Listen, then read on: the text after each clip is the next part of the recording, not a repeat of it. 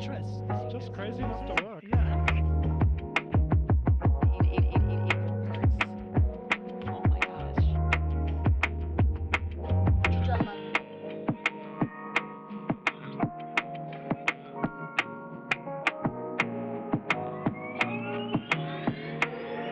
Don't even play.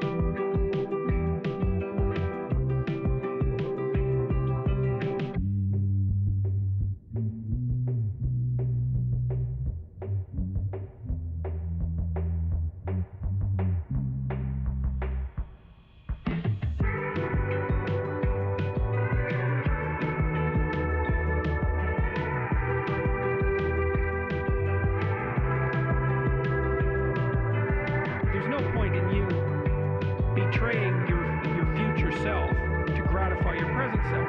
It's a stupid game. Don't be creepy. I mean, this woman is dangerous, ladies and gentlemen. Consequences. That's too much, man. Come on!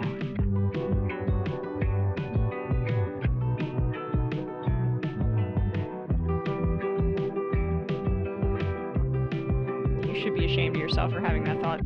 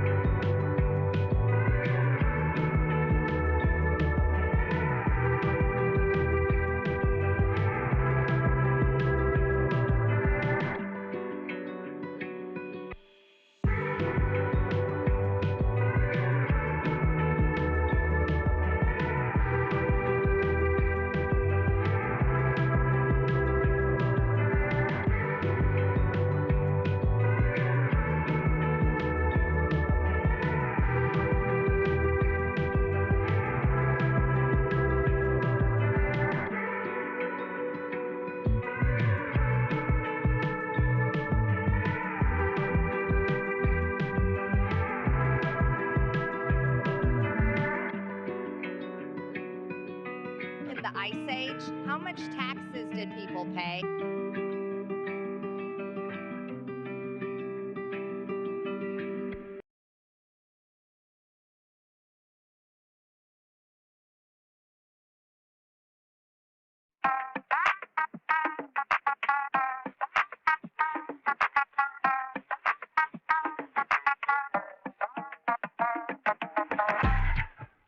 I don't want reality.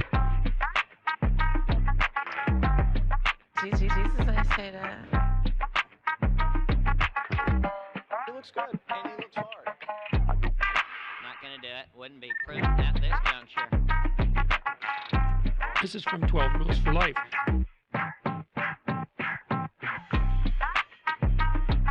A what now? Oh, girl, baby girl. Your name, please?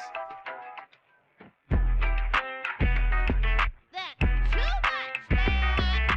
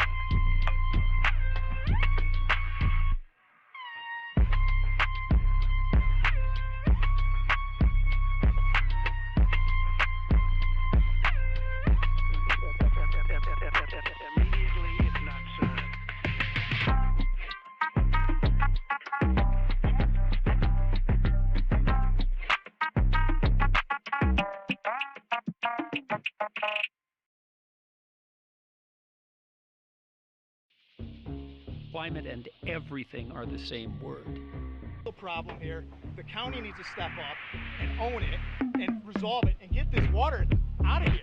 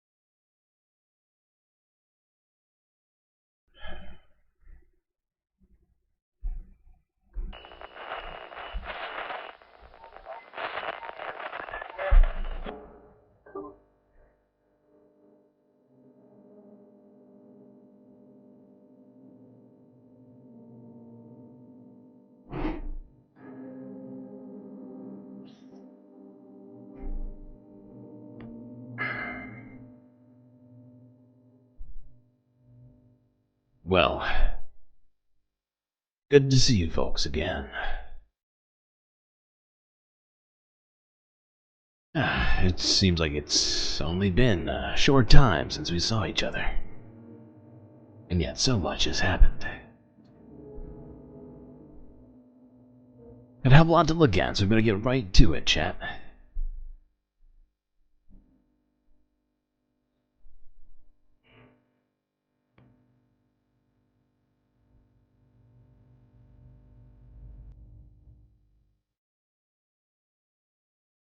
Well, it's only been a few short hours since we left each other.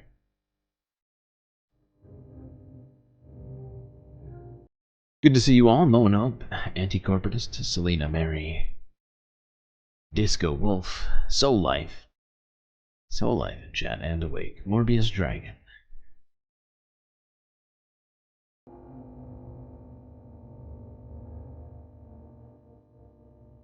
Bob Carmody I see back there.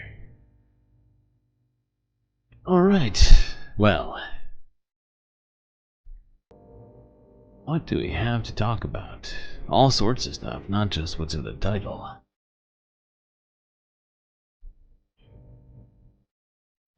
You know, I think we'll start with another quick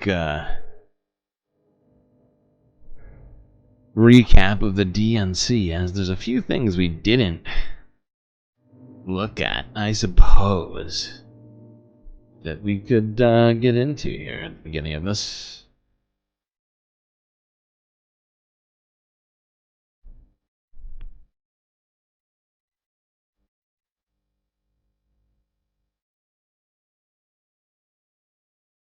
Let's start here. This is Associated Press's top moments from the 2024 DNC in Chicago. I pledge allegiance to the flag of the United States of America. I'm feeling fired up. Democracy has delivered. And now democracy must be preserved. Oh, what the heck? Don't just sit around and complain. Do something. America's becoming what is this lagging right now? So when it says that we're all equal, and then to see it come into reality, it's why? Why is this happening? How do you pronounce it? First you say comma like a comma in a sentence. Then you say la like la la la la la. Put it together and it's 1, 2, 3, Kamala. What the hell? Very soon. Why is this lagging so bad right now? What the fuck?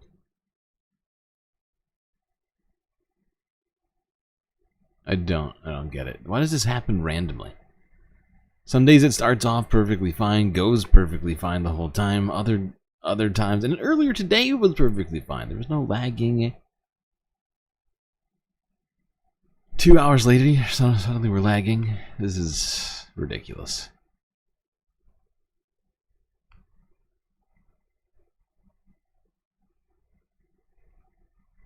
The whole video portion is lagging. Yeah, I know.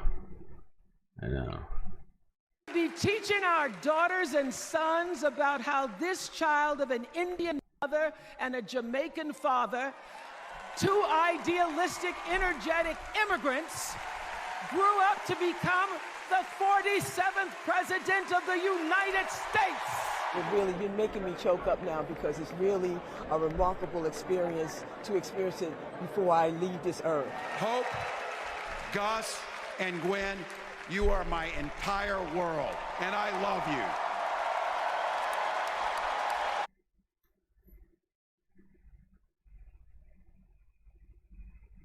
Sorry, I'm just trying to rewatch back what just happened.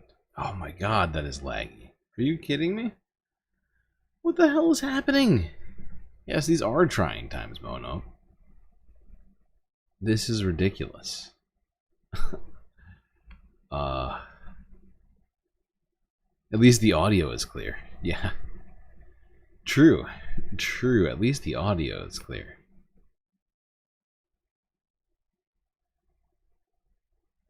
Hold on.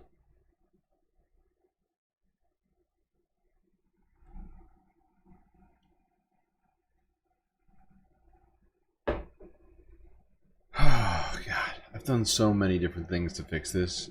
And, like, it's so inconsistent. It's wild. And I have no idea what to blame it on.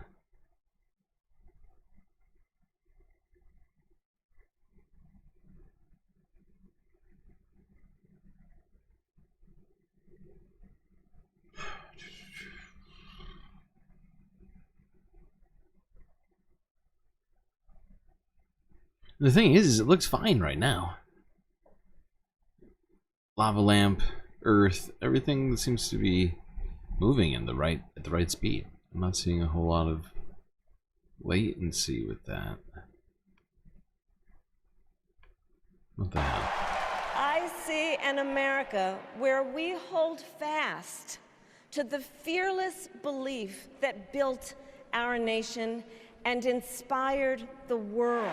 Let's fight for it. Let's get out there. Let's vote for it. And together, let us write the next great chapter in the most extraordinary story ever told.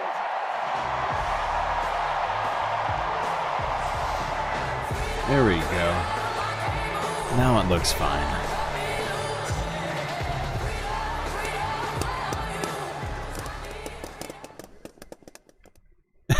That's a job. Balloon popper. I'm the head balloon popper at the DNC. Both Michelle and Barack Obama spoke at the DNC. Bernie Sanders also spoke. First Gentleman Doug Emhoff spoke about, how he met Kamala Harris and a lot of those personal things. But, the headliners were Michelle and Barack Obama. And, you know, Michelle Obama gave a really personal speech, a lot of praise for her. We will play some of that later in the show. But Obama followed her, and he... Oh, shit. I forgot. We know this, one of the most gifted orators that we've seen in politics. And what I'm really liking about this moment for the Democrats is that we're past the point of moralizing about the Republicans. And this like stoic patriotism that Biden and frankly Hillary Clinton seemed to think was effective, of making this like voting for Democrats this solemn duty to democracy, and then talking about the threat that Republicans pose in a way that I think makes people turned off to the idea of engaging in politics. The Harris-Walz campaign has decided to lean into the fun of it and lean into actually doing partisanship, running against the Republicans, mocking them. And we'll get to how the Harris campaign did that more specifically, but it seems like Obama kind of got the message. This is going to drive Trump crazy. For just the podcast audience, Obama makes a gesture with his hands here. By the way, I am gonna roll over your characters from the subathon.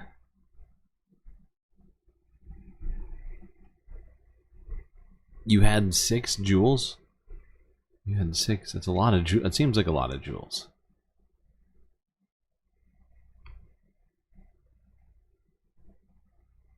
Like, why would you need more jewels? You bought 3 and then you lost 6? How do you do that? That makes even less sense. It's very nonsensical.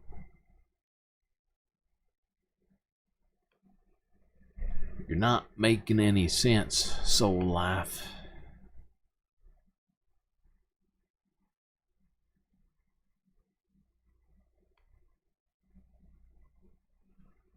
Okay, what was that? Who was the other one? Is it Ripley? I think it's Ripley from Alien. Yeah. Aren't I'm confused. I thought jewels are sold as rechargeables. I'll explain what that means after It attacks we play my it. manhood unfairly, I might add. Gather here tonight, the people who will decide this election are asking a very simple question. Who will fight for me? Who's thinking about my future, about my children's future, about our future together? One thing is for certain, Donald Trump is not losing sleep over that question.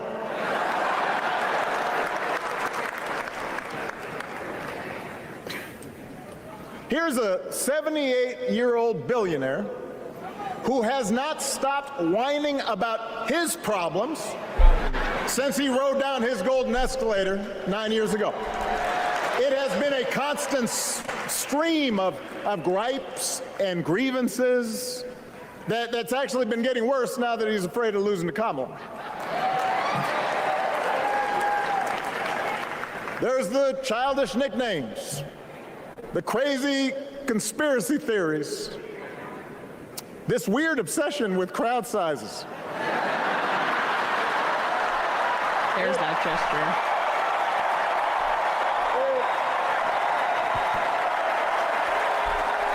gesture. Illegal. Yeah! His dick is small! Can we say JD flips couches? Yes, we can. Can we say Donald Trump has a small dick? Yes, we can. I love that. Look, I mean, these are little things that I just think are fun because they realize how easy it is to trigger Trump. I mean, what I've loved about what Harris has done as well is she's not making her gender or her race the central focus of her campaign. That's also what struck. Okay, I just thought that was a funny clip that they decided to pick out here on the Majority Report. Or should I say the majority Report. Certainly was an Emma Jordy report week. Sam being out almost every single day. It was weird. I felt weird. I felt weird. Very, very weird. Okay, let's move on. We're gonna try and move real quick through the, record time through this DNC. So we've been covering it all goddamn week, and I'm pretty sick of it.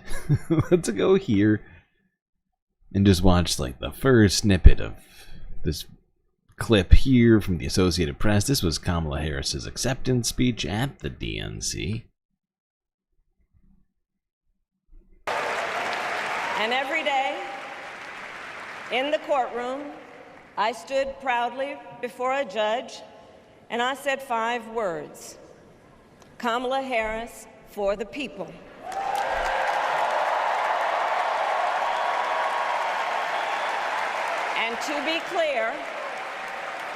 And to be clear, my entire career, I've only had one client, the people.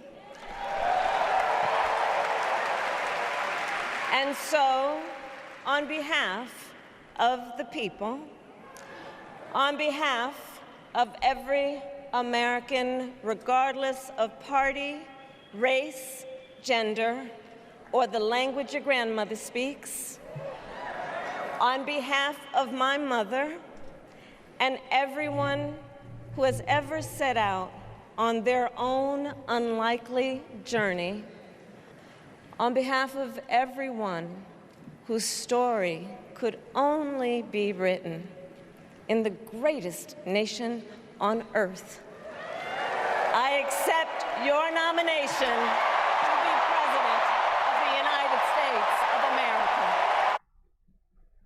Okay. And then she ripped the microphone off of the podium and chucked it into the crowd.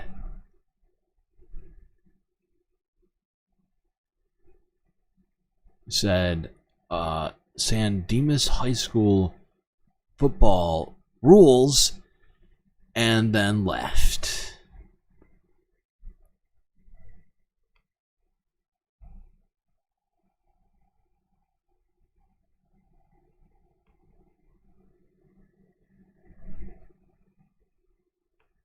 She didn't actually say that. I made that last part up. That was untrue, but it would have been funny. It would have been a sweet, sweet reference. Okay.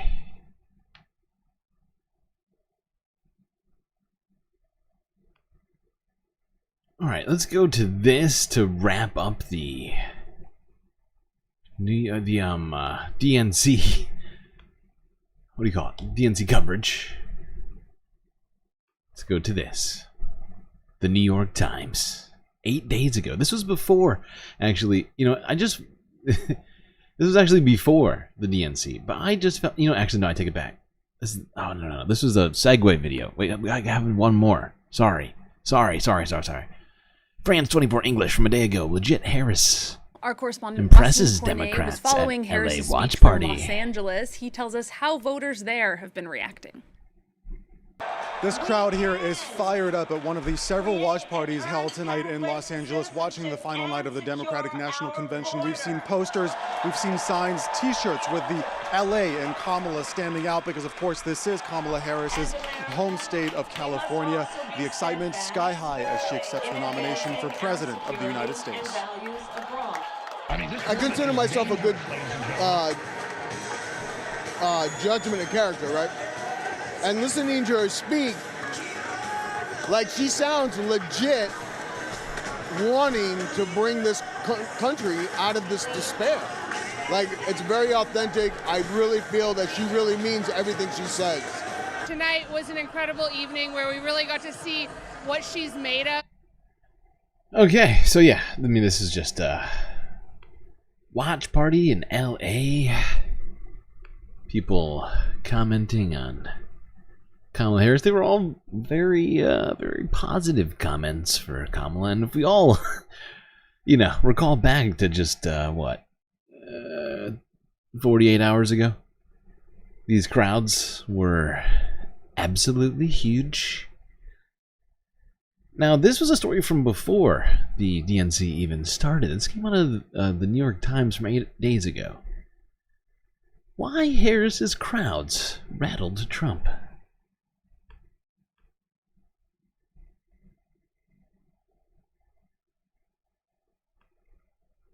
Former President Donald J. Trump has been unrivaled in one metric since he came on the scene in 2015, and it's the metric that's most important to him, and that is crowd size. Well, thank you. Now, for the first time, he's up against a Democratic challenger who seems, at least for now, able to get commensurate crowd sizes with ease. Thank you, everybody. This has very clearly rattled him on a deep level.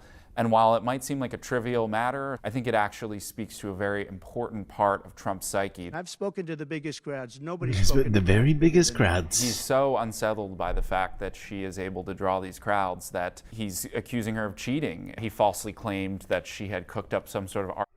Wow. That really does mean a lot to him, though, doesn't it? The size of the crowds that he's spoken to is massively important to him. Official intelligence images that showed a larger crowd than she had. This was obviously not a true claim by a mile.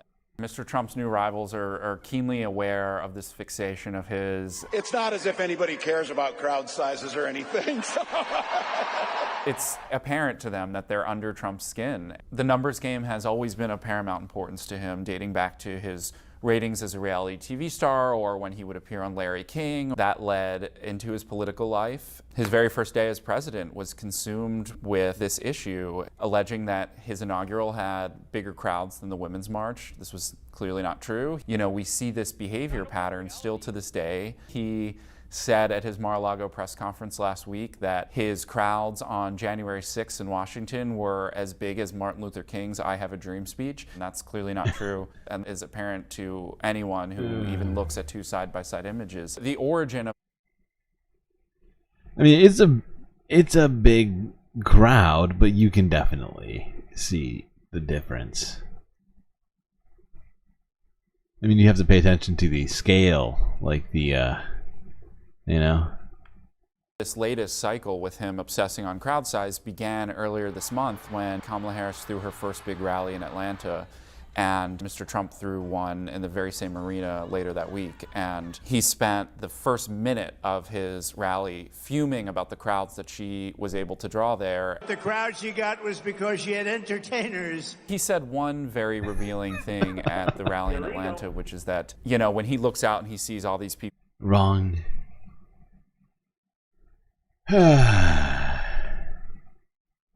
Wrong. Those crowds are fake. AI crowds.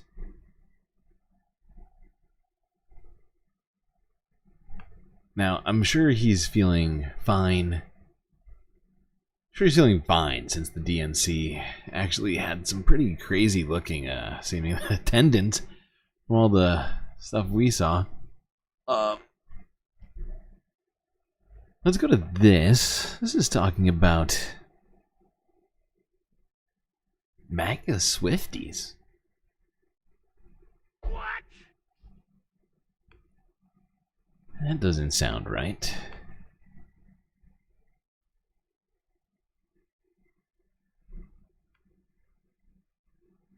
Here's something fake from Donald Trump posting on Truth Social. AI created, and we also know the Elon Musk, right? AI video that he put out the other day. But here is, pop this up on the screen. This is Donald Trump with a series of like images of Taylor Swift and her fans. Yeah. Promoting Trump. Shock after the cancellation of the Taylor Swift concert being targeted by ISIS. Swifties have determined they want a strong leader in the White House. These images look totally normal. There's nothing weird going on here at all. The Swifties for Trump movement is real, says at Amuse on Elon Musk's Twitter X. Now, to be fair, there is a satire in the thing, but now you see all the pictures is going around. Somebody, the Kamala campaign is starting to pant He now said that Swifties for Trump Kamala. is starting to gain some momentum. No, So, of course, lie. Taylor wants you to vote for Donald Trump. Oh, God. Did Donald Trump retweet these, or what did he do? He posted "I accept" and then a bunch of screenshots of it. Go to the last one here. Yeah, okay. They're really excited about. This looks like just, I don't know, an Ole Miss. Which we have? Is that the Trump one right there? Sorority event. But yeah, I mean, this is his post that says "I accept." So yeah, this should not be allowed. It looks like one genuine woman there in a Swifties for Trump thing, and then the rest is AI generated. Yeah. Oh, there's also this. I don't know. I mean, if this is the staging for Thursday night, I'll be pretty impressed. But Kamala Harris in a communist Chicago. Bigger crowd than Trump would draw, though. Also, just not like a well-designed image there, because you can't even see her face. This could literally no. be anybody. This is, you don't understand. This is actually an iconic photograph. This is an iconic mise en scène that was taken of Castro by Raul Corrales, actually.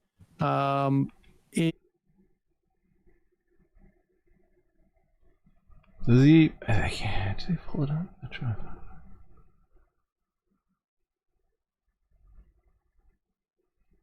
Hold on, I'm gonna look for this photo because I don't see it in this video.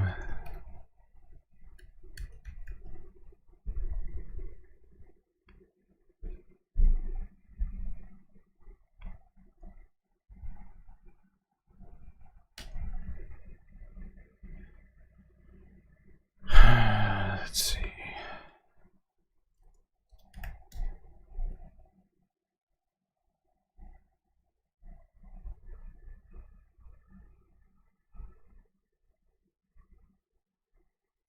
I can't find what he's talking about.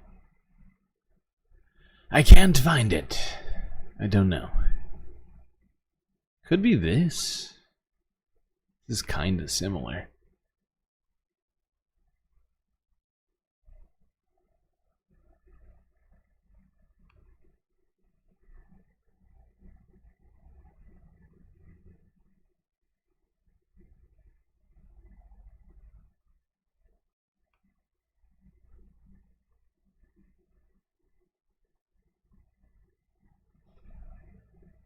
Maybe this is what Sam's talking about. This appears to be from Raul Corrales. They're kind of similar.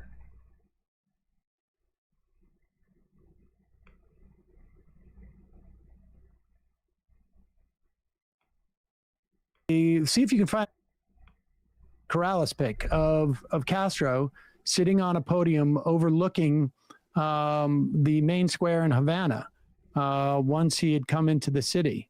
And you can find it, Raul Corrales photograph of Castro. That's a iconic photo. It's a beautiful photo. I only know about it because my ex-wife did a documentary on this, and we went to Cuba, 25 years ago. So that picture's up there. Do you have it? Oh, yeah, I think is it. Oh, yeah. Yeah, there it is. Oh, okay. I thought that it. Corrales picture right there. Oh, I was wrong. You got to feel for all the That's people my bad. behind the giant communist flag. I just- On Okay, all right.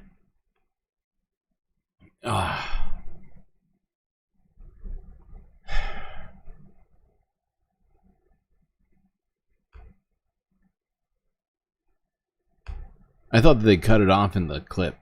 That's why I went looking for it. All right. But I wonder whether or not they can like, for instance, like Taylor Swift's lawyers, whether or not they can sue for them using her likeness to specifically endorse Donald Trump like that. I feel like it's gotta be.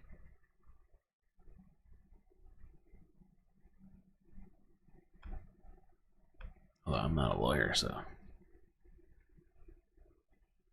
I don't know.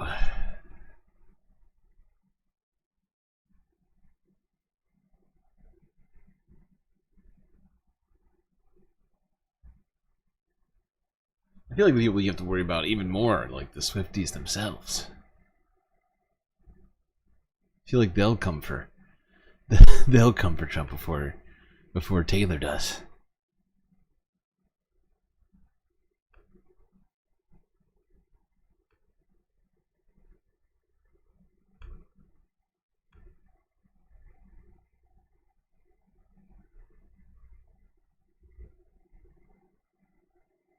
Is Soul Life being positive in chat? Is that true? I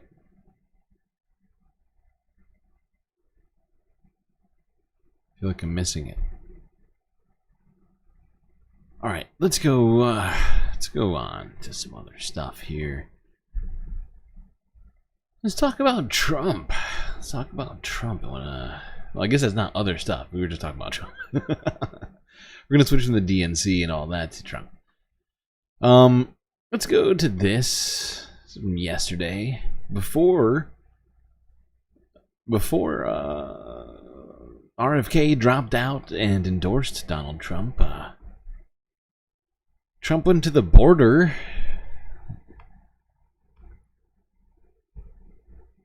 Apparently he's going to make America safe again. It's one of the core tenets of his re-election campaign.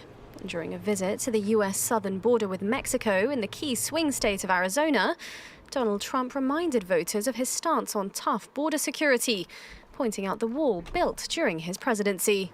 That's a lot of wall up there we built. And if you look at the top, that's where they stopped. When Biden and Harris came in, that's where they stopped, and that's how they get in. They can't come in here. This was all done to the specifications of the Border Patrol and ICE and everybody else. That's an anti-climb panel on top. It's a perfect wall. Nobody in the history of the world has ever seen a wall like this. It's not finished, but it does make for a good photo shot.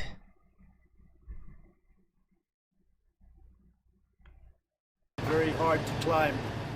The Trump administration's zero-tolerance immigration policies separated thousands of children from their families and restricted travel for Muslims under his travel ban. And his current campaign pledges even more hardline policies. The 78-year-old continued personal attacks on his opponent Kamala Harris, alluding she's a communist, before blasting her record on immigration and border. Why did he just grab that woman's hand? Was she actually? No, she wasn't. This is weird. This is a weird situation. She clearly doesn't have her hand outstretched. Harris, alluding she's a communist. And then he shakes it with his left hand. It's very weird. I don't understand what I just saw. I have to rewatch that. Continued personal attacks on his opponent Kamala Harris, alluding she's a communist. What in the fuck was that? Why did he just grab this woman's hand and then shake it and then put it back? Blasting her record on immigration and border security. We had a border czar who was the border czar. She loved the title, but she didn't want to do the work because she's lazy, and probably more importantly than being lazy, she wants to have an open border. The former president's visit to the Arizona border is his latest event held in battleground states this week, as he pushes to draw focus on one of the Democrats' biggest political vulnerabilities against the backdrop of the Democratic National Convention. Democrats have accused Trump. We don't need any gun control. I know I'm behind 2 layers of bulletproof glass, but everything's fine. Get rid of the Second Amendment.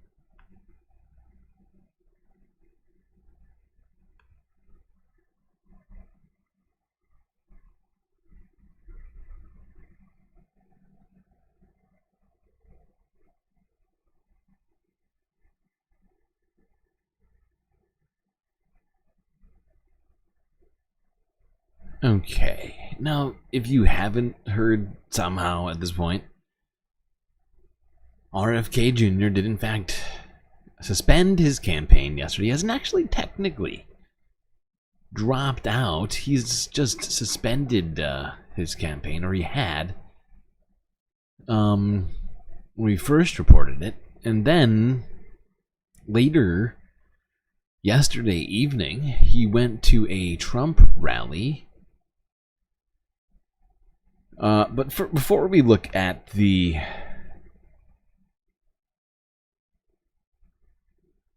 Trump rally itself, where he endorsed Trump, I think we should look at this. This was a reporter asking Trump an interesting question here. Hold on, I have to line this up.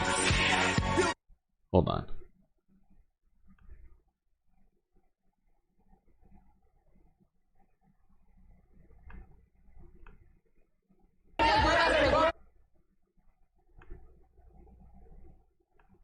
Are you considering for RFK Jr.?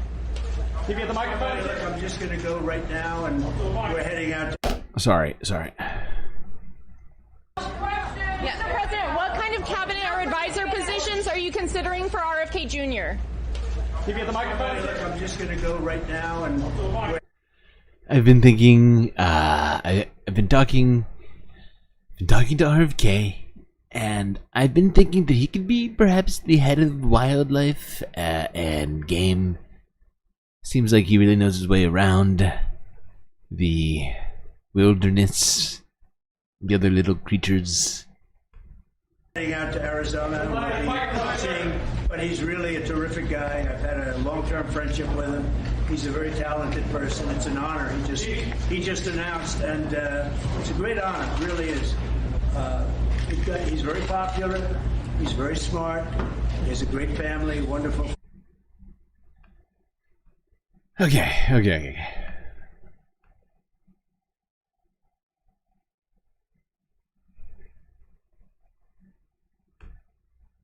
Now, I do get the sense that Donald Trump's going to give him something for this, and that he was holding out. That's why he, just quote-unquote suspended his campaign, because he was holding out to use it as a bargaining chip. He's like, I've got enough votes here to give you some help here, Donald. What are you going to do for it? Can I be in charge of bears and falcons and vaccines?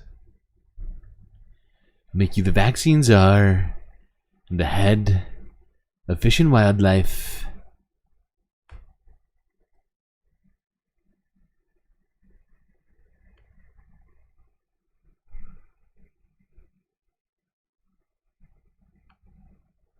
Thank you. A few hours after the assassination attempt at Butler, I got a call from a safe food advocate named Kelly Means, who's been fighting for many years to try to end the corruption at CDC and FDA and USDA.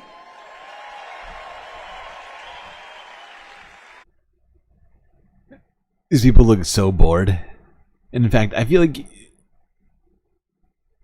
these two kids right here are looking maybe the most bored. These two young men in their white t-shirts, they're looking incredibly bored. This guy's also looking pretty bored, but I gotta say, this kid's maybe on top of this whole thing. Hold on. Let me go back. Watch this kid. USDA. And these institutions, these regulatory agencies are actually Nobody run came by here the for you, big Bobby. food processing companies, the big ag and the chemical companies that they're supposed to regulate. And he said to me that Did you hear how quiet it got when he said regulate? They're like, wait, I'm pretty sure we're not supposed to like regulations. Come on, Bobby. years and on my campaign. And he told me that night that he was also advising President Trump. And he asked if I would talk to President Trump. And I said, of course. And about a few minutes later, I got a call from the president. And we talked. We had a very good talk. And then he invited me to come see him the next day. And I went to Minneapolis and saw him. We met again a couple of weeks later in Florida. And we talked about, not about the things that separate us because we don't agree on everything, but on the values. What is he saying? The issues that bind us together. And one of the issues that he talked about was having safe food and ending the chronic disease epidemic. What does that mean? The chronic disease epidemic? What does that mean?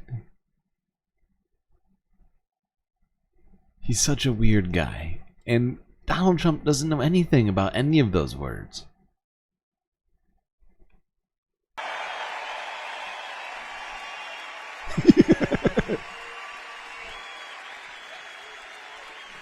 Our children are now the unhealthiest, sickest children in the world. Don't you want healthy children? It's worse than Gaza. The chemicals out of our food. And don't you want the regulatory agencies to be free from corporate corruption? And that's what President Trump told me that he wanted. Obviously hitting on his key issues. Okay. Chronic disease, which was the one that fell on the... Okay. Super weird. It was super weird. But basically, yeah, he has fully endorsed Donald Trump. It's not 100% what he is going to be doing. I've heard a couple of different things.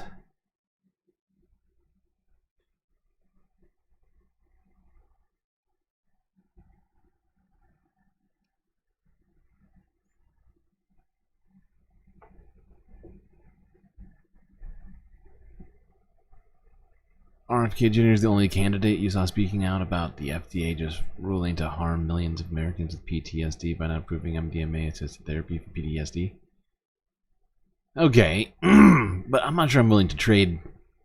I'm not sure I'm willing to trade having a guy who is as anti-vax and just insane as RFK is for that one policy.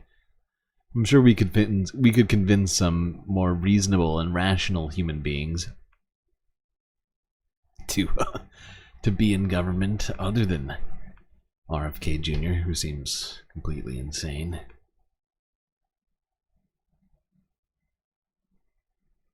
RFK Jr. murdered Boo Boo. Who is Boo Boo? I have no idea who Boo Boo is. Wait, Boo Boo the bear? You're right, he did murder Boo Boo.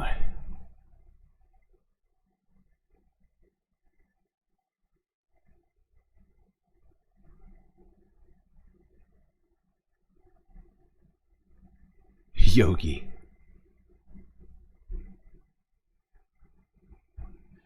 Yogi is coming for Bobby.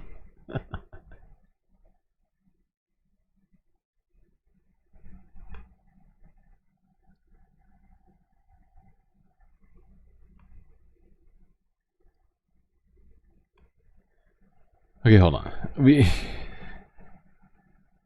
There's one other spot in here that I wanted to hear. I can't remember where it is. I'm trying to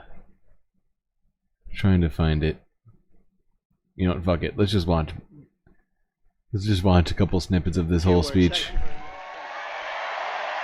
Oh my god. You know, I take it back. I forgot.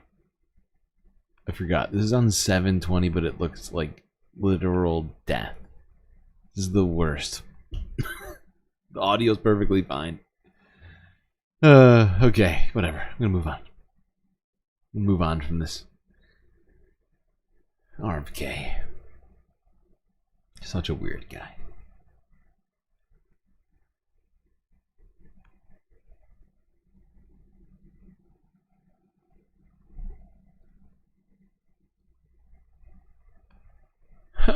Before we leave politics, we got a few more things to talk about.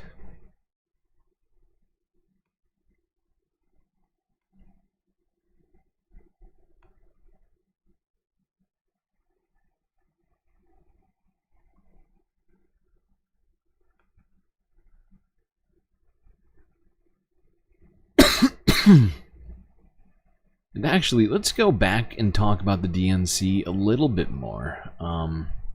But not just the DNC.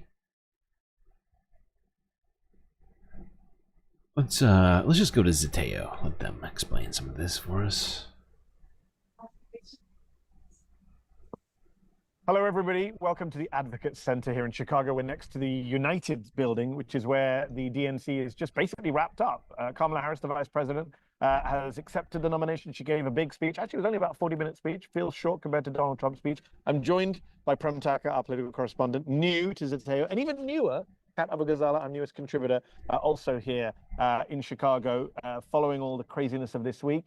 Some of you have been, I hope, reading and watching our content from Chicago. Know some of the craziness has been going on the Gaza-Palestine front, but tonight's speech was a big speech that covered a lot of stuff. We're going to be taking your questions. We're going to be talking amongst ourselves about what we've been doing this week. Participants are joining the call now. Actually, it's an earlier than normal night. Prem, every night's been late this week, and the one bloody night where we have a Zoom call with subscribers, everything finished early. Yeah, I think it's just so perfect that amid the one day that apparently time was such a concern about the ability to fit everyone in, about the ability to fit a Palestinian in, it ends way on time. This is like the most punctual they've ever been.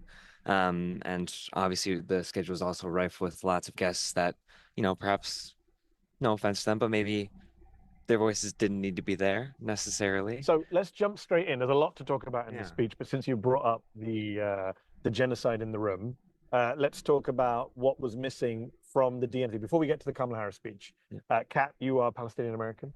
Yes, I am. And I have a question that's already come in, and you guys can leave questions in the comments. Q&A, we'll take as many questions as we can. We're going to run this chat for about half an hour. Ali Jara says, I don't understand why the family members of the hostages, Israeli hostages in Gaza, were rightfully given the opportunity to speak at the DNC, but a Palestinian American-like Representative Ruah Rahman from Georgia, state lawmaker who supports Vice President Harris, was denied the opportunity. I am an American and loyal Democrat of Palestinian descent, but I wonder if I still have a home in the Democratic Party. Yeah, I mean, that's the same question that a lot of people have been asking. I mean, Prem, you were there with me last night. Like, that's something that just kept coming up and coming Isn't up it the and coming up. uncommitted sit-in that happened outside the United Center or not? Yes, the uncommitted sit-in that started last night and continued up until about 6 p.m. today. And, Ruah, the person that gave the speech, she said, well, why is there room in this party for an anti-choice Republican, but not for me? Yeah. A committed Democratic organizer, a committed Democrat. No, it is insane. I mean, they had such a variety of voices, and then one particular group, which was asking quite vehemently to speak, was denied. It's not accidental. I mean, I think we all know that. I think, certainly the people that are watching this right now know that. But I wish there was an easy way to convince everyone else of what just happened, because it was disgusting. It was absolutely ridiculous what happened in relation to this.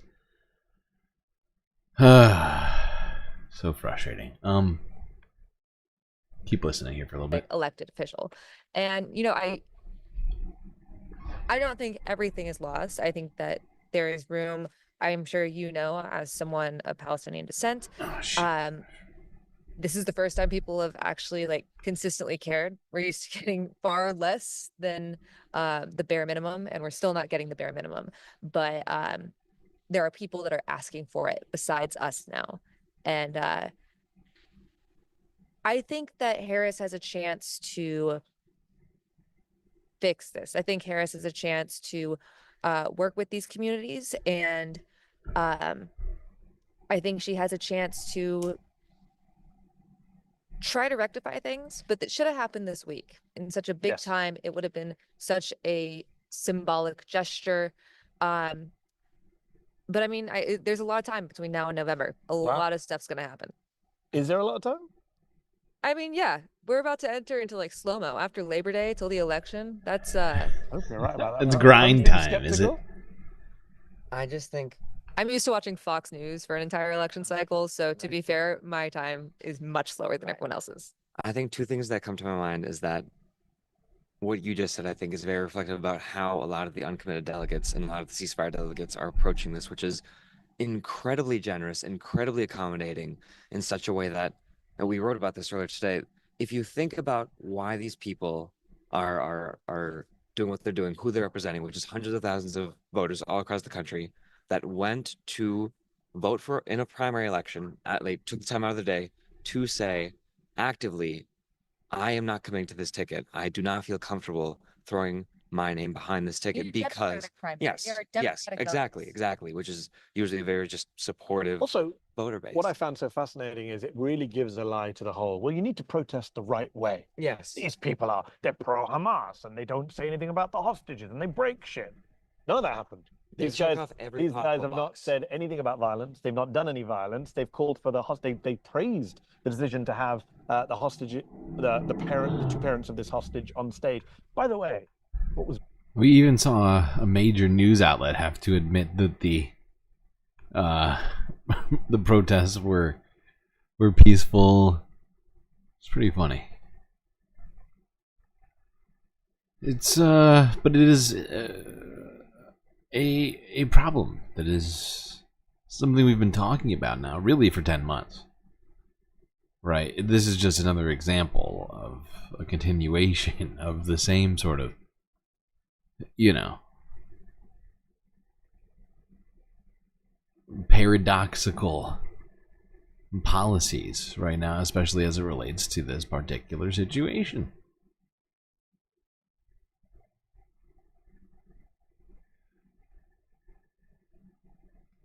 Okay, let's see. By the way, we're only one subscriber away from 250, almost halfway to 500. 500 is the number we need for YouTube to recognize this channel as being worthy of being monetized. It's not the over 10,000 watch hours or the nearly, well, it's getting close to technically, like, I think like 17 or 18,000 views for all the goddamn, just the hours spent. No, none of that. None of that is enough. All right.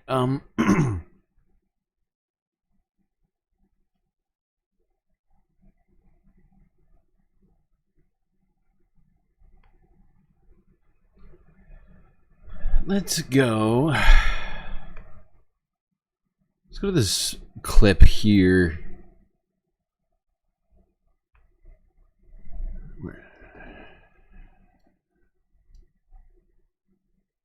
Yeah, let's go to Mary Scanlon here, who was a bit...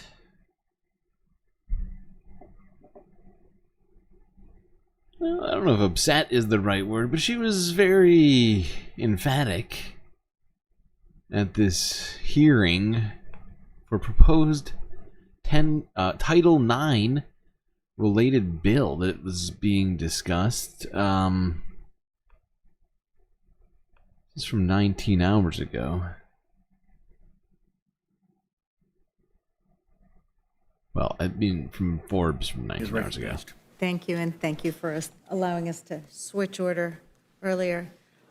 Look, all students deserve to learn in an environment free from discrimination, sex-based harassment, bullying, and it's critical that our schools have the tools and responsibility to provide that environment. The Department of Education's Title IX rule is critical to ensuring that the department enforces the rights of women, survivors of sexual violence, and LGBTQI+ students. So the rule pushes colleges and universities to better address cases of discrimination and harassment, and it clarifies that Title IX protects LGBTQI+ students with its promise of gender equality. The rule is realistic in that it contains important exceptions and other flexibility that gives schools the leeway necessary to appropriately comply with Title IX, and none of this should be controversial or complicated. Ranking Member Scott, I've just got a couple questions here. We're talking about a CRA, right? So the entire rule would be gutted and the administration could not revisit it for a period of time. Is that right? Couldn't revisit, the present administration, future administrations couldn't visit it, and you'd be stuck with the 2020 rule Okay. because you would have eliminated the recent rule and you're stuck with the 2020 rule. Okay, so does the Biden administration's Title IX rule strengthen protections for student survivors, making it easier for survivors to report sexual misconduct and prevent schools from ignoring reports of sexual misconduct? They make several improvements, one of which in the 2020 rule that would go into effect if this were to pass and eliminate the recent rule, says if it happens off campus, the college can ignore it, even though technically off campus, a lot of students are participating in student activities. Off campus, you can just ignore those altogether. The number of employees who have to make reports is limited in the old report. That would be reinstated. The present rule requires you to have timely hearings. You can't just string the thing out. I mean, there are a lot of improvements. And it has an anti-retaliation provision. Okay, so it clarifies that higher ed institutions can't ignore off-campus problems, and it says that they can't just turf these complaints. Does the rule also ensure that sex discrimination and sexual harassment claims don't have to have higher standards of proof compared to other harassment claims? The old rule allowed you to have different standards. This says you should have the same standard as others. So if you're proving sexual harassment, you should have the same based on other factors, race, religion, and whatnot. You shouldn't have a higher standard for sex. Okay, and does this rule ensure that pregnant and parenting students have equal educational opportunities and are not discriminated against? And failure to give them equal opportunity would constitute discrimination. Okay. Yeah. Huh. Well, now, just to clarify what's happening here, right? Title IX was, I believe, first passed in the 70s, and recently the Department of Education clarified on a number of different issues, LGBTQ plus students, pregnant and parenting students, stuff like that. Victims of sexual assault, and among other things, right? They felt more clarity was necessary, and so the Department of Education made this determination, and the Republicans in the House passed a resolution, as they technically have enough votes to do so, without Democrat help, and so they're attempting to overturn this Department of Education reclarification on Title IX. That's my best nutshelling that I can do on it. Okay, let's go on.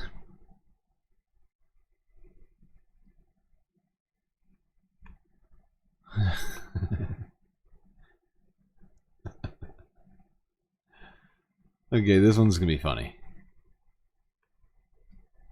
Alright, it's not that funny. It's ironic is what it is. This is Republican from shit. Is it Georgia? I can't remember. I know he's in the South. I can't remember what state now.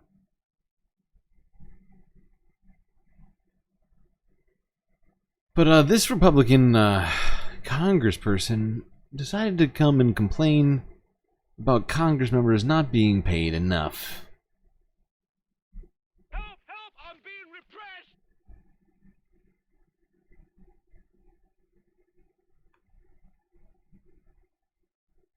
Thank you, Mr. Chairman. And I want to bring up an issue, and I feel sure it'll be written about after I bring it up. But the 1989 Ethics Reform Act governs the pay of members of Congress. This act has already been to court. John Boehner sued in Boehner v. Anderson to stop the annual cost of living adjustment that is to be given to members of Congress in the 1989 Ethics Reform Act. that 1989 Ethics Reform Act, that provision of it has never been changed, is my understanding, has it? I'm not sure. It has not been changed.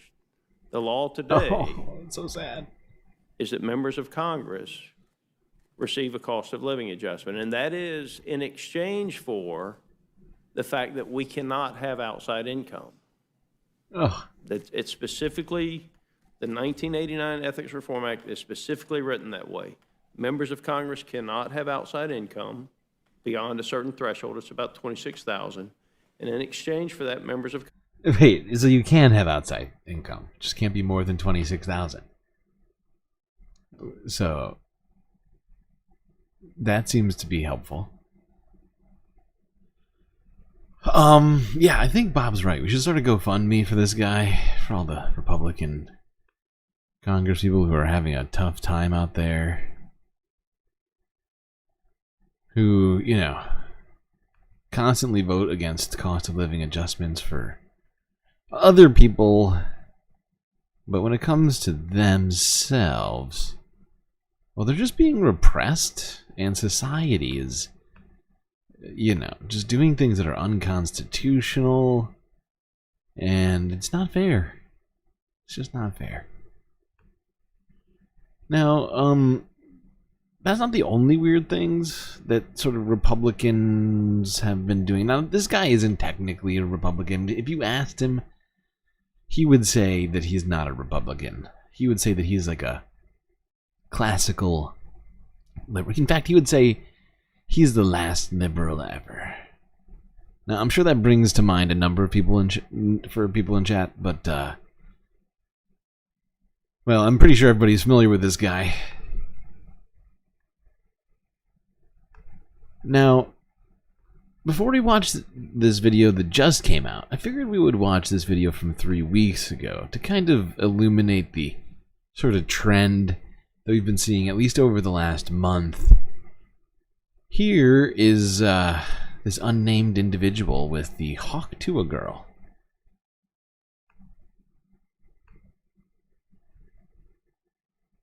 Hint. Starts with a B and ends with a R. You guys know the Hawk Tuah girl, right? I don't know as much about this. I haven't seen the video. I've seen it going around. I didn't realize it was a sex thing. Well, Matt introduced it to when I was on Left Reckoning. I hadn't heard too much. I did a little research before going on your show, scientific research. Yeah, she's a girl named Haley from Tennessee who was out in Nashville, I think. And there's those people who do those interviews where they just ask people on the street sort of questions. And the question was like, how do you spice things up in the bedroom? And she said, you got to Hawk Tuah and spit on that thing. And it went probably as viral as anything has gone in a very long time. I mean, since the chocolate rain singer on YouTube, or in the era, I mean, since we are really back in kind of Obama liberal politics mode here with the Kamala Harris campaign of just like everyone being excited but also quite a little bit cringy. It's like Obama girl, but now we have Hawk Tuah girl for 2024. I don't know either of those examples you're talking about. You don't remember those? No. I've got a crush on Obama. That was a whole like viral video. The chocolate rain guy. See, Bradley knows, but you're younger than me. No idea. The chocolate rain guy. Those two things aren't synonymous though. No. Obama girl and chocolate rain. Just like, I think around the same time. Viral videos in the peak of virality in like 2007, 2008. Shoes by Kelly. Yeah. Oh yeah, and I know Shoes, man. Yeah. That was my high school. Right. The muffins really? Guy, the muffins. It was the same person. Oh, was that the same person who did the muffins thing? All right, we're getting seriously. Can we focus, please? We're aging ourselves. The most viral thing since like that, basically. It's harder to go viral now. So anyway, she got some fame, largely just men being like weirdly creepy about her describing spitting in the sexual act. So who has her on his program? Well, it's the biggest creep. Of course. I mean, he's such a weirdo. So the biggest creep of them all. I mean, okay, look. Gets me every time. He actually has removed some alcohol from the table after the Heidecker parody, I think. Tissues are still there. But good for her. She likes High Noon. That's perfect for someone who's 21 years old, right? I mean, just a reminder, he's in his 60s. I'm not Totally comfortable normal. that he's near this woman. You're going to be less comfortable when you Totally hear how he... normal. Okay, so we're what, 5 minutes into the interview? He's supposed to be drinking and smoking throughout, so you'd hope that he's getting progressively more drunk and high as it goes on. We do that with our Get coverage. the cigars It's that fine. I use for talking to 20-year-old women, please. Yeah, that's true. But he's sharing down his already- liquor today.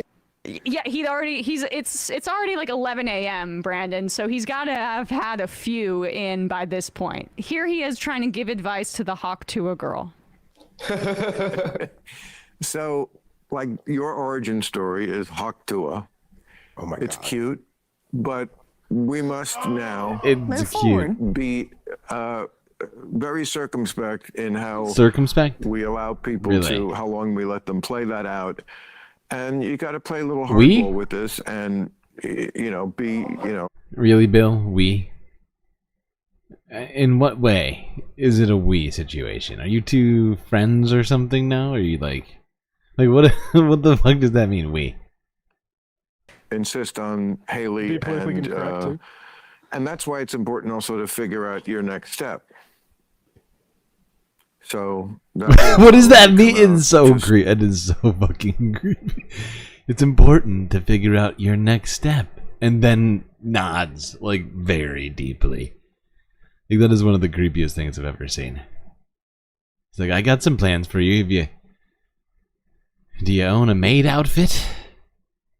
You can come by my house on Sundays. during the course of this conversation, it's better if it just happens organically. I find Oh my God. Mentoring life. Your mentoring life. Yes, it is what it is, and it's now the next thing. Because there's like so much I would love to know about being a 21-year-old girl. Like what? I mean, first of all, you're adorable, you're cute. It's just the way of the world. Oh, it's so gross. It is so... God damn. He is just so nasty. Why is he doing this? Why? I don't even understand. Doesn't he have enough money? Why does he even have a podcast? I don't even understand. And so he just sort of bears himself to all of us in this very disgusting and off-putting sort of manner. Okay. Now this happened more recently. He moved on from the Hawk Tuah girl. Now these were his most recent guests.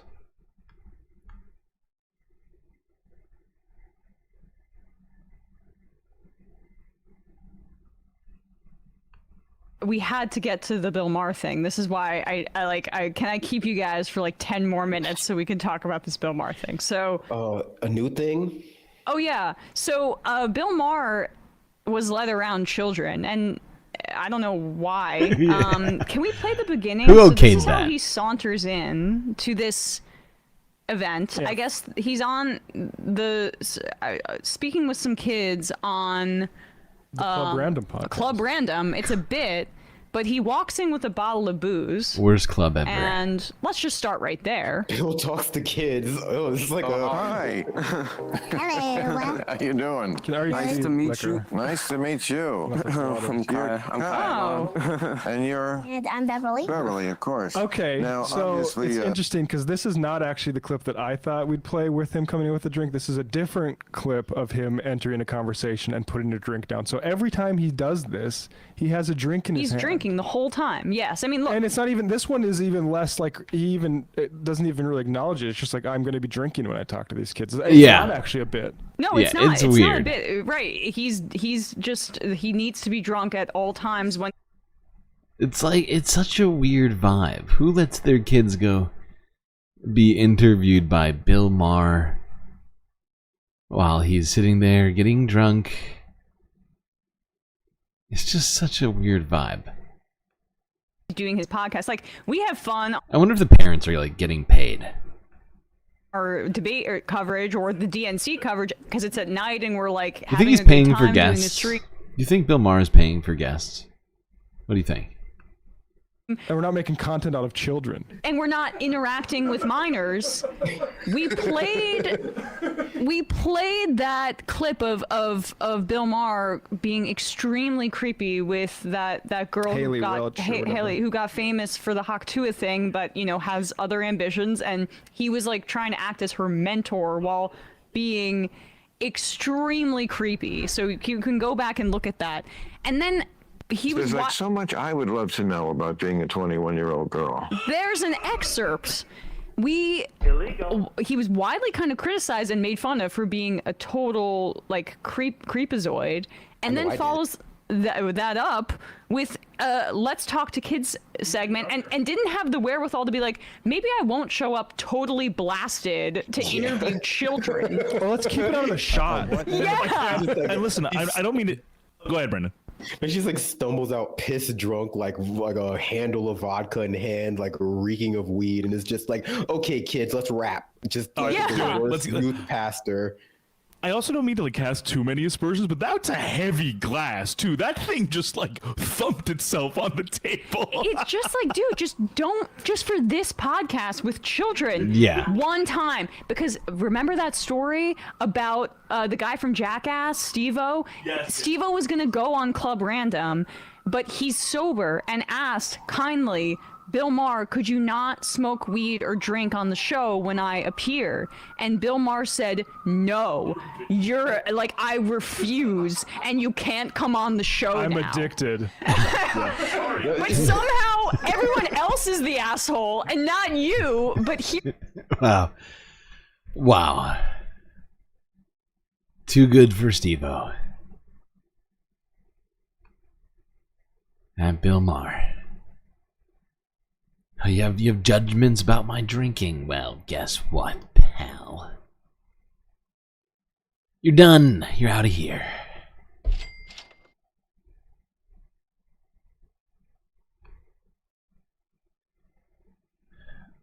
Hold on. Oh, I forgot. This is like right where they do it. Okay.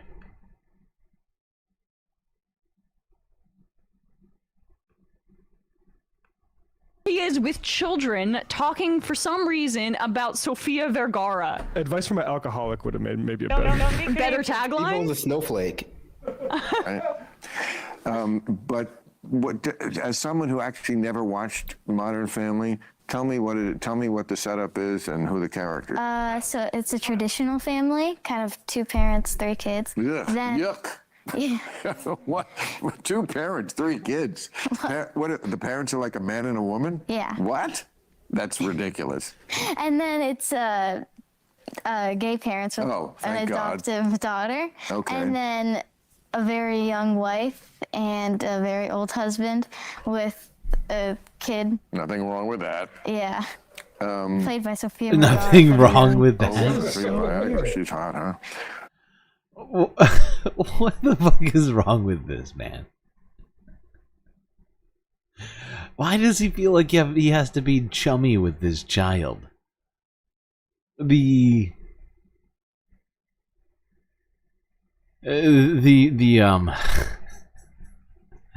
the format of this is fucked, right? Like, it's Bill Maher. He's like at least 4/5 through this drink. He's getting sloshy, and it's the kids who are running the show right now. Bill Maher is just kind of like, reacting to it, like, oh, that's interesting. Tell me more. That's cool. So. No. We have to go back. We need total silence to just embrace this cringe here. Okay. So first of all, he's complaining about, or he's making bizarre statements about culture. How woke Modern Family is. About wokeness to these little children. They're like, okay. And then he makes a crack about how there's nothing wrong with an older man being with a younger woman to these girls who are 12, 10, I don't know. Yeah. And then a very young wife and a very old husband with a kid. Nothing wrong with that. Yeah. Played by Sofia Vergara for the young. Sofia Viagra, she's hot, huh? Don't be creepy. So, They're laughing like I don't know who those people are. Okay, so and then so a gay couple, and then no Eskimos. I don't know what that word is. The fuck? Eskimo? Dude. Oh my God. You know what an Eskimo is, no? This guy is such an idiot. That's the thing, though, right? Like, all of these jokes that he has about woke culture and stuff, it's all referential to stuff that kids don't have any understanding of. They're too young, right? And the way he's talking to them are like he's got a couple of dates in front of him or something. Like people that are his age. They are like, these two girls are like 8 or something. Or maybe older. I don't know. But I can't even, honestly, it's hard to tell. But they're not, they're not old enough for them to understand these sorts of references. It's just such a weird guy. And why he's talking about Viagra, I feel like maybe I want to think that he is not so freaking stupid that he would say that intentionally in front of children and that he mispronounced Sofia Vergara's name. That's being incredibly generous. Fact is it just seems like a weird thing to say in front of kids. But he is also drinking in front of kids. Which one is weirder in this particular connotation? Like, there's no other. It's not like he's drinking with adults at like a dinner party, and there's also like we have to bring the kids with us too, but we can have a drink, right? No, he's interviewing 2 children while also getting like what? Who thought this was a good idea for a show? Who thought this was the show to do? I feel like this was all Bill Maher's idea. He's like, you know what? I know I've got that, I've already got one show, but I need something worse. I know I've got one show that seems legitimate, but can I make a show that's just, like, leaps and bounds worse than a show that's already quantifiably bad? Answer, yes.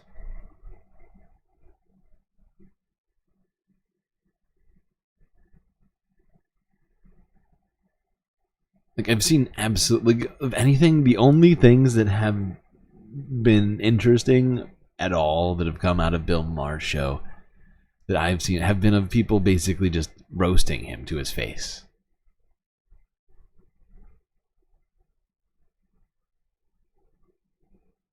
Exactly. It's the opposite of kids say the darndest things. It's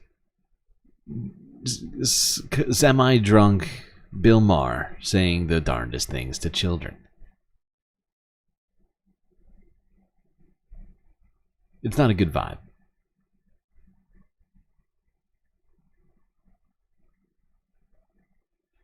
You know what else isn't a great vibe?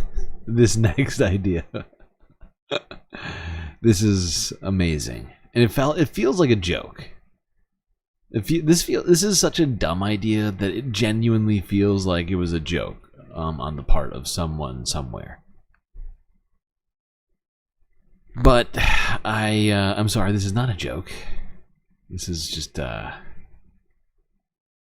a real thing. NBC LA from a day ago. Beverly Hills considering adopting free speech zones.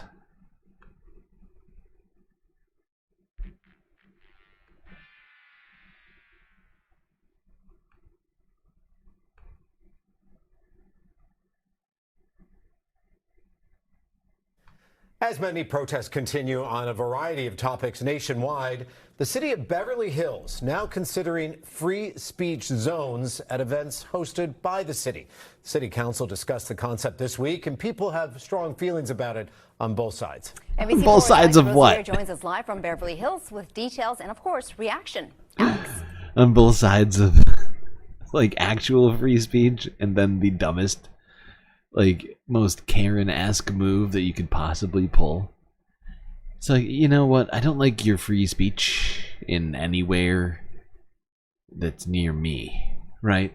Of course Beverly Hills is doing this, right? It's like, oh, you know, free speech is very bothersome in a lot of places. It's very inconvenient.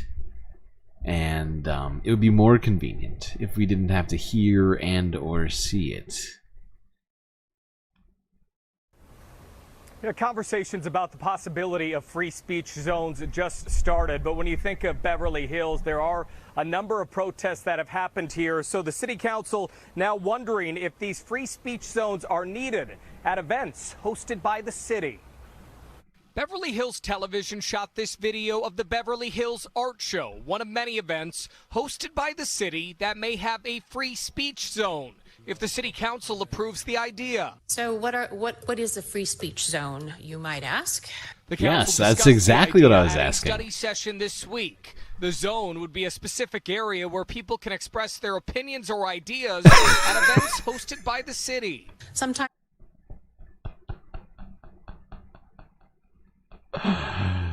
It's so idiotic. Once a week, once a month, we'll have free speech. The rest of the month, it's gonna be illegal. Illegal. It's one of the dumbest things I've ever heard of. Okay.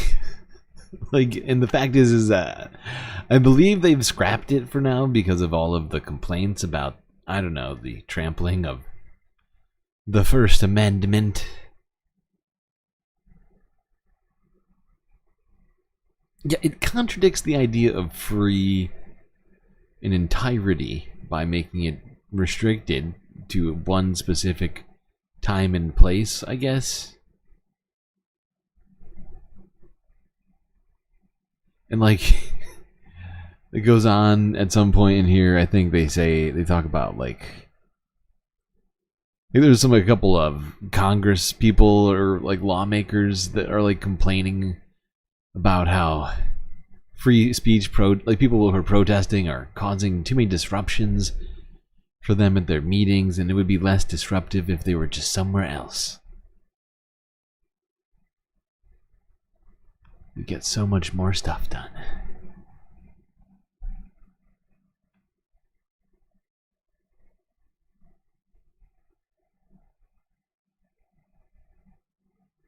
But that's not really the way democracy and free speech were really ever supposed to work.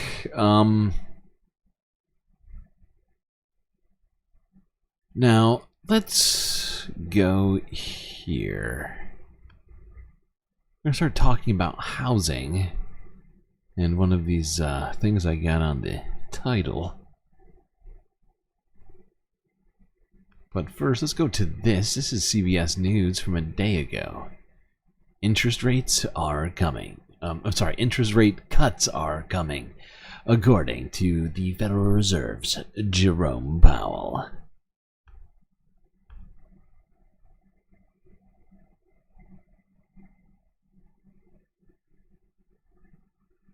We've constantly been hearing one of the top issues for American voters is the economy. And today, Fed Reserve Chair Jerome Powell gave his annual remarks at the Fed's yearly retreat in Jackson Hole, Wyoming. He outlined the current status of the U.S. economy and how the central bank plans to proceed moving forward. The time has come for policy to adjust. The direction of travel is clear, and the timing and pace of rate cuts will depend on incoming data, the evolving outlook, and the balance of risks. We will do everything we can to support a strong labor market as we make further progress toward price stability. CBS News contributor Javier David joins us now to break all of this. In case you hadn't already heard, Jerome Powell, the chairperson of the Federal Reserve, is announcing essentially in a, well, it's a slightly informal fashion, I guess you might say, that the Federal Reserve is in fact planning to cut rates in September. Still nearly a month away for that to even happen.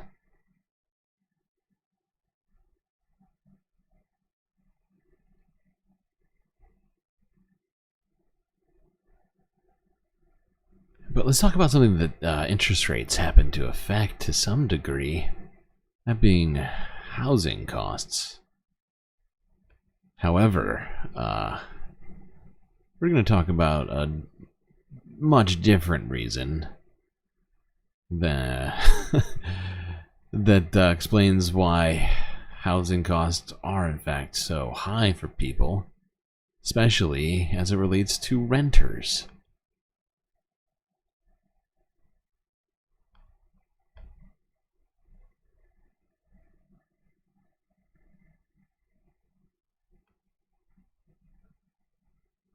It's late 2023, the Phoenix area. Investigators with the State Attorney General's office are looking at apartment rents. They're up 76% since 2016. Something is off. These 4 building rents are 12% higher than others, but they offer similar amenities. They have different landlords, so you'd think they should be competing with one another. But they weren't. The prices were allegedly being set by one entity, an algorithm owned by a company called RealPage. In fact, this was happening everywhere in the area. That's old-fashioned price fixing using new technology. We allege, in effect, a housing cartel.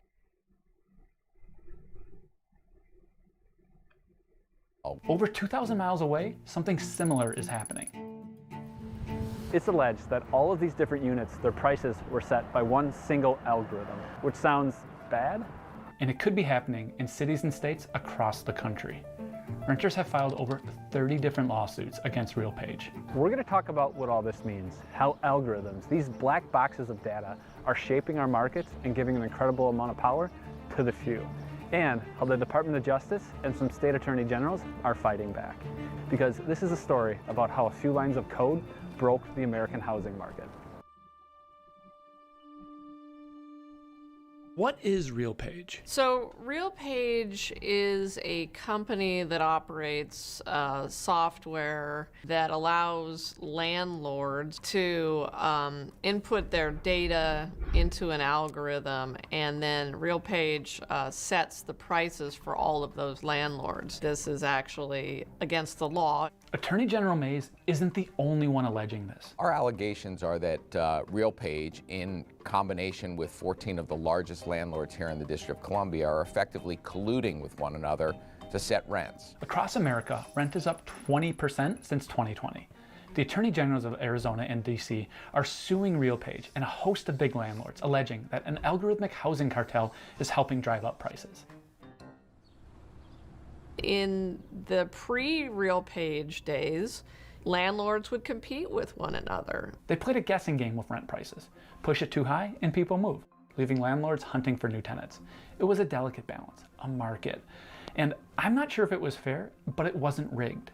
An algorithm helped change all of that. We're talking about an algorithm that aggregates otherwise confidential information that the landlords have that ordinarily they would not share with their competitors. Data like rent prices, lease expiry dates, any deals they offer to tenants. That allows then the algorithm to spit out a pricing recommendation, all designed to keep the overall market at its highest peak. They are not charging what the market can bear. They are controlling the market. It's leading to the exacerbation of our affordability crisis, our housing crisis here in Arizona. If you could imagine a smoke-filled room where the landlords, the largest landlords in the District of Columbia, came together to decide what they were going to charge in rent, to share their confidential information, everybody would be able to see that that's an anti-competitive practice. Until recently, using shared pricing algorithms. This is part of the problem with our current legislature. Right, that it happens to be filled with a bunch of people who don't understand words like algorithm,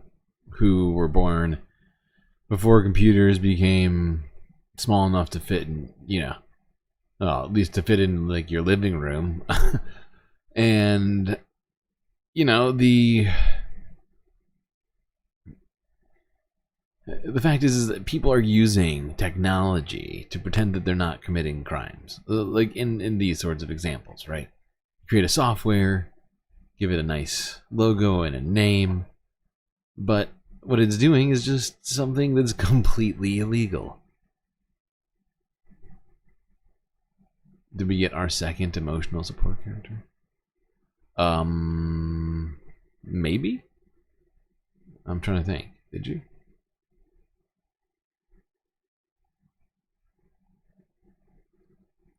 Maybe not. If your algorithm set prices, you just say, it's not cheating, it's a suggestion. Not anymore. Lena Khan and the FTC have said just a suggestion, that's price fixing, no excuses. And RealPage, according to the lawsuits, they weren't even pretending the prices were suggestions. RealPage has a system set up where the landlords who have adopted the system agree to a set of rules. One of the rules is that RealPage gets to set rent prices. If landlords want to charge less than the digital oracle suggests, they have to justify their decision. The justification needs to be reviewed by RealPage. RealPage can push back against the justification. And if you push back too much, RealPage can kick the landlord out of the scheme, with one insider telling investigators, "Sometimes we were happy to see customers go." They also had a policing agent that would go out and make sure that the landlords and their leasing agents were staying in line and not deviating from the price. I mean, this is literal mafia shit, but it's just being done electronically. Right? It's all hidden behind the guise of, you know, legitimacy through this company. And that's literally all it is. It's just a method of literal collusion. Rather than calling each other on their cell phones, this is much more convenient. Plus, they can share data. I mean, come on, how awesome is that? So helpful. Ah, for fuck's sake.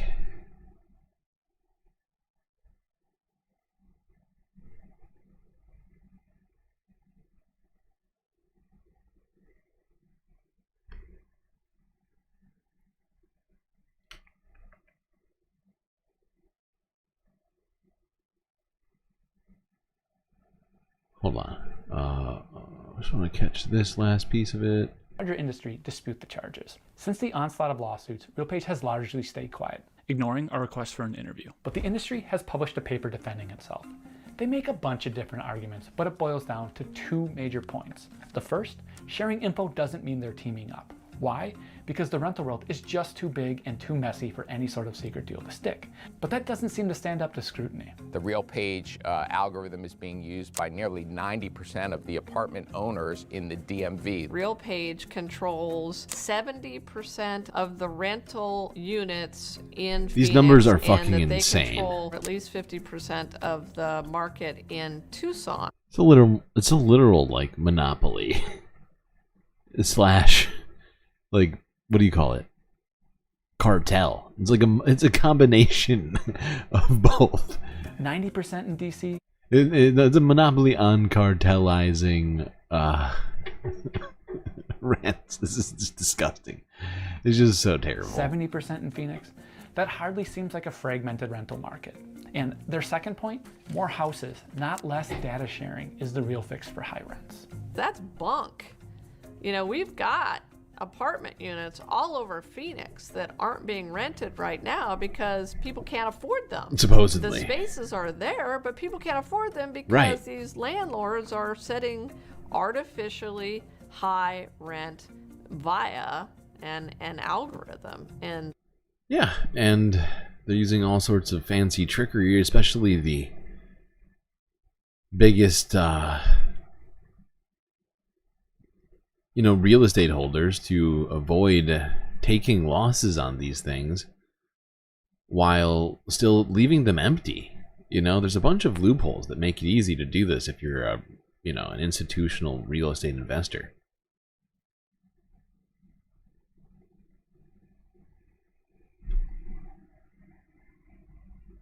Okay, let's go to this. This is from King 5 Seattle from 20 hours ago. Washington joins the lawsuit by DOJ. Sorry, the DOJ. Oh my god, I can't talk today. Okay, Washington joins lawsuit by DOJ that accuses RealPage of a scheme to help landlords hike rents.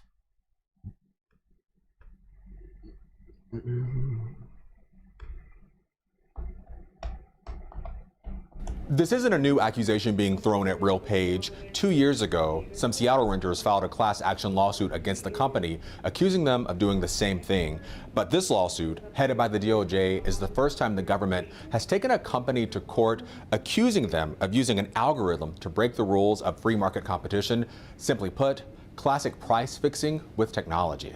Everybody knows the rent is too damn high, and we allege this is one of the reasons why. Sharp, pointed words today from United States Attorney General Merrick Garland, accusing RealPage of a scheme to help landlords hike rent prices. RealPage sells landlords what it calls, quote, revenue management software. Competing landlords agree to submit to RealPage on a daily basis their most sensitive, non-public information, including rental rates, lease terms, and projected vacancies. Garland says RealPage combines all that information and feeds it into an algorithm that provides real-time pricing recommendations. But as we allege, these are more than just recommendations. RealPage actively polices landlords' compliance with those recommendations. There was price fixing going on. Almost 2 years ago, King 5 reported on this issue. Companies that subscribe to RealPage are higher than the properties managed by.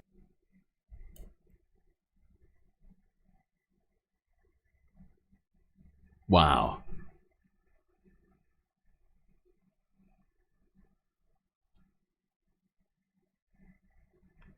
Issue. Companies that subscribe to RealPage are higher than the properties managed by those who don't subscribe. Attorney Steve Berman, representing a group of Seattle renters, filed a class action lawsuit against RealPage, accusing the company of the same tactics. We estimate that this has impacted rental costs in 800,000 leases in Washington state since 2017. Washington Attorney General Bob Ferguson says he believes this case is strong, in part because of information they gathered to file this complaint. Landlords who literally said in their private communications, this is classic price fixing. Even these folks saw what this was, getting information that the public doesn't get, putting it together, setting prices that harms consumers. RealPage did release a statement saying they are, quote, disappointed that after multiple years of education and cooperation on the antitrust matters concerning RealPage, the DOJ has chosen this moment to pursue a lawsuit that seeks to scapegoat pro-competitive technology that has been used responsibly for years. Pro-competitive? How is it pro-competitive? It's the exact opposite of that. Pro-competitive technology. It's like saying steroids are pro-competitive technology in baseball or whatever sport.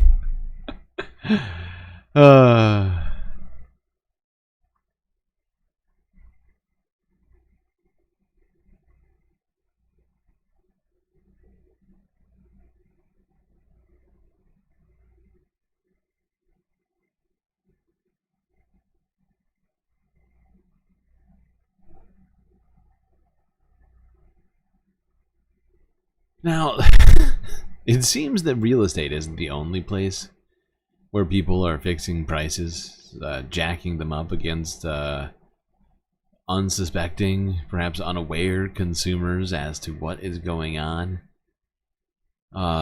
Let's go to this. It's a different, more perfect union piece about something completely different. This is the biggest food scandal in history. What?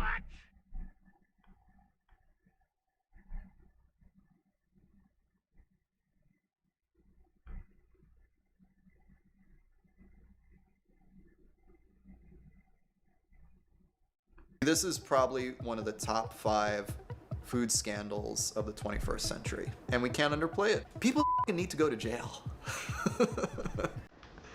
People need to go to jail for this.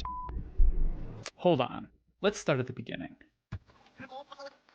Right here, tucked away in a nondescript office building, right across from a doctor's office, lies the heart of what could be one of the most significant conspiracies in American business history.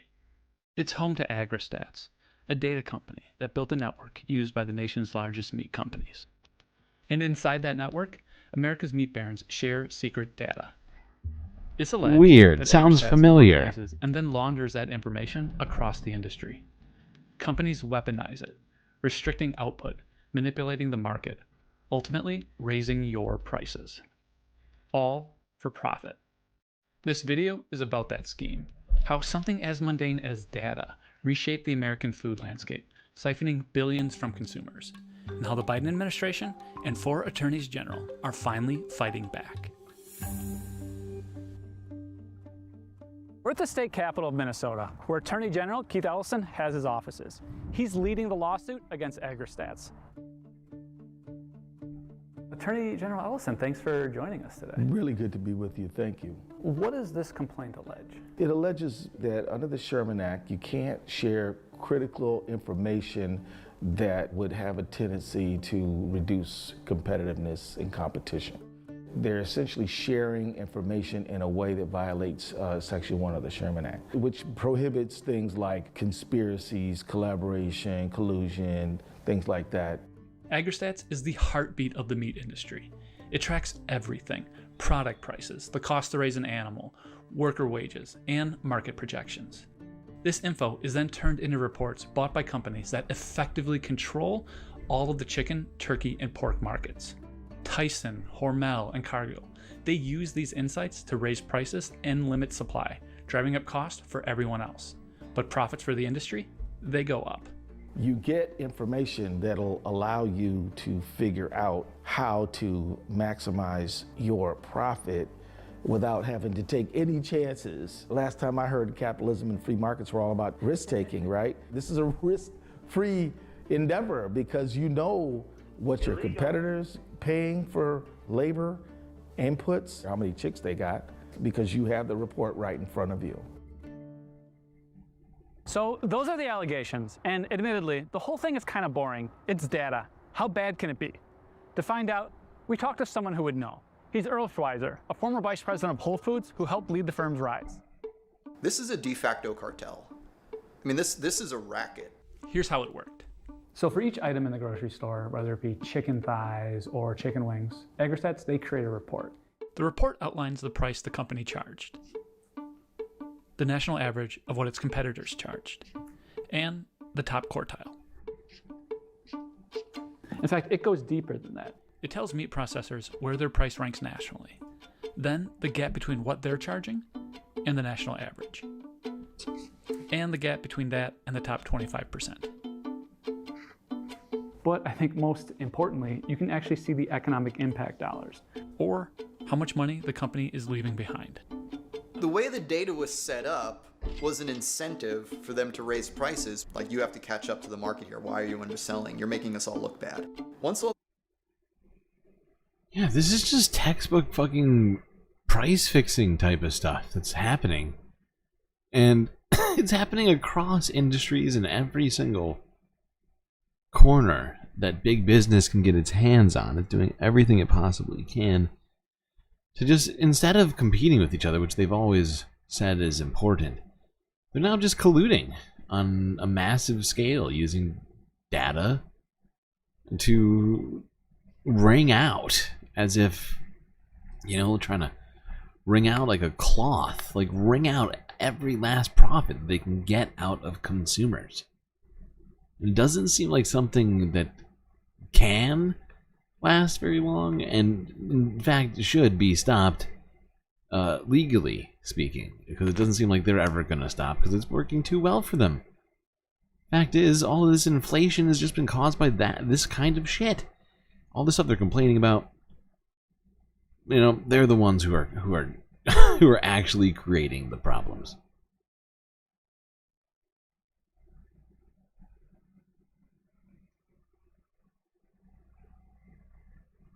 No, it's not even sell $1 under competitors. No. It's the opposite of that. Right? It's the opposite of that, Soul Life. What they're doing is they are all coming together and saying, what's the most we can all get for this? Right? You're not charging enough. You should be charging more. You're not charging enough. You're making the rest of us look bad. We are a cartel, and we need to be jacking up prices at all costs. This is what's, you know what I mean? Like, this is, you know, this is a bunch of people saying, this is, you know, this is a floor. You can't sell below this. If you do, you're out. Like, we're going to do whatever we can to, like, come after you or whatever else. Granted, there's no, I assume nobody, with a gun in their hands over this situation, but do you get what I'm saying? Like, it's colluding to try and increase profits, not, it's not they're not using this data to try and beat out their competitors, or like trying to, in the sense of like, oh, maybe I can get more revenue by charging less. No, it's like, how can I be in a place that is making the most? Oh, well, it looks like these guys who are 2 blocks away are charging 15% more than I am, right? Maybe if I raise it, if I raise it more, I'll still be able to sell, because what other options do people have, right? And if all the people are doing that at the same time, you got a real problem.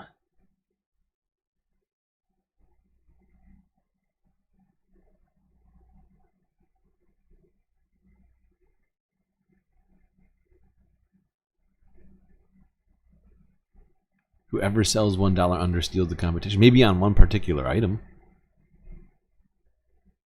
right? But I don't think any single store that I can think of that is just beating across the board another store on all prices that they carry, right?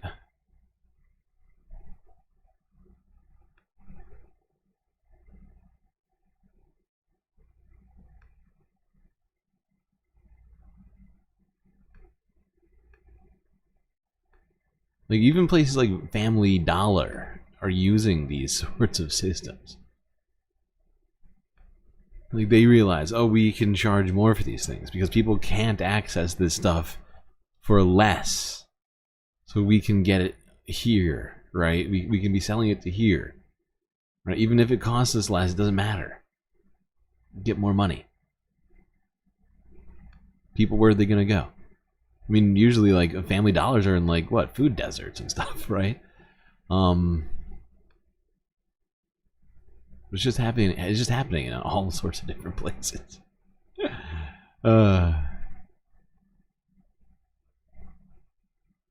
Horrible. All right.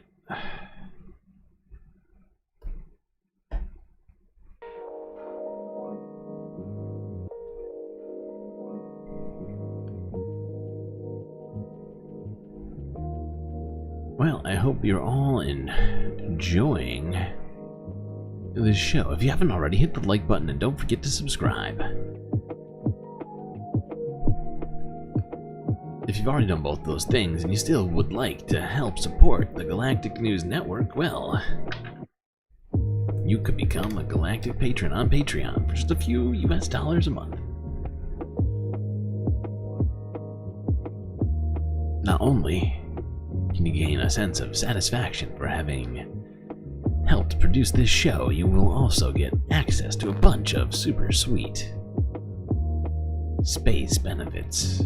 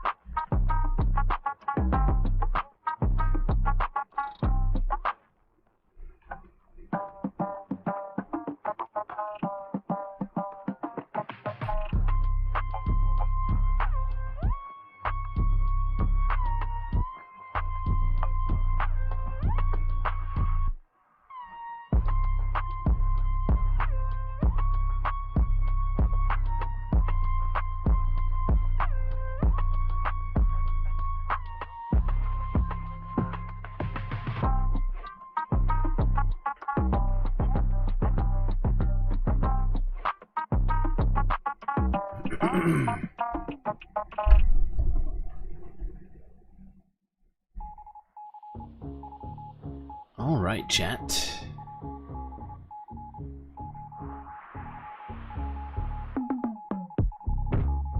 Got a lot more to talk about here tonight.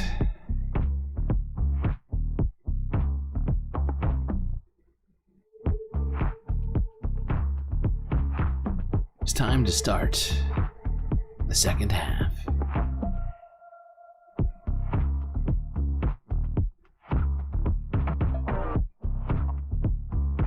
You woke up and shorts is gone? Shorts was never running. You must have dreamt shorts. Must have dreamt that shorts was happening, because there was no short stream tonight.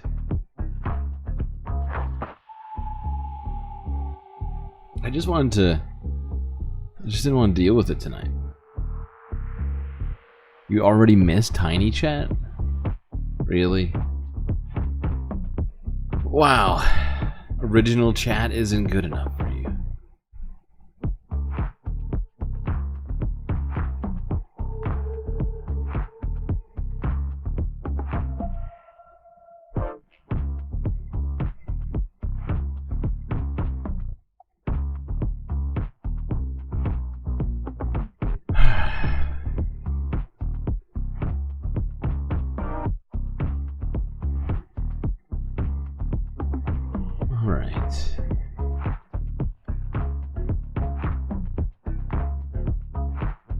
Let's go to this. This was, I didn't even realize Democracy Now! Was making shorts, but they made a short, so I'm gonna watch it. Democracy Now! From 2 days ago. Climate policy at the DNC.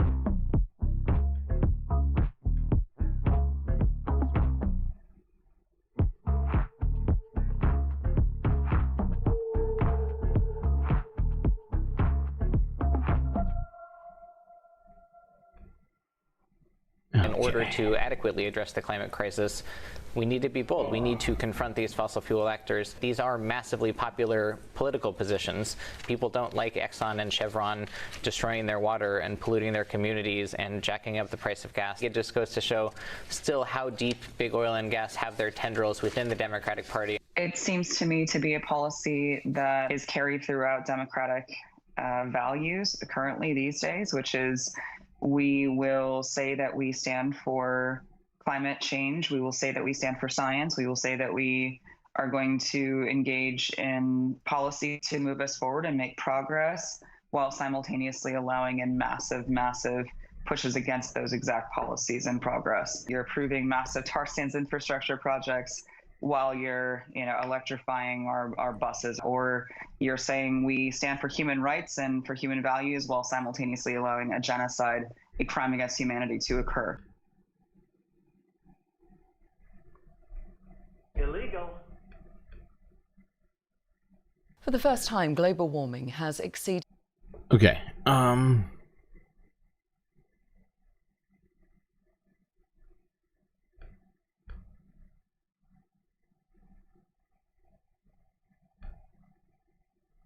whoops. What did I just do? Okay.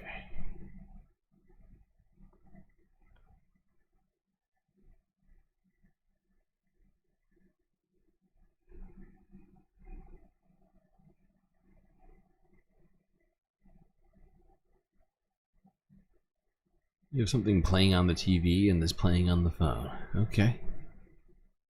Dual screen experience.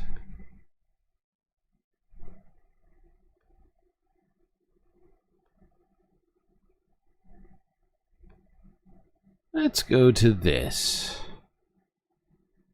This is from CBS Evening News from 9 days ago. This is how big tech is addressing the rising energy demands of its data centers.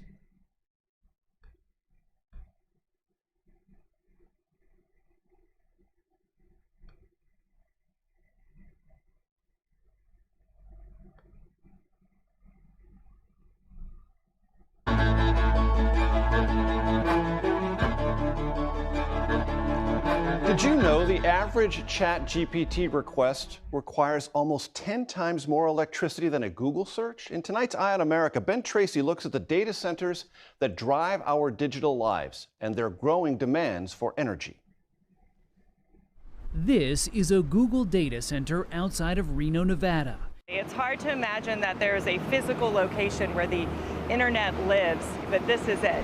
Inside are endless rows of servers and miles of cables, the arteries of the internet. Is this everything from like somebody's doing a Google search, somebody's watching a cat video, and that's all coming through here? Absolutely. It's all that and more.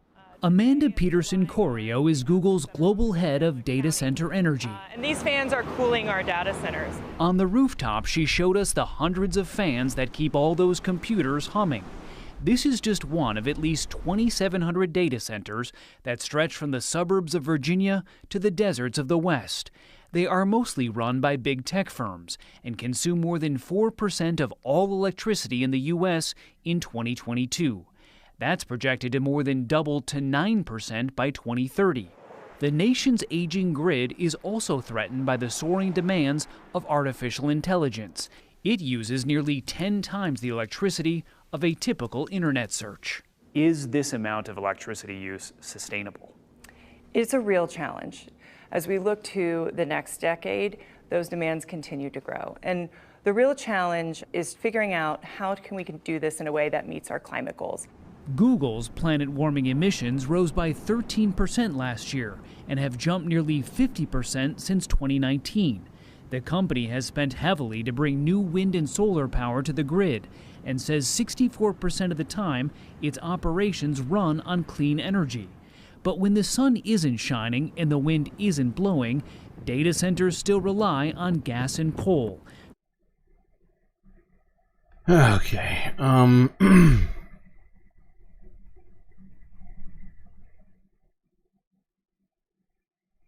Whoa, what just happened?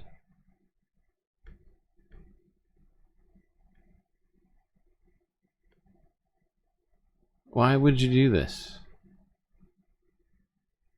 Why would you do this?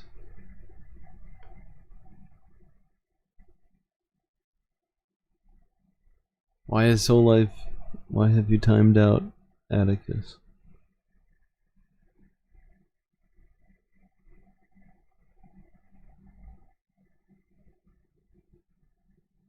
Because Atticus was imagining you in a muumuu?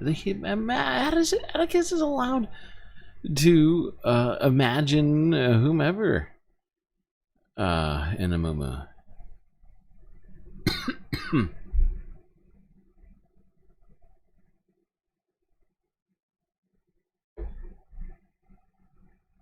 This is ridiculous. This is a misuse of mod power.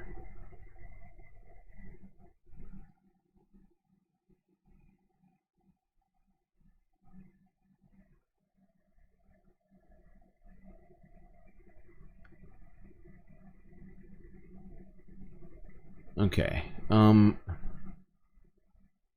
let's go to this. This is Denver 7 from 21 hours ago. The NOAA using new drone to gather crucial weather information during active wildfires.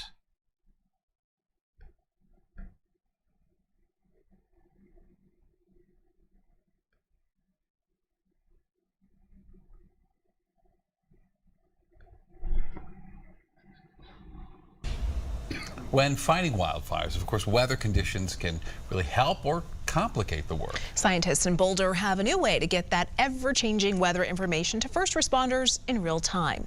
Denver 7's Ethan Carlson explains. On a cloudy day north of Boulder, last-minute equipment checks, preparing the landing area, and a quick scan of the skies to make sure no other aircraft are near. This guy is doing very low maneuvers. All in the pursuit of important information. Pressure, temperature, wind speed, wind direction, and relative humidity. So as it goes up, it's taking data the whole way. This new drone, operated by the National Oceanic and Atmospheric Administration, or NOAA, is getting a test flight. Next time there's a big wildfire, atmospheric research scientist Janet Intreri and her team may be out there, using this versatile machine suited perfectly for Colorado. The mountains make airflow very complex, and it creates its own weather. A fire adds another level of complexity because it will also affect the weather. Being able to take the drone and drive to locations where you wouldn't normally have information is really a key part of this. All we need is people to rake this entire field. That'll fix it. You just rake the entire planet. People are just too lazy, not doing the proper raking. Getting accurate information near wildfires is perhaps more crucial than ever. Wildfires are here to stay, and NOAA wants to be prepared. We need to know what is going to happen in this moment, 6 hours from now, a day from now, a week, a month, a year, in order to be able to see what the most likely outcomes are of wildfires. Especially as the climate continues to warm. We're projected to have more extreme events, and as a result of that, we need to have better forecasts in order to be able to foresee them. The data doesn't just help with long-term forecasts, it can help the people who are actively helping to fight the fires. If you have that kind of information in near real time, you can respond to the people who need it the most, the fire crew teams. The plan is to keep testing the drone for the remainder of the year, and to work with NOAA meteorologists on what information and techniques will be most beneficial moving forward. And if another wildfire were to pop up, we're ready to go, and we would hope to learn how to respond as quickly as possible, but I think we have all of our pieces in place. North of Boulder. Okay, very nice. Ethan Carlson, Denver 7. And a important reminder here, these really life-saving drones can't fly if you fly yours. It's illegal to fly drones above burn zones or wildfires. Illegal. I'm sorry, I just noticed something that's happening. I just don't understand why it's California, happening. it's a common sight. Rows of suburban homes topped with solar. But I just realized that my stream isn't even popping up on my, like, if I look at my list of subscriptions, I was looking to see something else, and then notice that my stream doesn't even pop up. If you go to subscriptions and you click live, it's not in the list. That's wild. Why is that? Why would that happen? Why would that ever happen? Being suppressed. Literally being suppressed by YouTube. Okay, cool.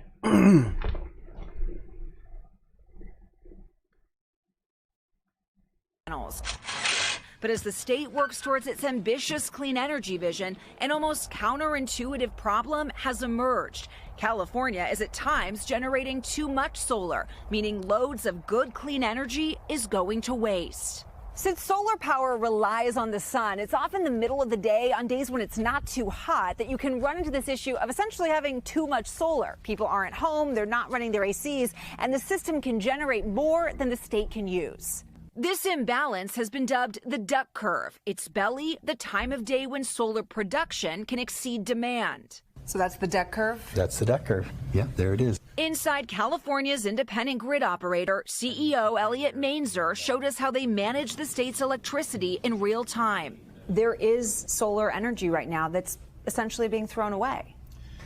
You know, the bottom line is that there are times when we do not have the demand for electricity for the full production of the solar fleet. Sometimes we're able to export it, and there are those times under certain extreme conditions when we do have to curtail it. When you say curtail, you mean throwing it away?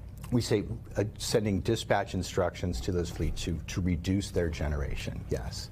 In recent years, the amount of renewable energy curtailed, most of it solar, has skyrocketed, both from oversupply and so-called congestion. Good point, Bob. They could just do negative pricing. They could just pay people to use the electricity. Brilliant. I like that plan.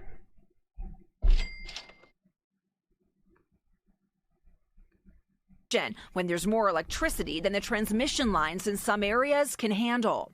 So far this year, the state has already lost out on nearly 2.6 million megawatt hours of renewable electricity, more than enough to power all the households in San Francisco for a year. To solve the problem, Governor Gavin Newsom's administration has been pushing to add more batteries to store that excess energy.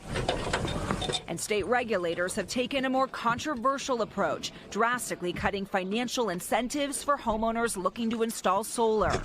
Before, we used to have people clamoring to put solar on. Ed Murray, who operates Aztec Solar outside Sacramento, says the impact has been devastating for his business. He's laid off 10 employees over the last year. We were left figuring out what do we do now? Since the changes, there's been a 66% drop in residential solar installations and an estimated 17,000 green jobs lost statewide.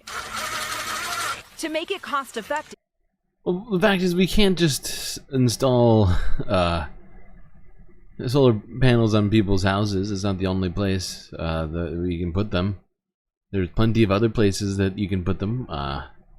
The government could pay to create more installations in places that need them.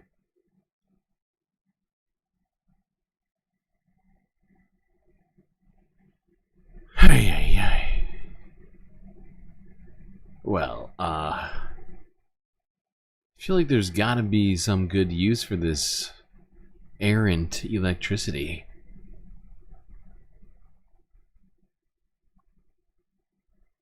You don't see me under subscriptions tab, but you do see me #1 on my home tab. Okay, I'll take that, but it's very annoying to people, because I feel like a lot of people who are regular live chatters, I certainly do it, they probably are clicking lives. Are we not doing this, people? Am I the only one doing it?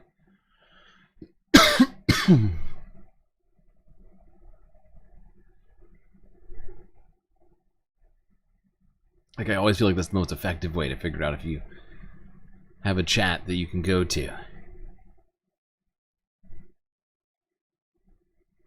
Okay.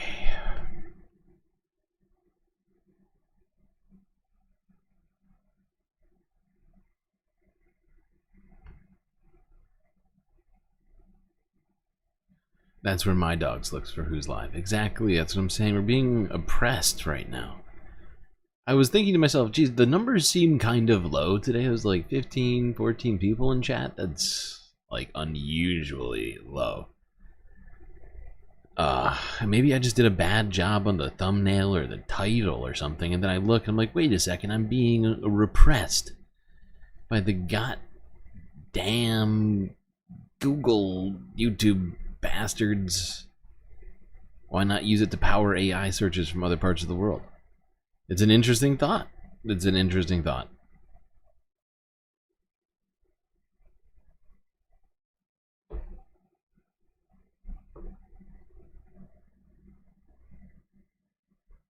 Alright, now let's look at some other stuff. Let's actually go north to Washington. As this weekend, Seattle and the western Washington area could see a month's worth of rainfall in just a matter of a couple days. Let's go here, King 5 Seattle from yesterday.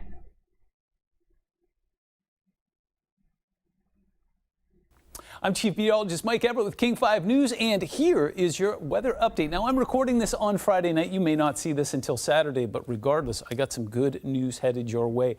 First of all, the not so good news. It was cool on Friday. In fact, temperatures struggled to break out of the 50s in most. Sorry, hold on. 77 is the 30-year average. So Saturday. You know what?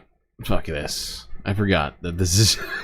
I forgot. I watched this earlier. I was like, going to take it out of here. Because it's just this guy talking about just general weather shit for most of this time. But we'll keep a lookout for this rain that's supposed to be coming.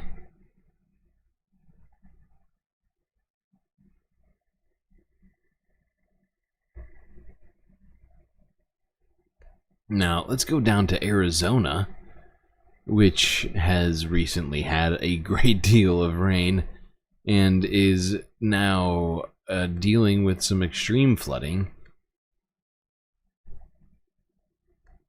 in the Havasu Falls area of Arizona.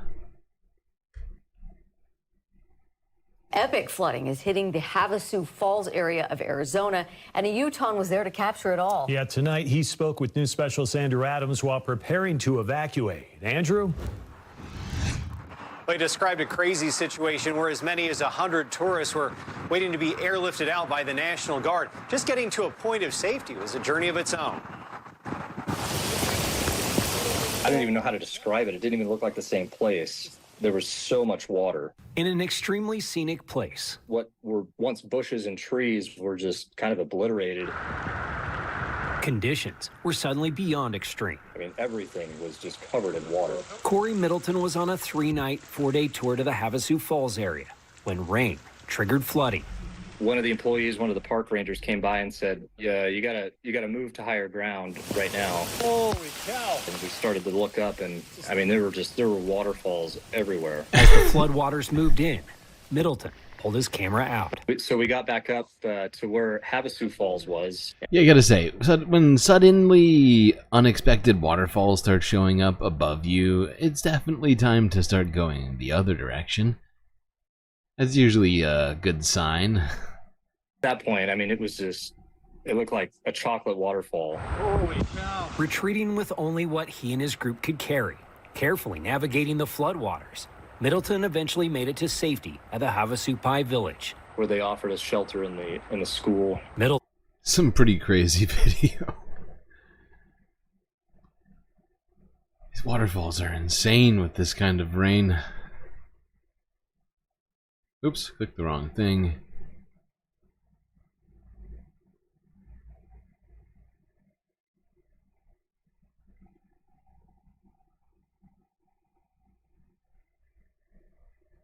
All right.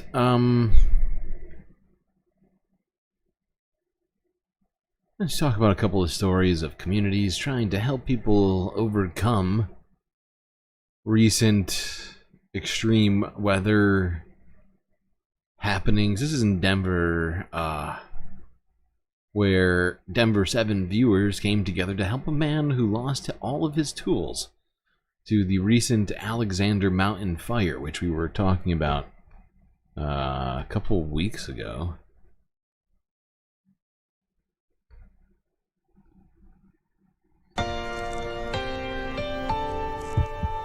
Tonight, Denver 7 Gives viewers are making a real difference for people who lost their homes or other buildings in the Alexander Mountain fire in Larimer County. So earlier this month, we introduced you to 72-year-old Bill Harvey. Now, Bill lost his wood shop and tools inside. His story touched so many of you. Denver 7's Maggie Wilansky shares how his story of loss brought strangers together to help Bill get back to woodworking.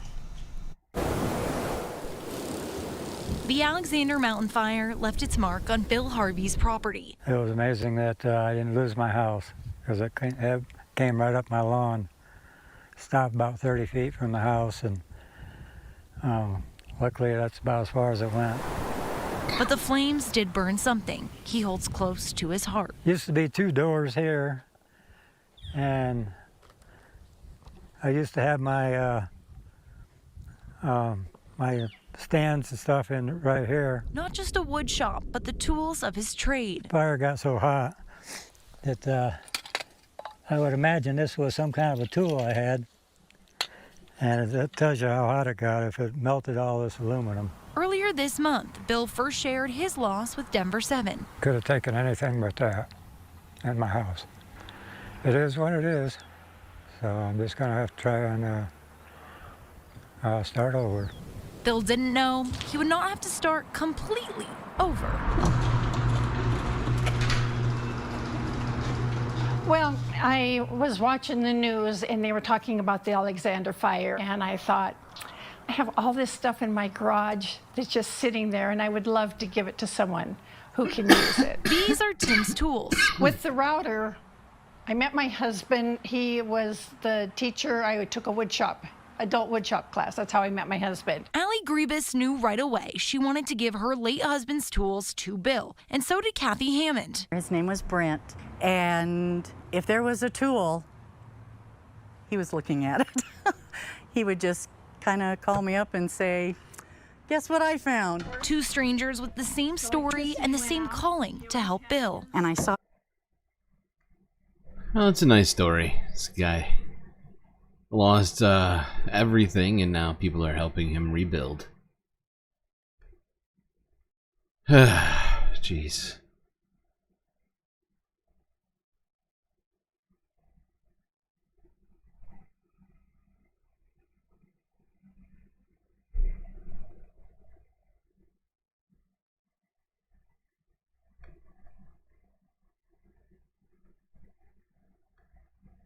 Now, let's talk about Iowa as,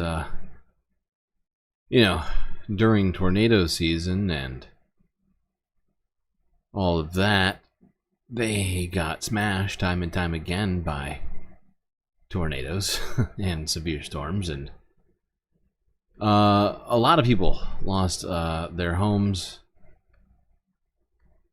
This is from KCCI from 4 days ago, where apparently a multi-million-dollar grant is being given to Iowa communities recently affected by severe weather.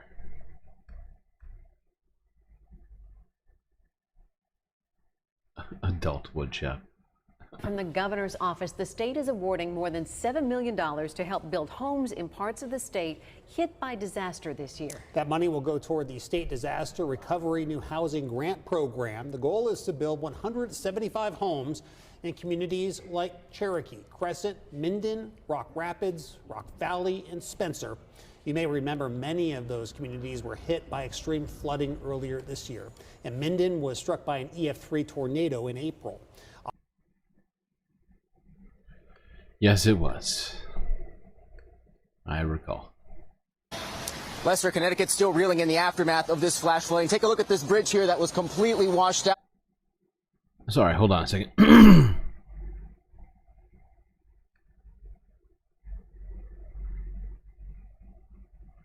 There's a cat and a bee cat. My God.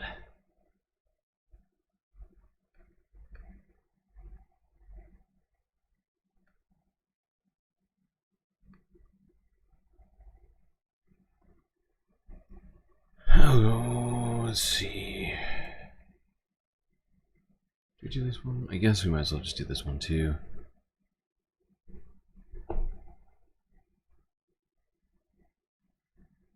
This was some footage of flooding earlier that hit the Northeast. Leicester, Connecticut still reeling in the aftermath of this flash flooding. Take a look at this bridge here that was completely washed out by this historic flash flooding. Residents and first responders here seemingly caught off guard. Tragically, this storm also deadly. Tonight, roads and bridges in western Connecticut buckled after the force of raging waters. In hard-hit Oxford, the town's main highway swallowed whole as a nearby river swelled into what one official described as a gushing torrent of destruction. On a scale of like 1 to biblical, I mean, how intense was this flood? Scale of 1 to biblical. I've never seen so much rain in such a short time. Just heavy, heavy, heavy. Never stopped. Cars submerged as the water caught many off guard, claiming the lives of a 65-year-old and 71-year-old woman. Both swept away by raging floodwaters, according to officials. Oxford got sucker punched yesterday and then taken out at the knees. Our infrastructure is broken. The town overpowered by 10 inches of rain in a 12-hour window, growing evidence of the impacts of climate change. Storms not only growing in frequency, but intensity. It ripped apart everything. This was all leveled out. This Mexican restaurant now closed indefinitely. It's unrecognizable. At this point, yeah. In neighboring Danbury, as homes and businesses were threatened by mudslides, first Yeesh. responders rescuing more than 100 people. Roadways and parking lots like this one in Danbury. I assume that's not how they wanted this parking lot to look. Just a bunch of boulders all over the place. Looking more like creeks after being washed away in the storm. The dangerous deluge also wreaking havoc in New York. Long Island declaring a state of emergency. Back in Connecticut. Okay.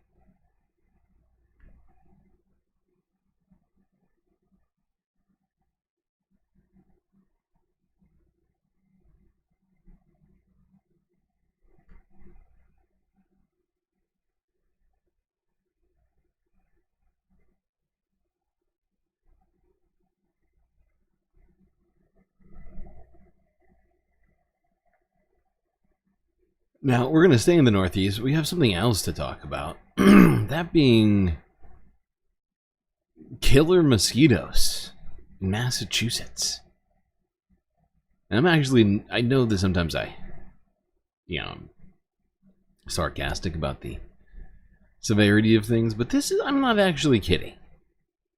Residents in Massachusetts towns are being urged to stay inside over mosquito-borne virus. This is according to CBS Evening News. We're not talking about Zika or West Nile or malaria. This is something else, which is apparently deadly.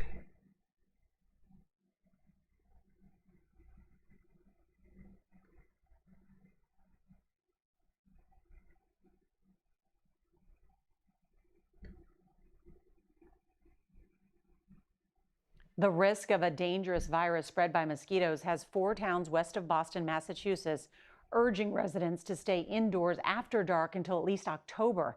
Now, according to a local report, the town of Oxford says it doesn't have the funds to spray away the potentially deadly pests. Get more now from CBS's Tiffany Chan.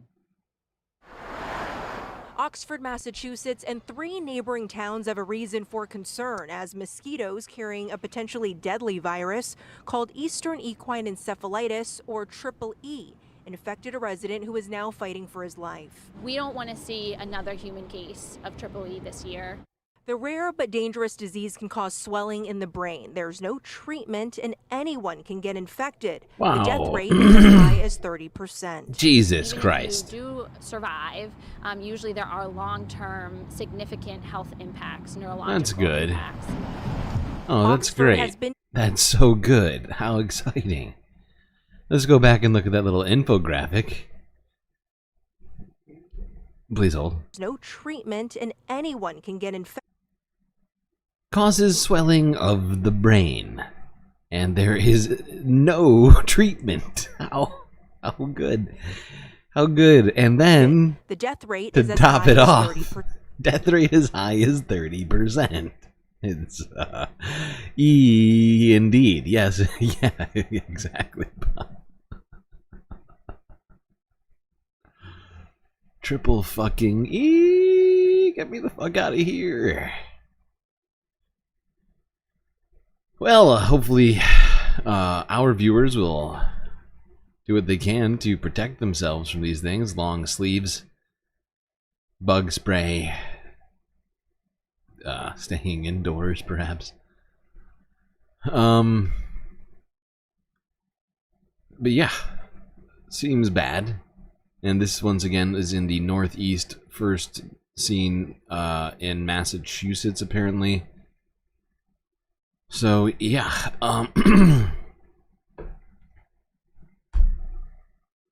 now let's go and talk about something here. Something which we're constantly talking about around here, and I just figured it's the weekend, might as well just, you know, just kind of chill a little bit. I'm feeling very chill this weekend. I don't know. It's partly because I think I'm doing double duty on streams. But let's go here to PBS Terra. What is the deepest storm surge in history? And how many are at risk if it hits again?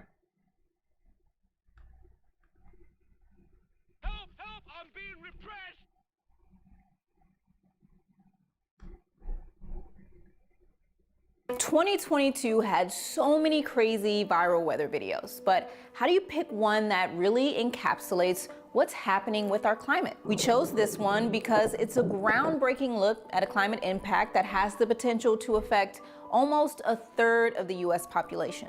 Sea level rise at just 0.14 inches per year is one of the slowest things to watch ever. That is, until it's combined with the most deadly and destructive part of a hurricane, the storm surge. But until just a few years ago, we didn't understand what exactly causes it. Up to 2005, scientists and forecasters used to think that the amount of storm surge was correlated with how strong a hurricane was. But Hurricane Katrina was truly a turning point and a learning experience for all of us. U.S. coastlines hold over half of the nation's economic productivity, and population density continues to grow in these areas. And with more powerful hurricanes acting on higher sea levels, climate change is making these surges more destructive than ever before. So why has our understanding of the causes only recently developed? Well, one reason for the lack of interest might be that it's very hard to capture on film. And that's why this video feels so important. Max Olson went out before Hurricane Ian made landfall, set up and left a camera recording that created a shot far too dangerous for any person to film. And even Max didn't catch the most sickening detail of the video. And I pulled out the footage, and it was just like, it was truly remarkable, like nothing I've ever seen before. When I posted it, somebody commented and said, "Wow, I hope the person that's in there is okay." I'm thinking, what are they talking about?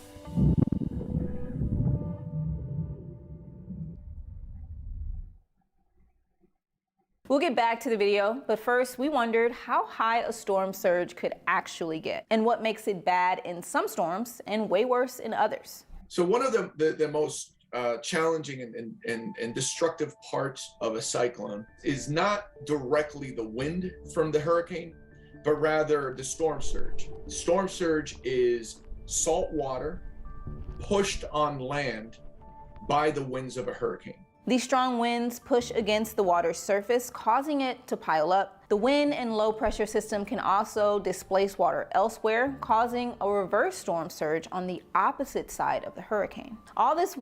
Now,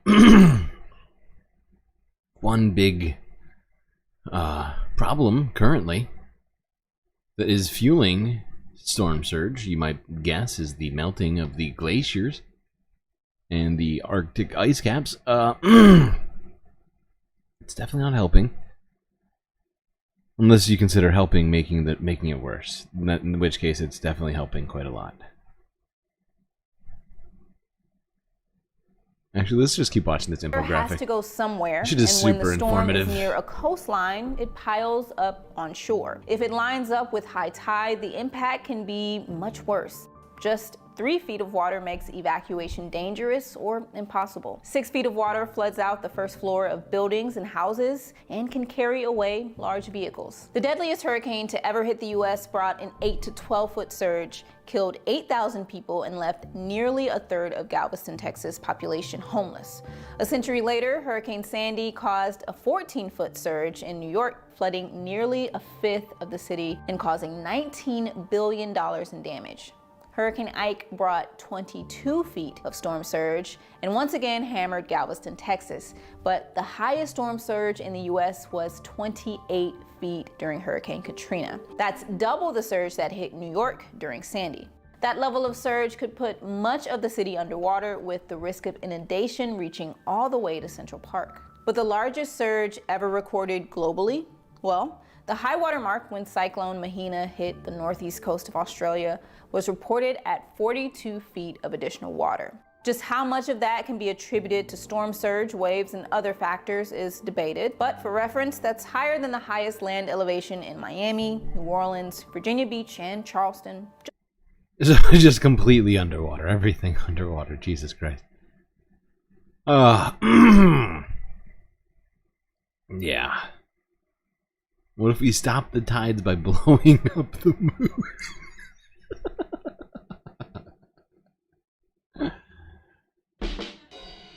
It's science. That could be the solution, Bob. You figured it out. You cracked the code. If you just blow up the moon, the tide will stop coming in.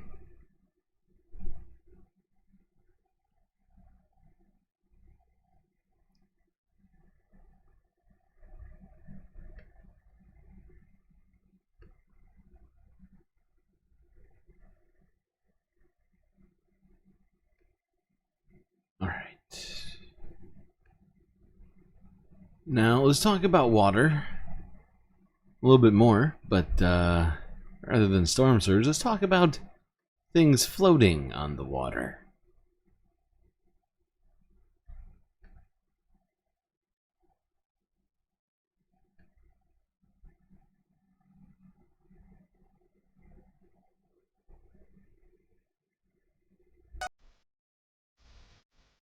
Over the past 2 years, energy prices have soared to record levels, leading to some countries increasing their efforts to harness the potential of their available renewable power sources. Blessed with its sunny climate, Portugal is perfectly placed to accelerate its shift to solar, although you may not have seen a solar farm like this before. I'm on the Alcaba Reservoir in the south of the country to see a solar array from a different perspective. It's the size of 5 football pitches and is home to more than 12,000 photovoltaic panels. So you'd normally expect to see something like this taking up lots of space in a field. This is actually a floating solar farm, and it's the largest of its kind in Europe to be located on a reservoir, and it can generate enough electricity to power 1,500 homes in the local area, and it's a pretty impressive sight. Construction of the platform began in January 2022, and was finally moored in place 5 months later. By July, it was supplying power to a quarter of the population in the neighbouring Portel and Mora regions. With a price tag of €6 million, the solution isn't cheap, but energy firm EDP estimates the solar farm will recoup its investment in a decade. But there's a particular reason why the solar farm was built at this spot. Namely, its proximity to the Alcava Dam. The hydroelectrical plant only uses 1/3 of the capacity of the power line, so we have 2/3 available, and then the objective was to use that available capacity to inject an additional renewable source. So yeah, using floating solar panels to help add more power to the grid. Now there's some serious benefits, also some couple drawbacks.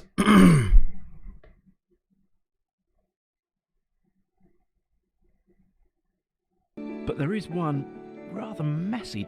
Sorry, hold on. In increase of production. Large platforms like this one also cool water temperatures by shielding the surface from the sun. This not only reduces evaporation, but prevents the growth of blooms of blue-green algae, which can produce harmful toxins. But there is one rather messy downside to having such a large platform on the water.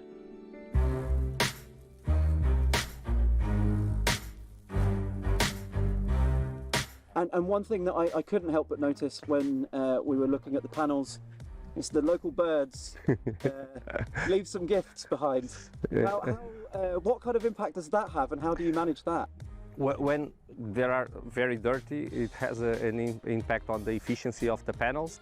We are doing some proof of concept with the robot. We have the idea to have autonomous robots doing these cleanups with some artificial intelligence also predict. Autonomous poop robots, okay.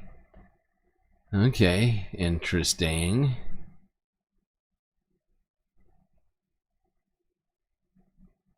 Could help with a number of things. I do like the fact that it somehow also helps cut down on the growth of algae. Doesn't seem like the birds mind all that much. Just program the birds not to drop their emissions on the panels. That's a good point. Get the fake birds to stop pooping. That's a good. Yeah, they're not real, so you just program to stop pooping on the panels. You'd think that the government would have done that. Ugh, God. God dang deep state.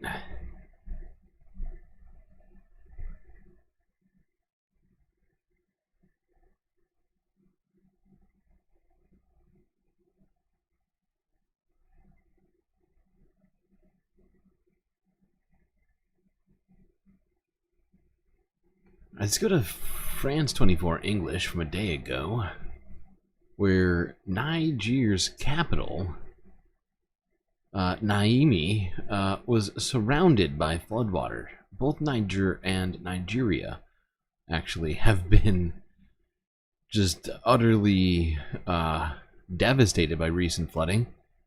We'll start with Niger.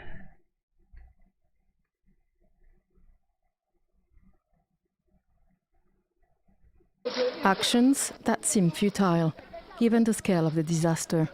The capital Niamey is submerged, transformed into a vast lake. The gendarmerie is hard at work, but it doesn't seem to be enough. Hold on, were they what were they just doing? Hold on, where was it? The gendarmerie is hard at work, is submerged, transformed. What are these guys doing? Futile, given the scale of the disaster.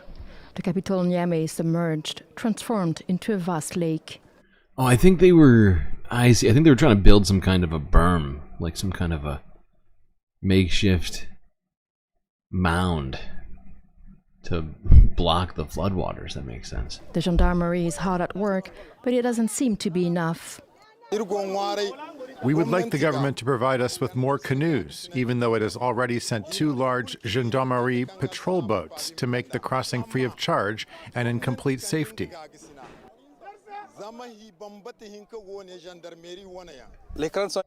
You begged on Hassan Piker's stream for people to come sub here, and Kat is the only person. Oh, is that where Kat is from? I see. The new Kat is from Hassan's stream. That makes sense, I guess. I wasn't expecting you to be doing any sort of solicitation on Hassanabi's stream, but okay. I'm into that. We are really scared. Thanks for your because efforts. Once the dike gives way, the whole of Lemoord would effectively be gone, and many people could be left homeless. God alone can measure the consequences, but on a human scale, we can only estimate that there could be a risk of death, flooding, and houses collapsing. These floods, which have affected several parts of the country, are leaving a heavy toll. Around 100 people have died, and more than 137,000 have been affected. Neighboring Chad has not been spared. The capital, Jamena, was hit by heavy rains during the night of 17. That's a good point. BCat makes a good point. It's difficult to pull Twitch chatters to YouTube. It's 2 different chat languages. Did you use enough PogUs? I'm trying to think in Twitch. Did you use lulls and PogUs? Because if you didn't use enough of those, that could be part of the problem, I suppose.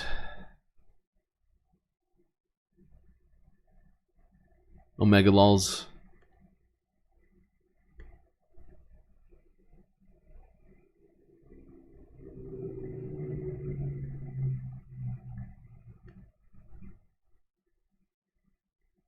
Alright, now let's go to Nigeria, which is also dealing with a similar situation, which is devastating not just people's living situations, but crops.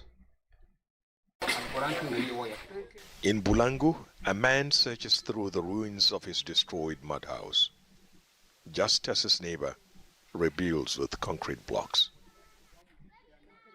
A short distance away, Ramyuna Tanimu prepares the family's first and only meal of the day. We eat only when we get something. We currently depend on people's goodwill.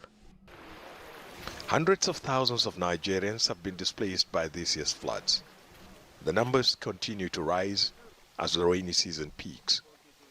44,000 of them in Jigawa State alone, where thousands of hectares of farms and homes have been destroyed. Most of the displaced are sheltering in public buildings like this school in Bulangu. The reconstruction of their homes could take several months.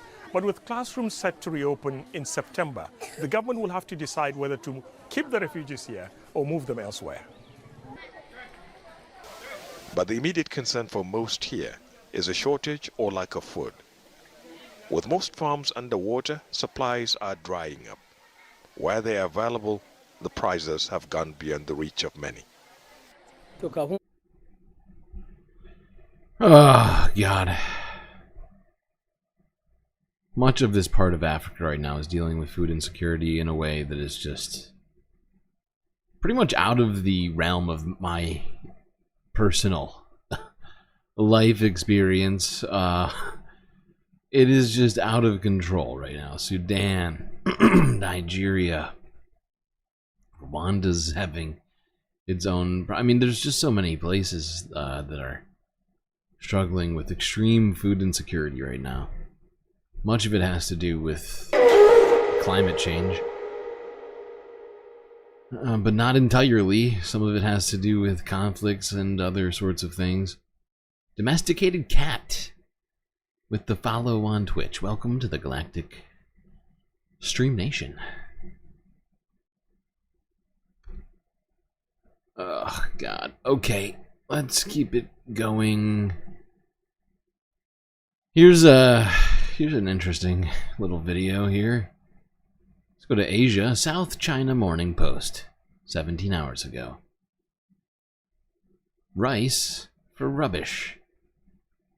Beach plastic exchanged for food.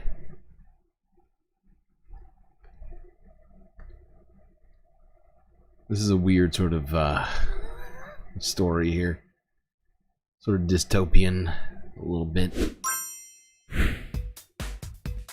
Plastic litters the shores of this diving resort 130 kilometers south of the Philippine capital, Manila. So, green campaigners like Julia and Diaz started a new way to clean it up by paying for rubbish with rice. Each sack of trash can be exchanged for a kilogram of rice. Recently, we've been finding more and more microplastics even in fish that we eat, so it's also harmful to us. The Philippines is the world's largest contributor of plastic waste in the ocean. The Rise for Rubbish program started in 2022 in hopes of changing that. Since then, it has collected more than 4 tons of plastic waste that would otherwise end up in the ocean. It's a novel way. It's a novel. Yeah, I guess you could call it novel. I find it more on the dystopian side. It's like, hey, impoverished, hungry people, want to solve this problem that rich people created for us here and not starve? We'll give you rice for cleaning up a beach for some rich tourists. How's that sound? Not that I have a problem with cleaning up plastic waste. In fact, I'm very much for it. I just find this to be a very sort of what do you call it? Paradoxical sort of solution, I guess. Oh god. Hassan's chat is insane. Yes, it does move at the speed of a internet gazelle. Now let's look at some other people who have been dealing with floods, except this time it's in Asia. Bangladesh floods. 3 million people cut off by waters.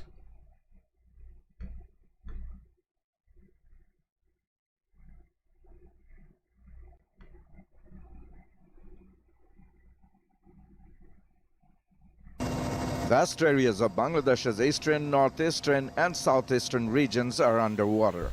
It was caused by heavy rain and surge of water from upstream India. Tens of thousands of people are stranded, still awaiting for rescue. Many government buildings and schools have been converted into temporary shelters. Shahida Begum and her family said they barely escaped the sudden flash flood with what little they had. We came here to the school shelter late last night with our belongings, including our livestock, as our homes went underwater. Now we're worried about the future, how we're going to get food and where we're going to live, because everything got washed away. Roads and highways, electricity and internet services are cut off in many of the flood-affected areas. Tens of thousands of hectares of farmland, livestock and fish farms were washed away in a matter of hours. We've lost 3 high-breed cattle in the flood. They cost a lot of money, and most of the farms been damaged by the water. In response to the crisis, the government has set up thousands of shelters. Hundreds of medical teams have been deployed.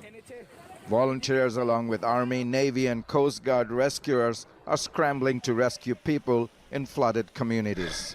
The area I am in is in a really bad way. Some of the village homes are submerged up to their roofs. As part of a team of 25, we've... Oh, God.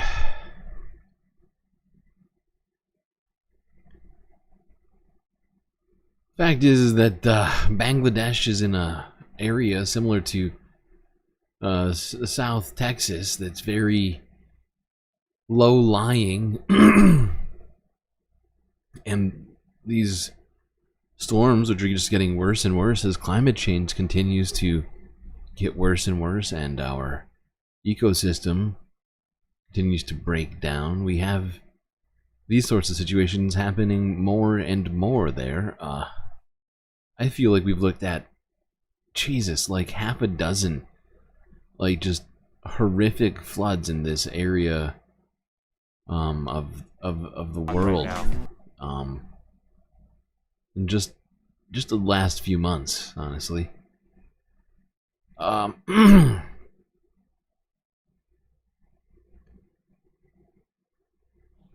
Now let's oh, I gotta hydrate. Thank you, Princess Monocle. Oops, I clicked the wrong thing. Go over here.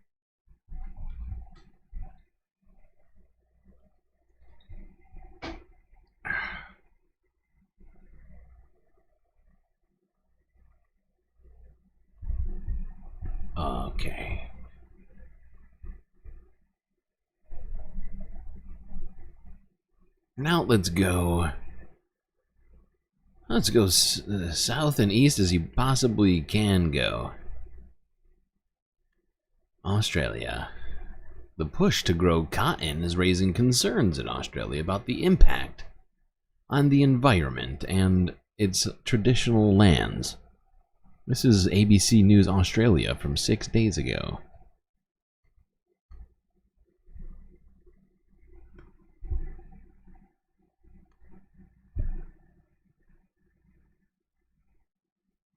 In the red soil of the top end, a new industry is emerging: cotton.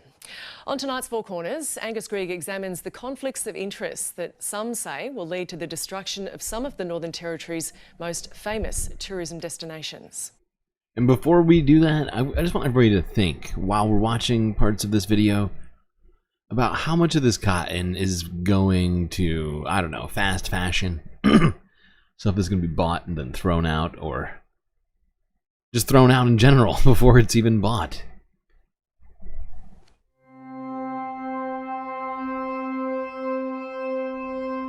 They are the lifeblood of the Northern Territory. The big rivers, wild and free-flowing. Fed by pristine springs and a network of ancient groundwater. Look at this place. It's deadly fishing, swimming. The tourists love it. Beneath the red dirt lies a vast water resource. And here in the top end, it's free.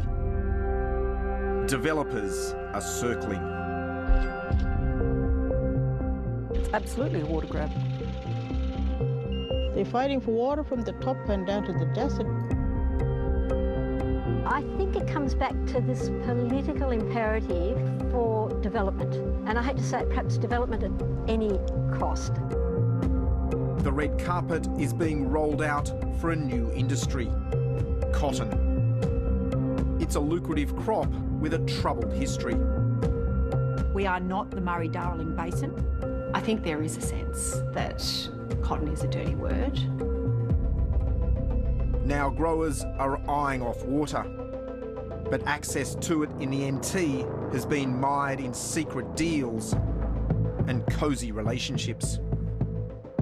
This created really a dysfunctional arrangement. I had to ask, what hat are you wearing today? They should negotiate first before they started doing. Okay, hold on. Hold on. But like, seriously, like, so much of this cotton is going to be used for things like fast fashion that are just going to be, you know, used and thrown out in a short period of time. And, you know, a lot of this just has to do with our, you know, the way our system is set up, right? The seeking of profits, ever increasing profits, and it is continuing to drive our ecosystems into disarray. And you know, I don't know if you've looked into, I don't know how many people here have looked into the fast fashion industry, but it is I mean, it is a fucking environmental disaster of its own, fueled by this very crop, this very industry that's being talked about here. And the fact is, like, these places have been found to be, you know, throwing out, just like you see with Amazon, you know, these goods are just getting thrown out by their companies if they're not sold. You know, it's not like they're being given to the poor or like donated to Goodwill. They'd rather slash these things, throw them in the trash, and this way they can continue to have inflated prices. I'm speaking a lot about these The _anti_corporatist just cheered 1 bits. Hey, the anti-corporatist just cheered 1 bit. Thanks for the bit.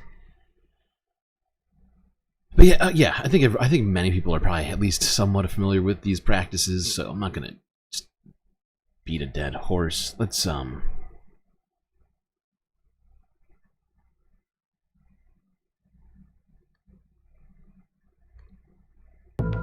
we're really at risk of establishing some kind of fake science war. Have you been told personally by department officials to keep quiet? Yes. And what's at stake goes well beyond politics. Without those flows, they dry up. Look, it could be catastrophic, absolutely catastrophic. What is life? Without it, we'll all perish.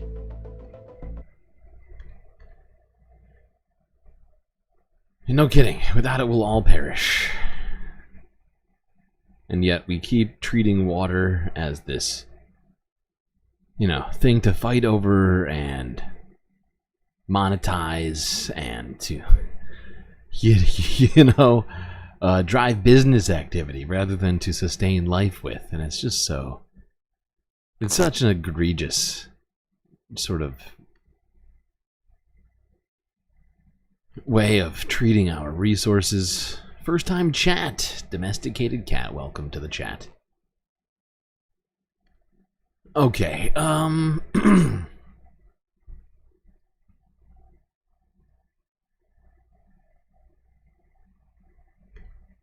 now, this is our last story of the environmental portion of the stream. Let's go here to CBS News from a day ago. Funeral held for glaciers lost to climate change. Climate and everything are the same word.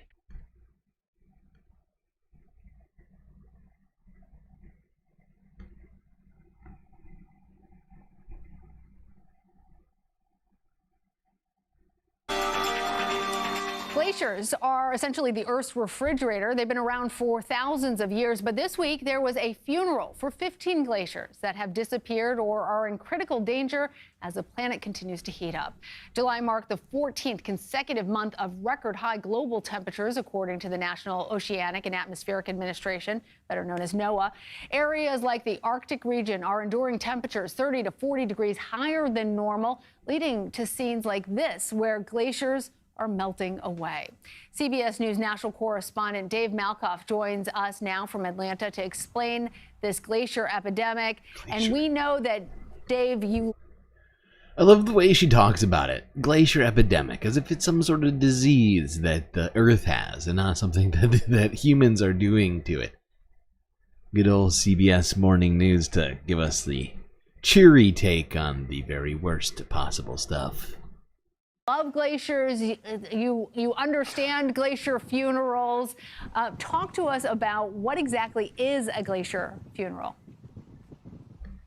It's really hard to think about this, Lana, because scientists from Rice University and all over the world, they're trying to bring some attention to this by putting on this glacier funeral for 6 glaciers that have completely disappeared in the world and others that will soon have a death date on their headstone. This was outside of Reykjavik. These tombstones are actually made by an Icelandic artist, and he carved them out of ice.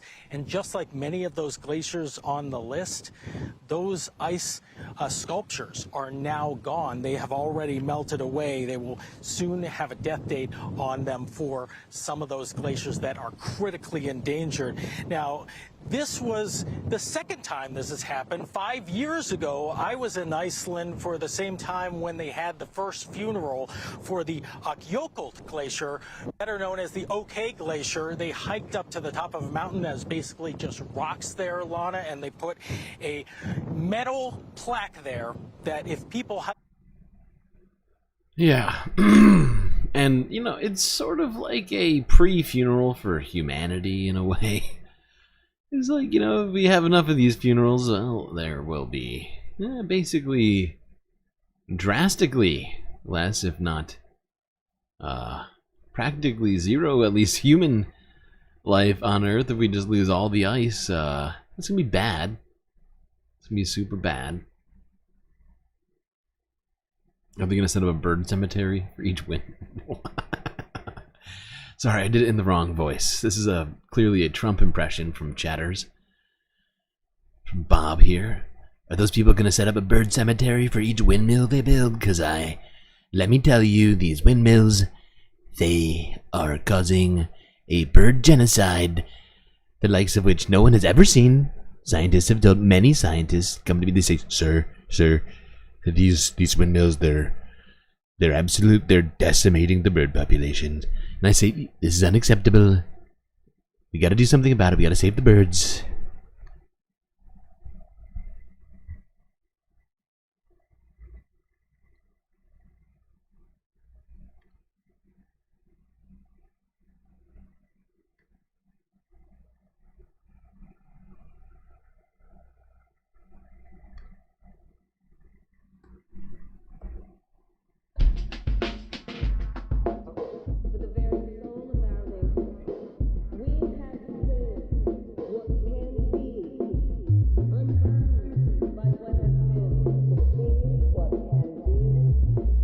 Well, oh shit, I hit the wrong thing. There we are. Yeah, there. Well, I hope everybody is enjoying the stream so far. If you haven't already, hit the like button and don't forget to subscribe. They both really help out. If you'd like to help out in other ways, like, I don't know, keeping the Galactic News Network running, well, you can help produce this show by becoming a patron on by becoming a Galactic patron on Patreon, not Galactic Patreon. It's the same Patreon on Earth as it is in space. And on Patreon, not only can you gain a sense of self-satisfaction for having produced this show, but also gain super sweet space benefits for the low price of $3 US a month. Alright, Jet, link is in my YouTube bio and in the chat. Enjoy the space intermission, and I'll be right back. What can be unburdened by what has been and who has done what? Always believe in what can be unburdened by what has been. That is what I want for you. Is to see what can be unburdened by what has been. To solve what could be unburdened by what has been. To solve what could be unburdened by what has been. To see what can be. You get a sense of self from Patreon? No, a sense of self-satisfaction. Did I not say that? Words.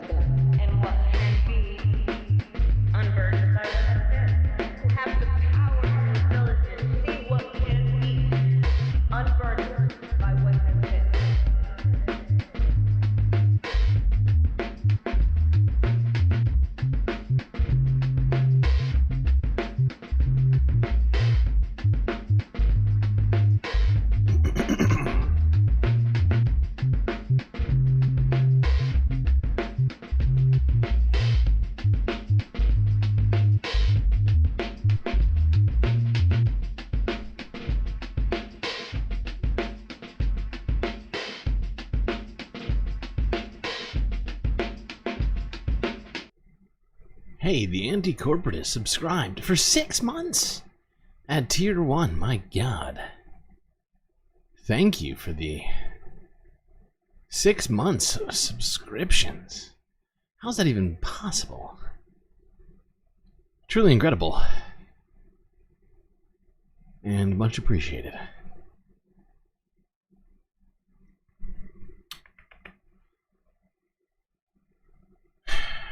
Let's see here.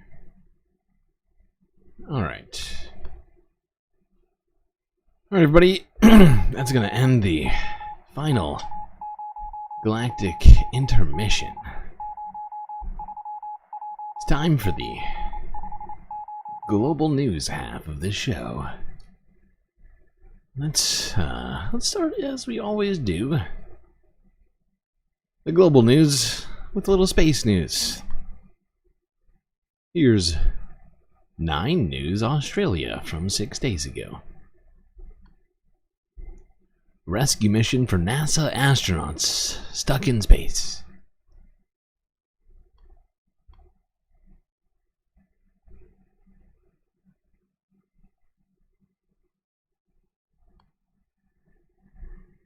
Well, now to the rescue mission to bring home 2 NASA astronauts who this morning remain stuck on the International Space Station. So when Williams and Wilmore set off in June, they thought they'd be away for 10 days, but 2 months on, it's unclear when they'll actually be back on Earth. For his unique insight this morning, let's bring in former NASA ISS commander Leroy Chow in Houston.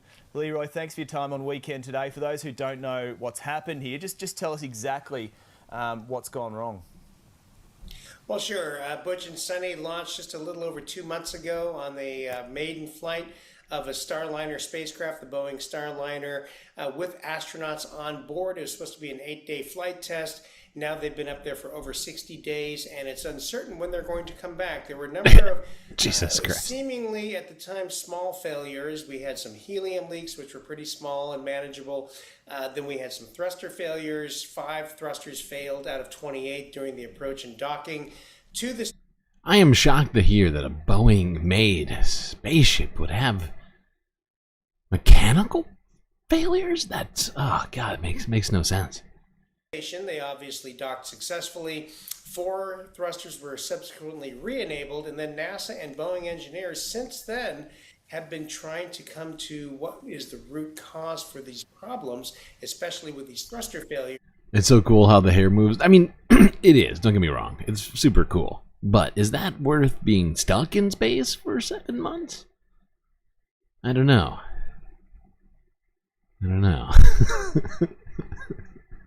And whether we can justify bringing these 2 Like- astronauts back down on the... Like, I wouldn't mind being in space for, 6-7 months at a time if somebody told me ahead of time that that's how long I was going to be spending there. But, you leave Earth for a set period of time, and then somebody's like, actually, it's going to be 30 times as long until you come back to Earth.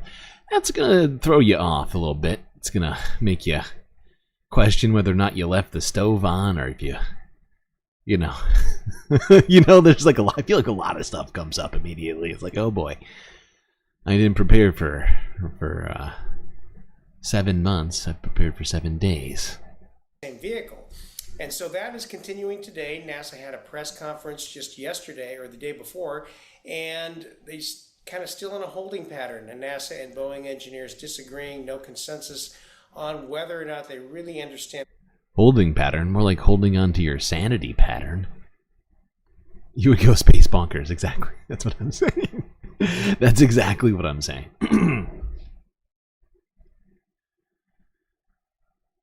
Okay, let's see here. What else do we have to look at? All right.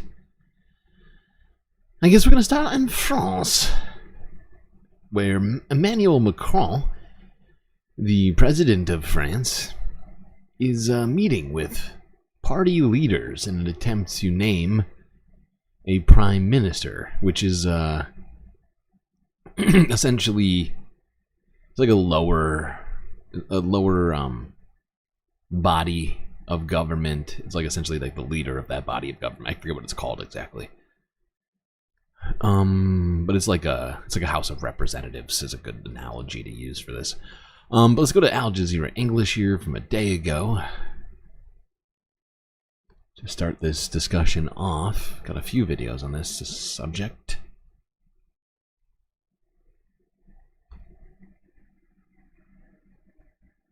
If France's alliance of left to far left parties, the New Popular Front or NPF, has its way, then this woman will be France's next Prime Minister. We came here to remind the President of the importance of respecting the election results and to get the country out of the paralysis in which it is submerged. The NPF says that as it won the largest share of the vote in June's elections, the President should appoint its choice as Prime Minister. Emmanuel Macron doesn't seem so keen. He'd prefer a grand alliance of the left and centre. His outgoing Prime Minister, Gabriel Attal, has been waiting 6 weeks to hand over the reins, unprecedented in modern France. Opposition figures have sharply criticised Macron for taking so much time. It has been taking quite a long time. I mean, when did this election end? God, I want to say it was like over a month ago now.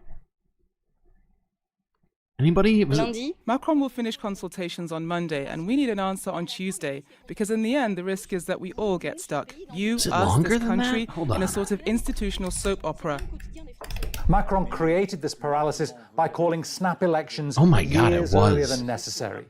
His party lost its majority, and only a so-called Republican front stopped the far-right winning power, with many votes cast against them rather than in favour of the alternatives.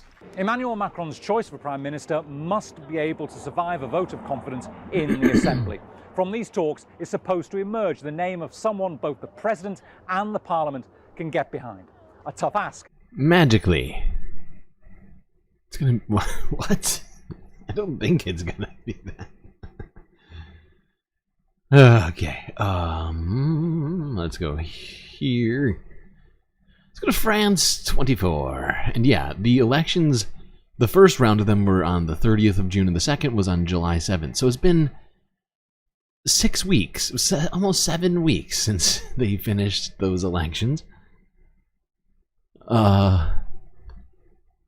Seems like a lot of waffling. Probably because Emmanuel Macron is so disappointed with the fact that the left, rather than the neolibs, took the assembly, at least took the majority, or the plurality of the assembly, and are now essentially in control.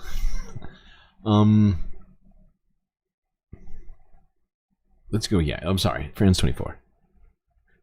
Discuss this in a little bit more depth.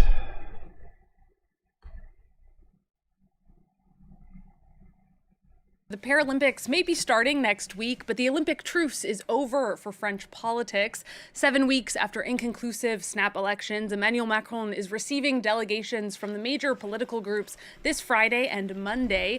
He says that he expects to name a prime minister soon after. As a reminder, no group won a majority in the snap parliamentary elections, though the left-wing New Popular Front did score the most seats. They and their prime minister pick, Lucie Castet, are kicking off the meetings this morning. Well, let's check in with our reporter, Antonia Kerrigan, who's following those talks for us from the Élysée Palace. Antonia, walk us through how these talks are unfolding.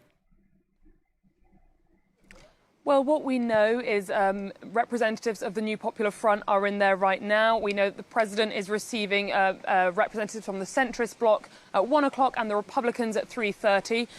We know that the president has said he wants a broad and stable majority. That's one that can't be immediately overthrown by a no confidence vote. So he'll be asking them today, what are you prepared to do? Who are you prepared to work with? Who are you not prepared to work with?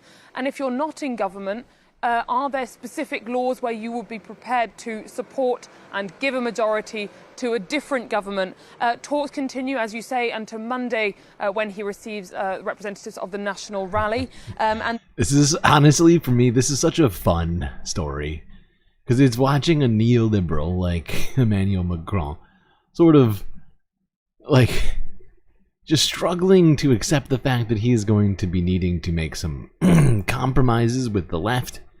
People who he has some staunch, oppositions to, especially when it comes to things like, I don't know, propping up big business and other things like that. Hold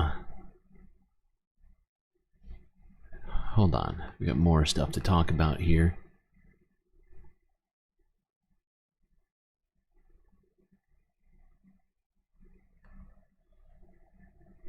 Okay, yeah, this is the last of these stories. Let's go to, this is just another story from France 24.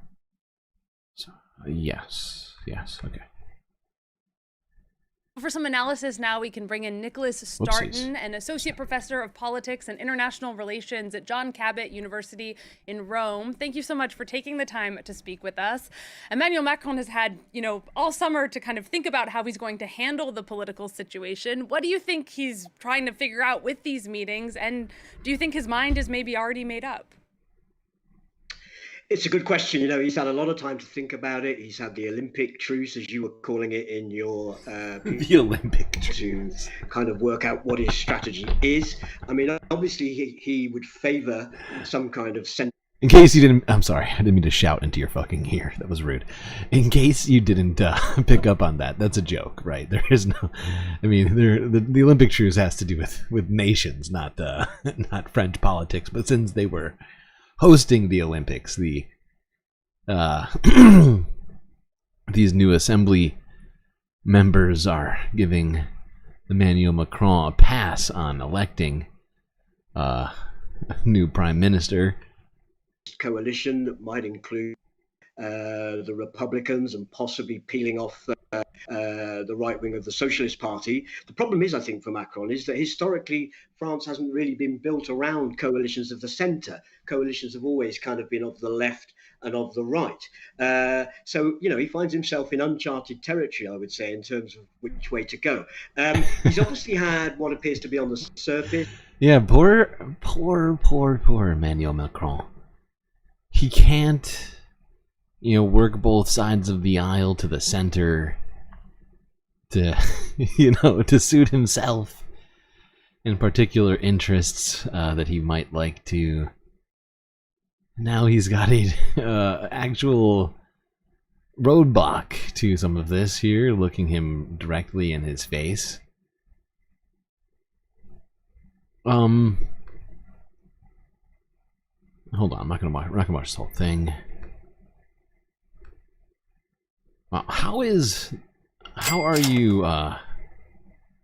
you in third place with only one bit? Well played, AC. Well played. I'm not sure but you've done it. Ooh, Megastar gifted a tier 1 sub to Domesticated Cat. Thanks, Megastar. Much appreciated. Wait a second. Did you see the browser source? I wasn't even looking. Did you see it on the screen just now? I wasn't even paying attention. I was too busy listening. There it is. I see it. Well, it's way too small. I need to move it. It's way too small in this scene. Oh, that's one thing I forgot to do. I've been doing so many updates to the Streamlabs. Should have made it bigger. Second. Well played. How are you just getting second now? 3.5 hours in. Good God. Yeah, AC, very sneaky, getting in there third place with only 1 bit. Impressive. Alright, hey, you're on the podium. I'll give you that. Speaking of the podium, let's go to a different thing in France. I'm good on talking about this. I think we've all had enough of the French election. We get what's happening here. Well, I'll keep you updated if anything does happen with this prime minister election. Now, let's go to the Paralympics, which are also happening in Paris this year. Wait, I have a third. Where's the other? Hold on, I need to refresh my. I need to refresh my list here. This is wrong. Marine Le Pen's daddy was literal Vichy. Marine Le Pen's father, what was it, Charles? I can't remember his first name, but yeah, he was a he was a real fucking piece of work. Oh, okay, all right, it's set up properly. I'm just losing my mind. Just need to refresh it. Let's go to here. France 24 English from 6 days ago. Paris transformed as organizers prepare for the Paralympics.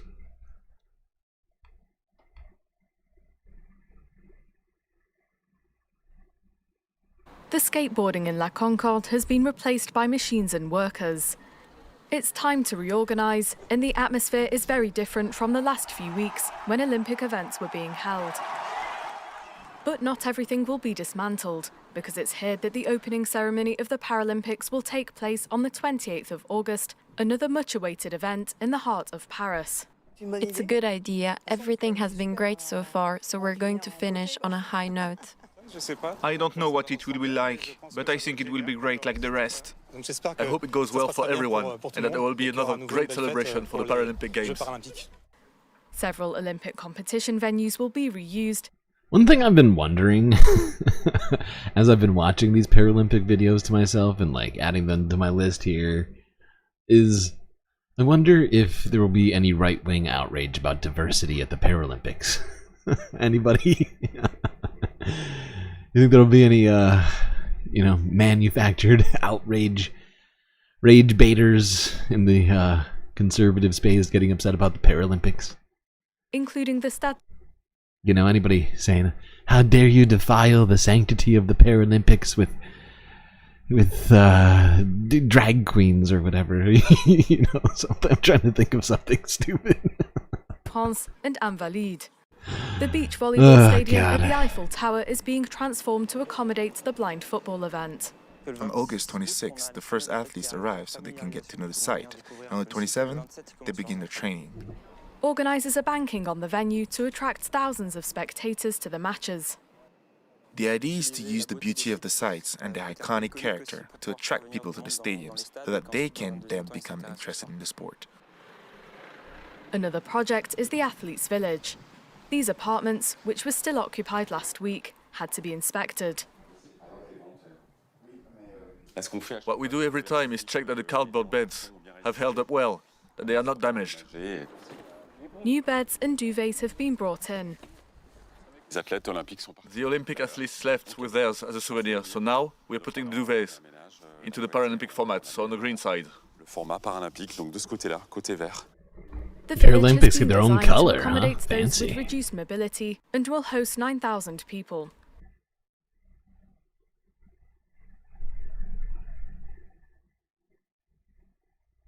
Okay, we got more stories about this. Starts on Wednesday, a week and a half of watching amazing sportsmen and women at the Sorry, this was BBC, yes, from yesterday. So yeah, the games are starting this week coming up. But yeah, domesticated cat, you just followed and now you already have a free gifted sub from a megastar and access to just a cornucopia, a slew, if you will, of galactic emotes.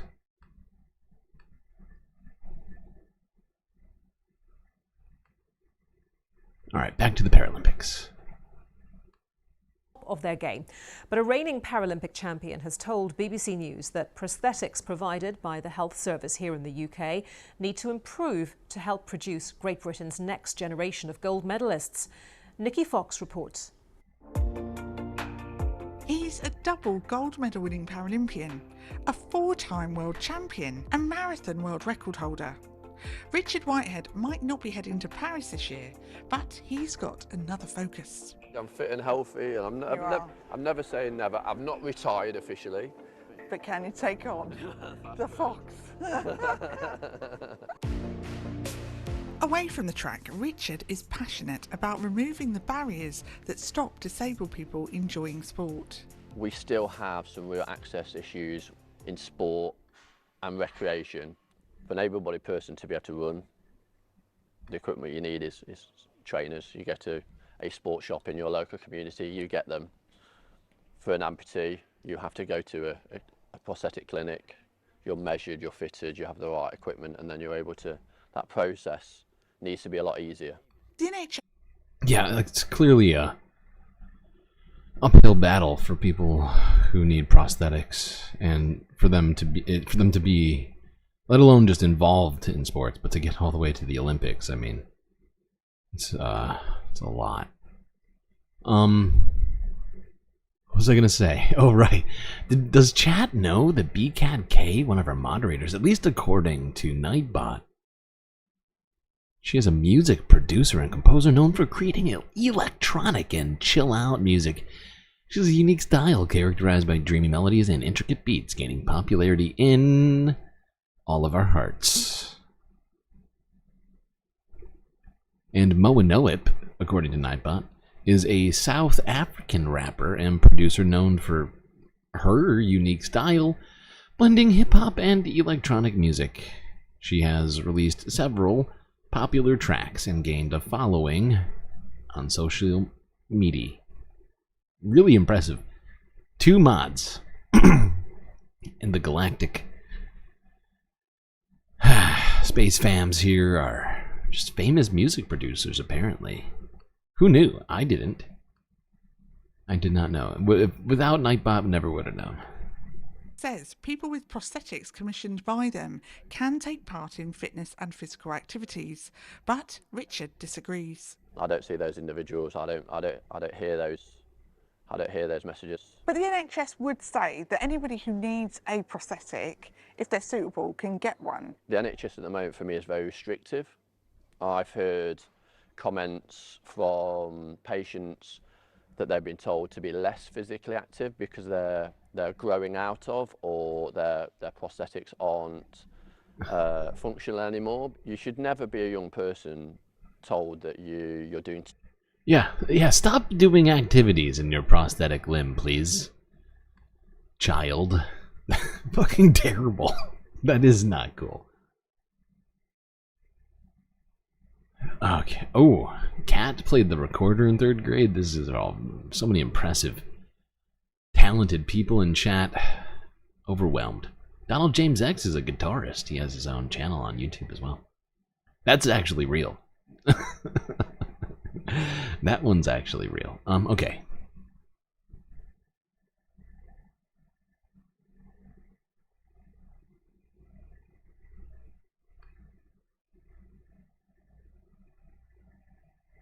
Lana Del Rey.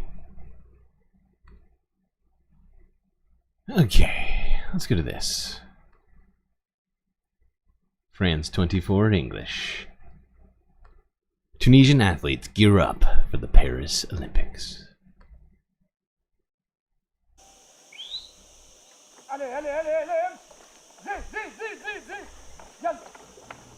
Wheelchair race athletes go through their checklist once more ahead of the Paris Paralympics. Among them are 5-time gold medalist and world champion Walid Katila and newcomers like Mohamed Nidal Khalifi.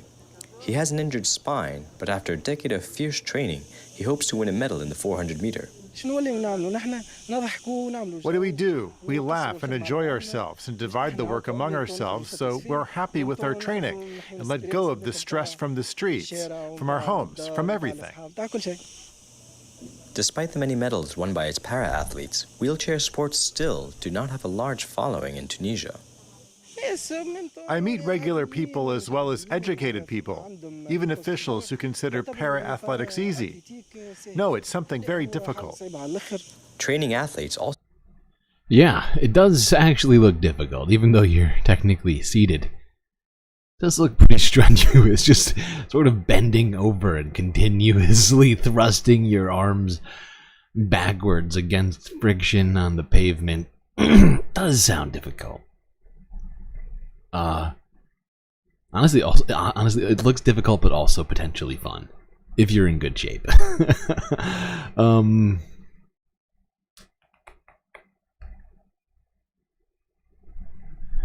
Ladysmith. One thing I've always wondered to myself, because I am familiar with Ladysmith Black Mambazo. One thing that I always wondered to myself is, what is a ladysmith?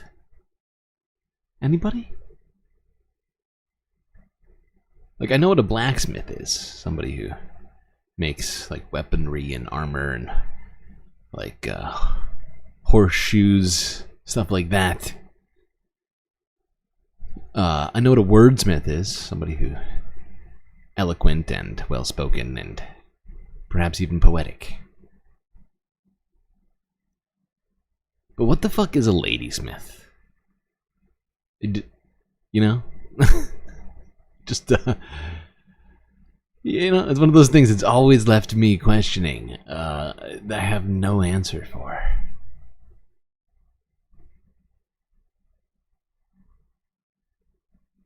Imagine, I didn't want to imagine that right now. I was trying to do something sort of uplifting, and now I'm very sad suddenly.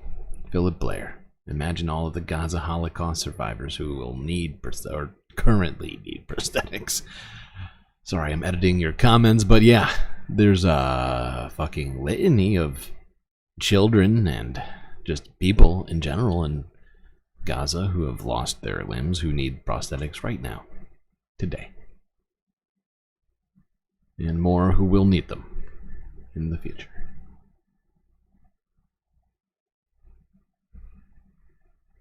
Okay, last of the Paralympics. Let's go to this. This is directly from the Paralympic Games YouTube channel. It's from 10 hours ago. Live from Paris. The best of the Paralympics.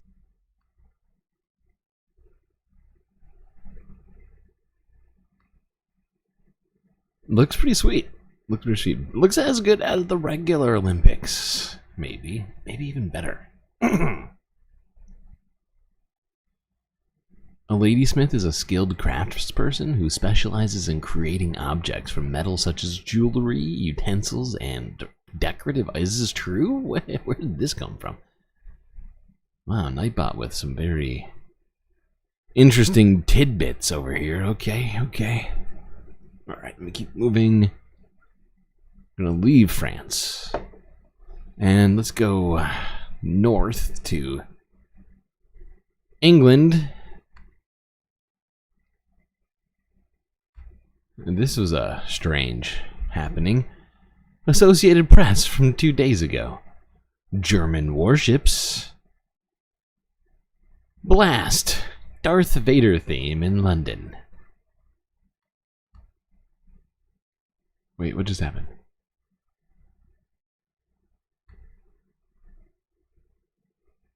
Huh?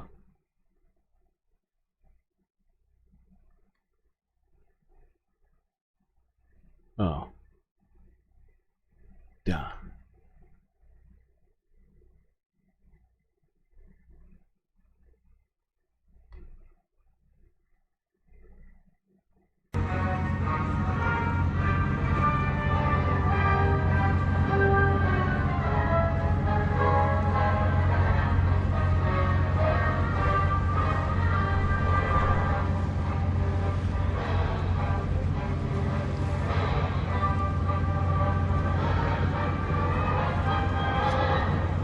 Not gonna lie. I think it's both funny and also in poor taste at the same time. Mostly because of the historical implications. You know, I know it's been a while since World War II, but, you know, Germany showing up and playing the Darth Vader theme from a warboat just brings back images, and at a time when we you know, we already have enough of these sorts of daunting, ominous images. Hopefully this isn't a sign that Germany is getting ideas. But I found it a little creepy. Don't be creepy.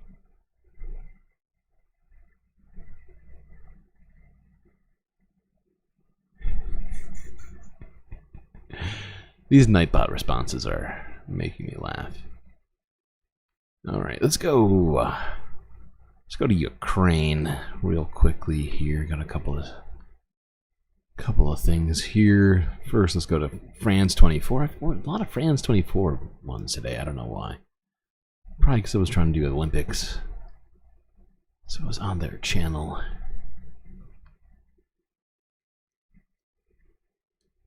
What was I saying? Yeah, France 24 English. Ukraine. High time to leave, quote-unquote. Civilians fleeing Ukraine's Pokrovsk as Russia advances. That's a hard word to say. Pokrovsk. Yes.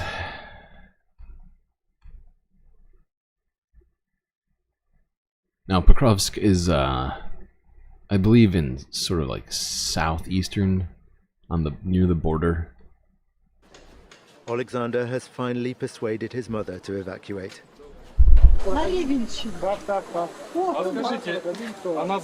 Shit. Why can't you guys just translate it for me? Why can't you just read these out loud? It'd be so helpful. Now I have to turn the volume down and read out loud. So rude. Did his mother to evacuate. To Rivne, right? She registered, but they didn't give her a voucher. Ask that volunteer over there. I've got 2 sons. Oh, now you can do it? Leave. The other didn't. Alexander himself is not leaving yet. My job is here, my home. There's still some kind of life here. Shops are open, but we'll see how things develop.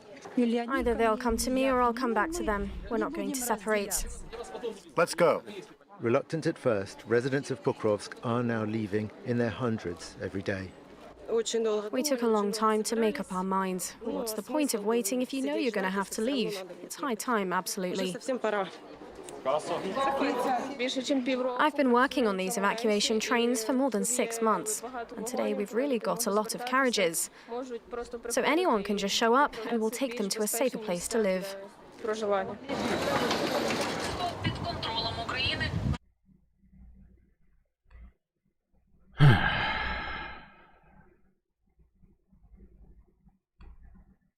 You were like number 30. Well done, Narwhal. Well done.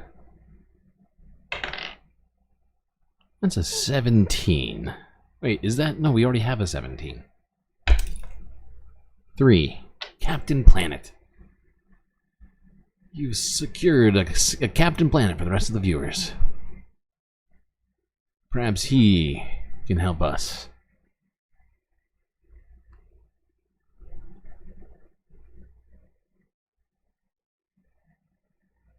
Germany is done with wars?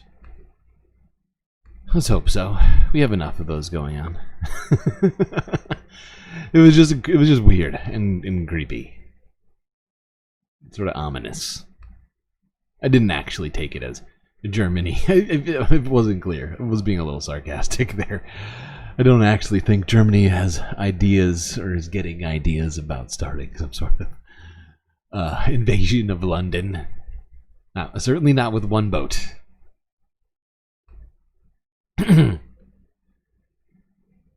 Alright. Let's go to this. This is Reuters from 20 hours ago. Kursk. Can Ukraine's big bet change the course of the war?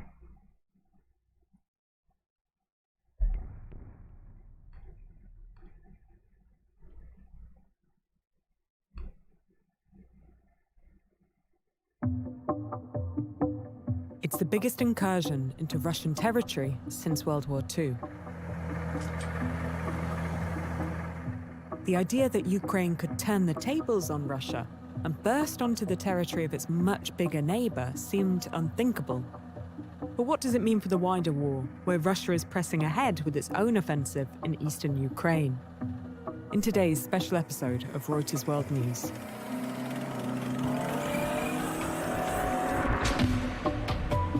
We look at how the Kursk offensive took the world by surprise, prompting mass evacuations from the Russian border areas, but potentially spreading Ukraine's forces thin when the battle in the east heats up.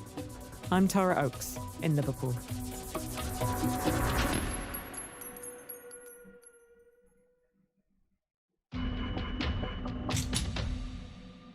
In Russia, acting governor of the Kursk region, Alexei Smirnov, telling President Vladimir Putin this week that there's a significant number of air attacks, but that the situation is under control. After that meeting with regional governors, The Russian ambassador to the US, Anatoly Antonov, said Putin had formulated a response to the incursion, and those responsible will be punished. With the element of surprise gone, both sides are pressing on. But what's the end game? Our breaking news lead writer for Russia is Mark Trevelyan. Mark, how much was Russia caught out here? I think we can say that Russia was completely caught out. It's clear that Russia's attention was elsewhere as this offensive was.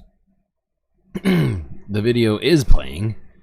It's a Reuters sort of podcasty discussion where they just pasted a photo onto the video and then dropped an audio file onto it and exported it. Okay, this is not me. This is this is on Reuters. Okay. Beginning, and that was quite dramatically illustrated just by looking at the official communications on that day. So the top news items for the Russian Defense Ministry, even for hours after the incursion had begun, were the fact that the top commander, General Gerasimov, was visiting Russian units in the Donbass region and setting new tasks for them. So the tone was quite sort of congratulatory, and Gerasimov himself was really in the wrong place. If he'd had any inkling that something so big was about to happen, it's certain that he wouldn't have been in that place at that time. And over the course of day one of the incursion, it took nearly 12 hours for the Russian Defense Ministry to acknowledge that any Ukrainian attack was taking place in Russia. The podcastiest, yes, this is an incredibly podcasty sort of format. Image, sound, here you go, viewers, content. We have PTSD. Why does Chad have PTSD? What happened to you, Chad? What did they do to you? Show me on the doll what the bad man did. Kursk region, and a lot of inaccurate information was really being put into the public domain by the governor of that region. He was saying things that turned out to be very quickly disproved, namely that the offensive had been stopped when it hadn't. And this kind of denial of the reality and scale of what was happening was a feature of the first several days from Russia's point of view. The Russian Defense Ministry didn't respond to requests for comment from Reuters about Ukraine's incursion, and Ukraine's armed forces declined to comment about the ongoing operations. Mark, from what you've described, is there an indication that there was intelligence that gave Ukraine an insight that this could be an opportunity to exploit? Well, we know that Ukraine had been taking a close look at the defenses in the Kursk region as far back as the autumn of last year. And we know that actually because they publicly posted online about it, which seems remarkable. You know, it's clear that... It is remarkable. Okay, that's where I wanted to stop, because I just found that to be fascinating. They basically projected this to the world. More than that. What am I talking about? Like practically a year ago, Russia did nothing to fortify the region, and a year later they decided, might as well. Considering Russia continues to try and take Ukrainian territory, they seem to think maybe it was time to turn the tables, I guess. I just thought that was an interesting perspective there. Sorry for the confusion in chat about frozen videos. I know we've had streams go down in the past. I know PTSD is real. And I feel like I'm part of that. But hopefully I can be part of the solution, too. But I have a different problem that needs a solution, so I'll be right back. Let's see. Just be something random to listen to. Okay, BRB.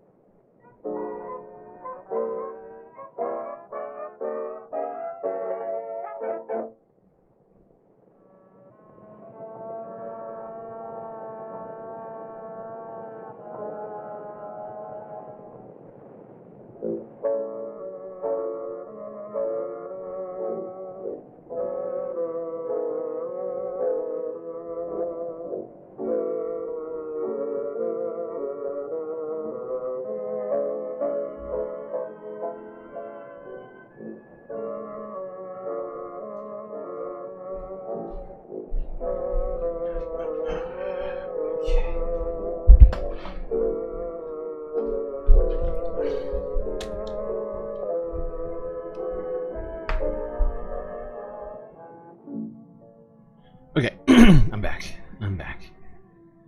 Smoothest streams in the galaxy? Wow. I really appreciate that.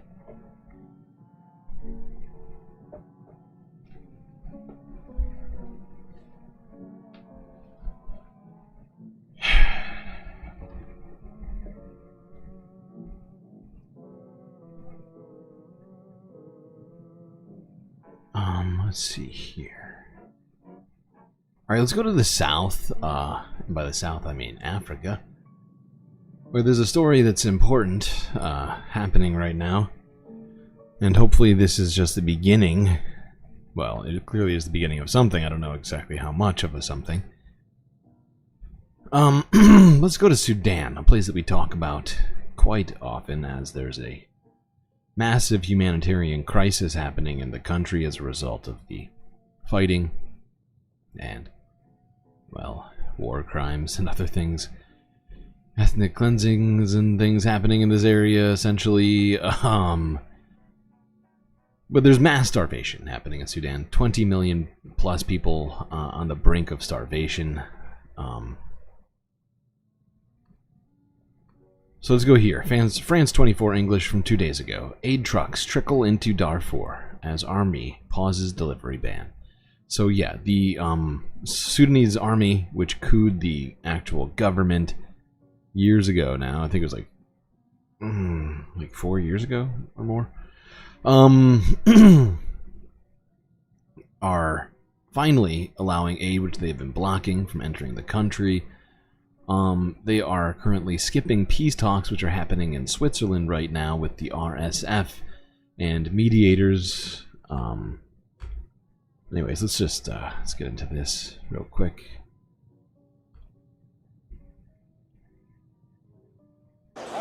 In these UN images, trucks from the World Food Programme cross from Chad into Sudan via the Adre border crossing, carrying desperately needed aid.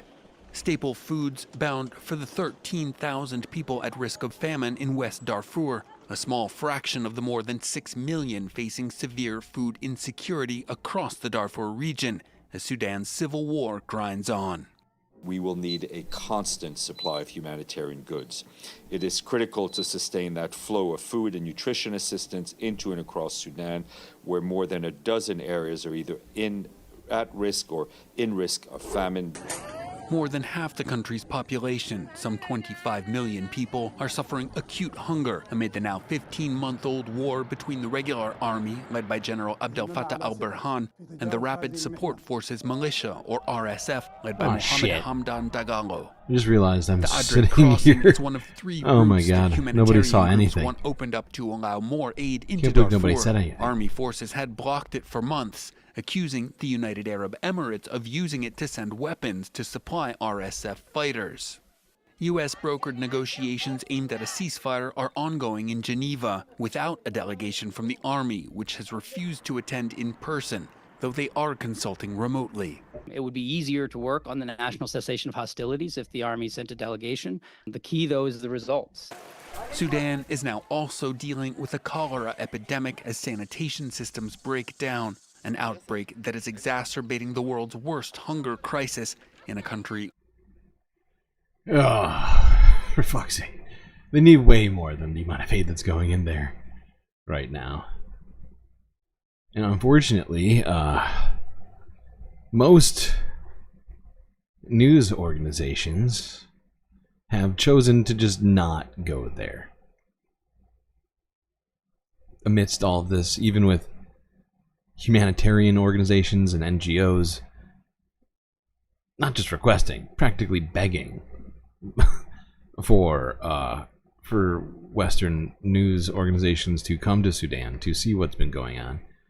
There's been basically none of that either.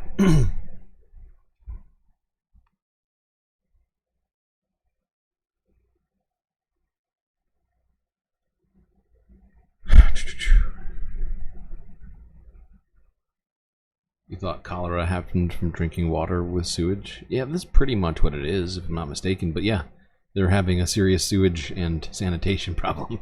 So that's probably part of it. I think it could also just be from standing water. I can't remember. I'm not a doctor. Or a guide on the Oregon Trail.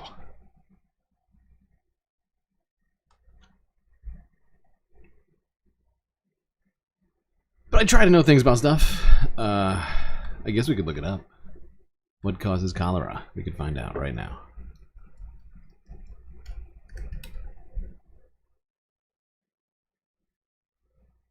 Apparently it's just from drinking water or eating food containing cholera bacteria. There we go.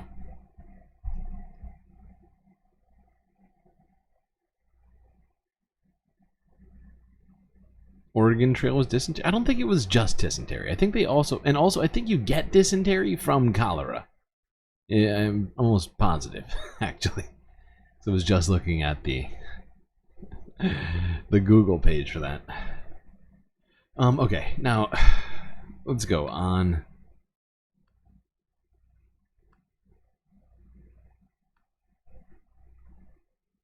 Let's go to the Middle East here.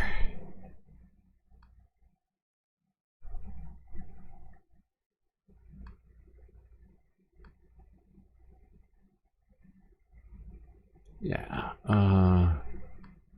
actually, I put this story here just to break things up a little bit. So let's go back to the United States while also talking about the Middle East at the same time. Here's CBS Miami from a day ago. Apparently, a University of Miami professor has been reprimanded and forced to apologize publicly for having worn a Palestinian sash, quote unquote, causing controversy on campus.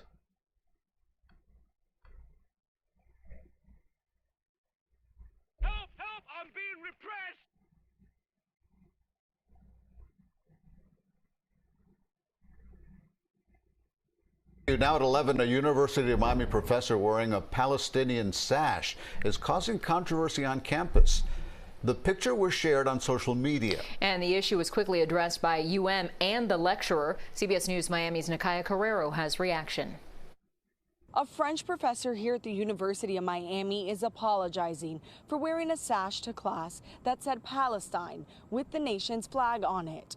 Some are raising questions, in particular to how the university handled the incident. This is a tweet that has the University of Miami speaking out against one of their own professors. It reads, "Nothing says bienvenue like walking into your first day of class."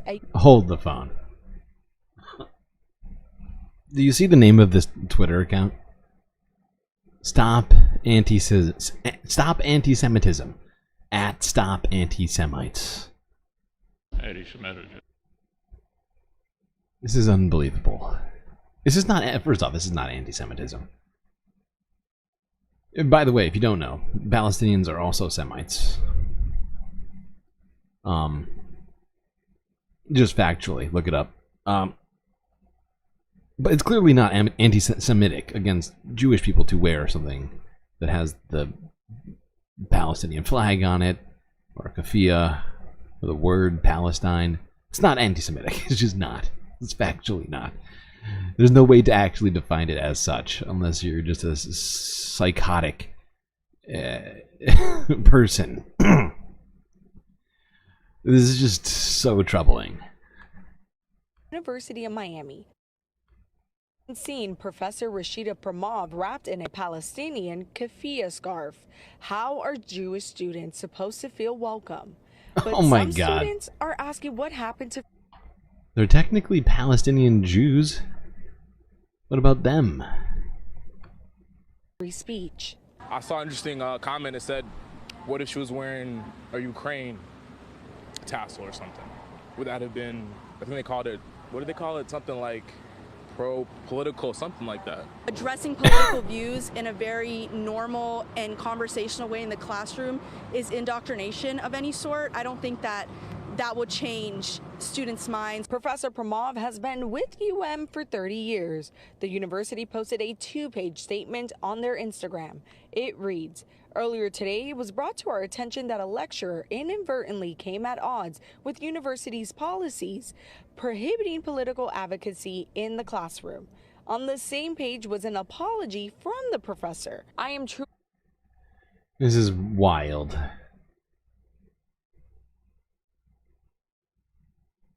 I can't believe this woman was forced to do this.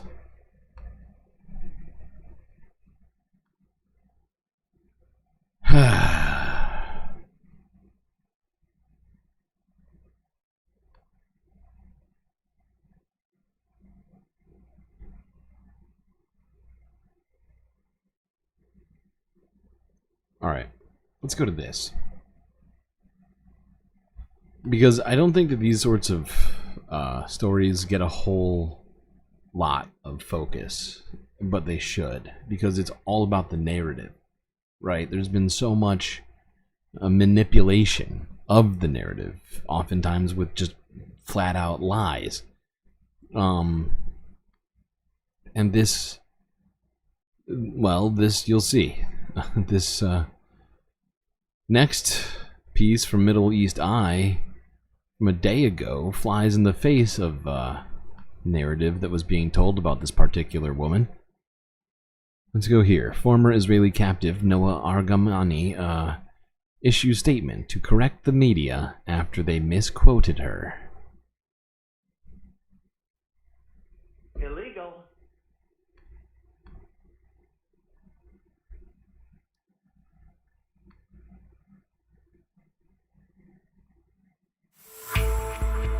Oh shit, I forgot. Please hold. Gotta read, but I've been told that these videos are too loud to hear me over them sometimes, so let's try again. Let's go. Former Israeli captive Noah Argamani has issued a statement to correct the media after they misquoted her testimony at a G7 meeting in Tokyo on Wednesday. Various media channels reported that Argamani had said that her hair was cut by her captors and that she was beaten or hit all over her body. In an Instagram story shared on Friday, Argamani clarified that she had said, "I had cuts all over my head and I was hurt all over my body." Argamani stressed that her hair was not cut and that she was not beaten, and that her injuries resulted from the building she was in collapsing on her after it was bombed by the Israeli Air Force. In the Instagram story, Argamani criticized media for, criticized media for taking things out of context, and said that as a victim of the 7th of October, she would not allow herself to be victimized again by the media. Multiple media outlets have corrected or deleted content with the incorrect quotes since Argamani's clarification. A video showing Argamani being taken out of Israel on the back of a motorcycle went viral on the 7th of October. She was rescued alongside 3 other captives by Israeli forces in June. I was about to say, but I forgot that they got in there. I was about to say that they killed over 250 people during an operation in which at least 274 Palestinians were killed. 274 Palestinian lives were traded, essentially.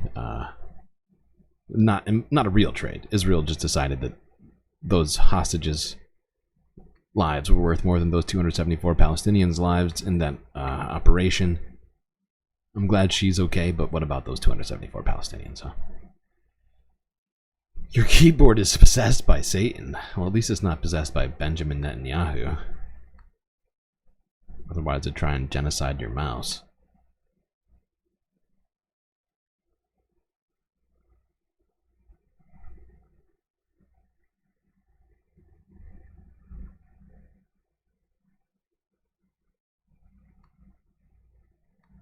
That's just, I just figured that was an important story.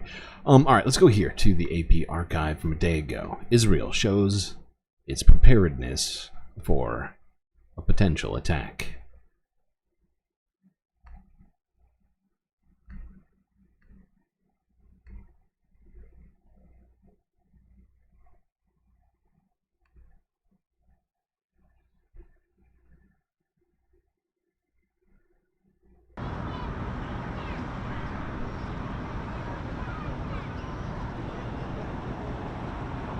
Israel is not in the best neighborhood. We have been preparing for an attack and we are ready for anything. There are diplomatic attempts to, what? to de-escalate the situation, but we are ready for everything and anything on any front. There are diplomatic attempts? What diplomatic attempts is this idiot talking about? Now this guy, I don't think he's a normal spokesperson. I think he's just in the IDF and he just happens to be in front of cameras right now. But the fact is that no, I don't think you can count, because I believe what he's talking about is like Hezbollah right now, right? And Iran, two countries which Israel just both did two assassinations in the capital cities, no less, in Tehran and in Beirut, in Lebanon and Iran. I mean, like, you can't claim that that's somehow being diplomatic. Murdering a top leader in Hezbollah as somehow there being some sort of diplomatic process happening. I don't think that counts. To de-escalate the situation, but we are ready for everything and anything on any front.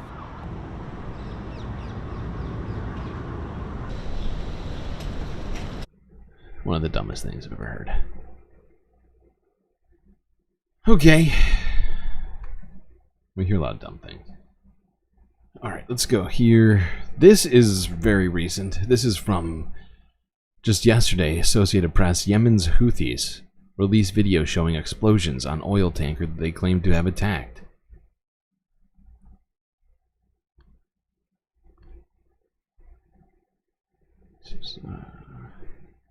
I believe in the Red Sea. Holy shit. What the fuck?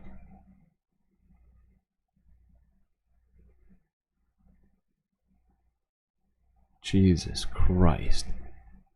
I mean, I know part of that explosion is due to the fact that this is a fucking oil tanker, but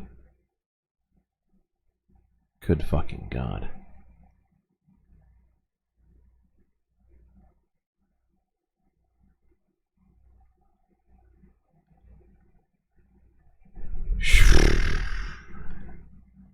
Well, doesn't seem like things are escalating at all in the Middle East. I don't want reality.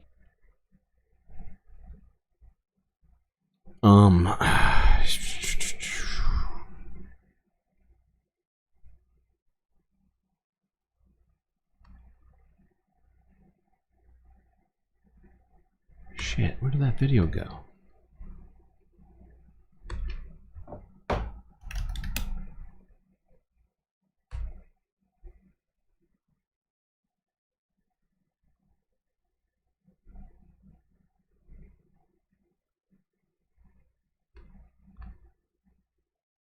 Ooh, interesting.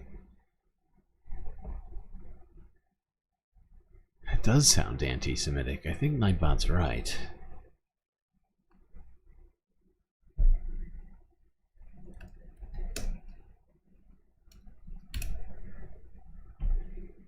Alright, let's go to this. This is from CBS News from a day ago. I think we talked about this yesterday, but I found this piece of information to be utterly shocking that Israel would even be asking for this.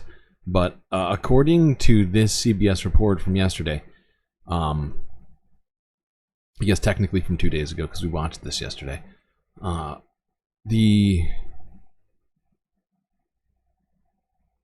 Israel is currently asking for the Philadelphia corridor, the border of Israel and Gaza. You know, the one that's in control of, that used to be in control of by Egypt, because it's theirs. But Israel is saying that now that's part of the negotiation, that should be part of the ceasefire deal, that they get control of the land. So let's go here. This is fucking idiotic. The fact that anybody in the media right now, anybody in government, anybody in the administration, shut the fuck up. Would you stop? The talks are. Shh. Okay. What I was saying. The fact that anybody in the media, anybody in the administration, in the government, is saying that Hamas needs to do more, is fucking ridiculous, okay? Because first off, remember, this is not something that Hamas can even agree to. It's not like they're the ones who are in control of the Philadelphia corridor. It's Egypt, the people who are the mediators, at least one of the mediators of this fucking supposed ceasefire talks, right? Like, it's basically going, you know, into arbitration and asking for the arbitrator's Lexus or whatever, right? It's fucking insane. And I just want everybody to remember just how insane it is as we watch this fucking CBS attempt at making it sound normal. Has been made as ceasefire talks resume in Cairo for a second straight day. The talks are being mediated by the U.S., Egypt, and Qatar. And while progress has been made, there are still several key sticking points that need to be addressed, including Israel's military presence along Gaza's border with Egypt. Let's bring in CBS News foreign correspondent Imtiaz Tayeb, who is in Tel Aviv. Imtiaz, how are the ceasefire talks going? Not good. Bad. Hey, Lindsay. They're going bad. Because remember, the ceasefire deal said explicitly that all Israeli forces must evacuate, must withdraw from Gaza, from the Philadelphia corridor, all of it. That was part of the deal, so that more of the deal could be enacted. And now Israel is literally doing everything they can to go against every single aspect of this deal, which was announced months ago now. Practically 3 months ago. Well, they're going, as we've heard from the White House, they are constructive and they are moving, but they are moving very slowly. Okay. What is really being discussed right now is what's being described as a bridging proposal. So what's a bridging proposal? It is not what It's a bridge from reality to nonsense world, is what it is. President Biden outlined back in May, which essentially was the framework as he described it as a ceasefire and hostage release deal. A deal that Israeli Prime Minister Benjamin Netanyahu has consistently said, at least in English, that he agrees to, although in the Hebrew press, he says very different things. Putting that... Yeah, no shit. No fucking shit. Alright, we're done. This is enough CBS. I've had enough. I've had enough, thank you. Yes, BCAT is right. It's a crock of shit. Okay, ooh. Second to last video, everybody. Almost at the end of this stream. Let's go here to the Associated Press from a day ago. Palestinians desperate to eat. Crowd around volunteers distributing meals in Gaza.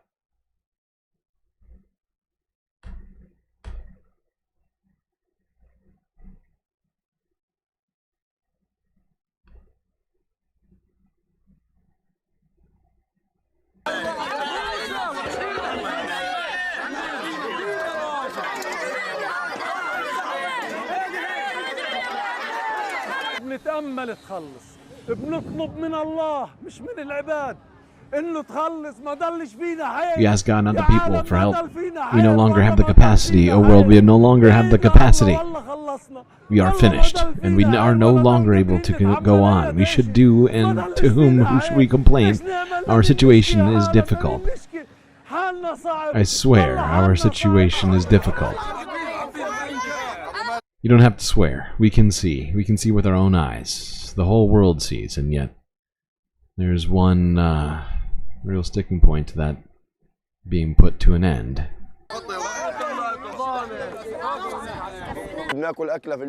We eat one meal a day from the charity. It is one meal. If there is no charity, would have died of hunger already.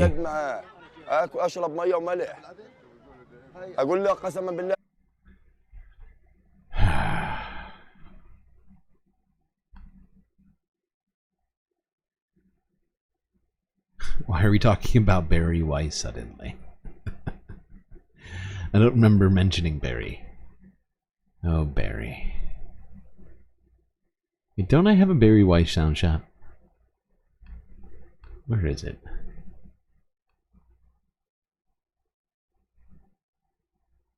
Oh, I think I took it off the board. I can't remember why. But she is trying to take books out of schools. That's what I remember. That's what I remember from that sound shot that we had. Stupid Barry. The worst Barry.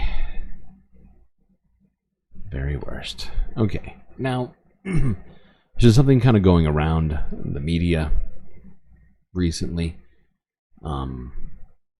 If you're probably aware of who this is, but Bizan Audan is a young woman from Gaza, essentially a child, who decided to become a journalist because of what was happening and how many journalists were being killed. She had been sort of documenting her being ethnically cleansed by Israel for 6 months,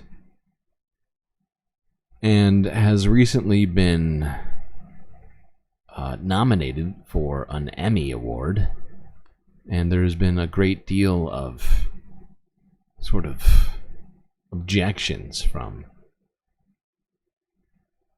pro-Israel organizations.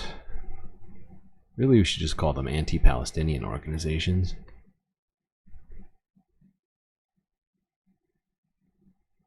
And so yeah, let's just get into this. But I figured yesterday we already talked about this, so today I figured we'd talk about this slightly different. I figured we'd just watch a few minutes of this documentary which Bizan published on AJ Plus called "It's Bizan from Gaza. I'm Still Alive After 6 Months of Bombing." Now, this has already won an award. I can't remember which film festival gave her an award for this, but certainly is award worthy.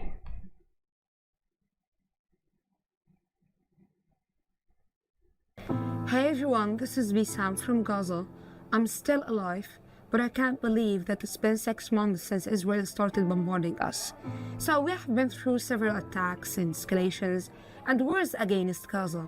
And since the beginning of these attacks started in the last October, we thought it's a matter of days, weeks, or maximum month before returning to our homes. But now, 6 months later, more than 32,000 Palestinians have been killed, and more than 13,000 of them are children.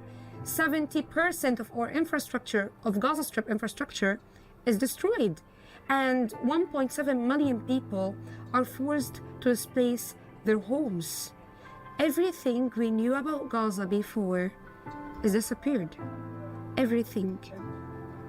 Before the 7th of October, I lived in a very beautiful and comfortable apartment in Gaza City. But when my neighborhood was bombed and destroyed, I was forced to seek shelter at a Shifa hospital. I'm alive, and this is surprising for me because the last couple of nights were really hard, especially after the internet and cellular connections, everything was cut off. Can you imagine that this is... Can you imagine that this is not a market, this is not a street, this is a hospital? People... This is from over 4 months ago now. It's incredible that it's gone on for nearly twice as long.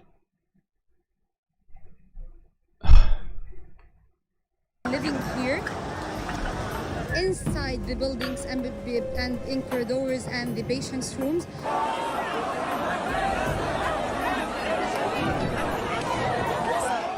I've been there before 2 minutes. Oh boy. Yeah, we all know how that ends up. Al-Shifa gets bombed a bunch of times. How many of these things happen?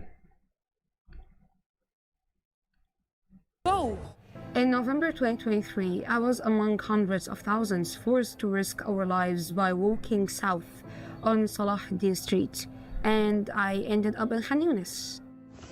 Hi everyone, this is Bizan. We are from the last people that evacuated the north of Gaza. Thousands are walking. You have to walk for 3 to 4 hours, Many places are bombed. How many people left the neighborhood? The neighborhoods were they're all like evacuated. To distribute water and baskets for people. After walking for hours, Bizan found shelter and yet another tent in the south. Hundreds of thousands of people are in tents. They don't have any place to go or in the streets. Look at us. People are without any roof. They're actually getting sick day after day. في أطفال وسط ميتة من قلة تناول مضاد الحيوية من قلة الشرب. There's no hygiene, there's no bathrooms for all these people, unfortunately. And of course, there's no enough food. We need...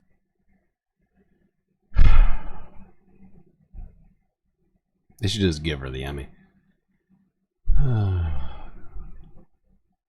The fact is the Emmy for, like, I think, like, the most, like, there's, I can't remember the exact name of the,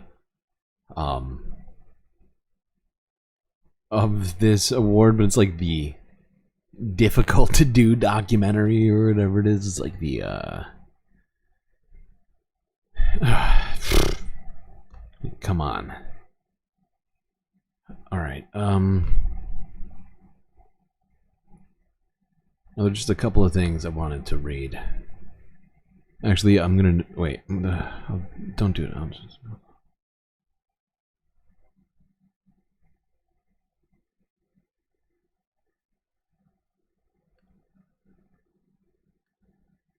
After 70 days of sheltering in a hospital in the south of Gaza Strip in Nasser Medical Complex, I was forced to flee again. This time further south to Rafah, where Israel pushed 1.2 million people.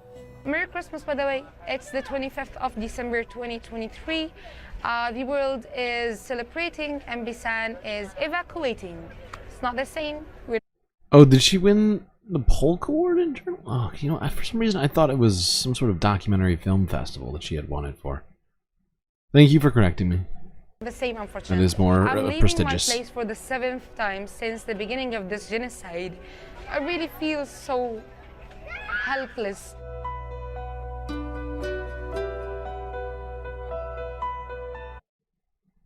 So yeah, I mean, we could keep watching, but we know what happens. She just gets over and over again, just, you know, forced to flee different places that Israel has decided it needs to bomb and blast to bits.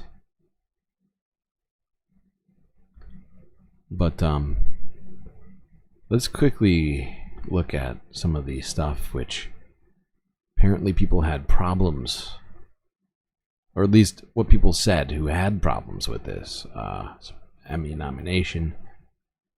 Let's go here.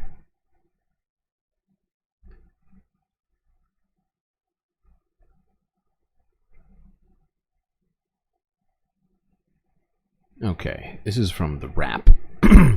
Jewish nonprofit calls on Emmys to rescind Palestinian journalist inexcusable nomination, citing ties to the PFLP.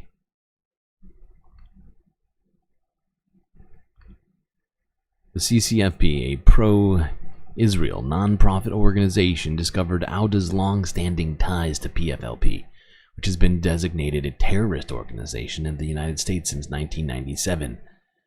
The journalist regularly spoke at PFLP rallies and hosted events to honor Palestinians injured or killed in violent confrontations. Oh, how dare anybody do that, even? Wow.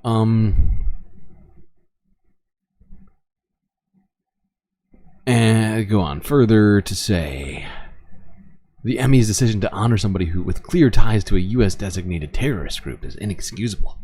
It should have never happened. It would be legitimizing a terrorist organization. Then the Emmys decided to respond.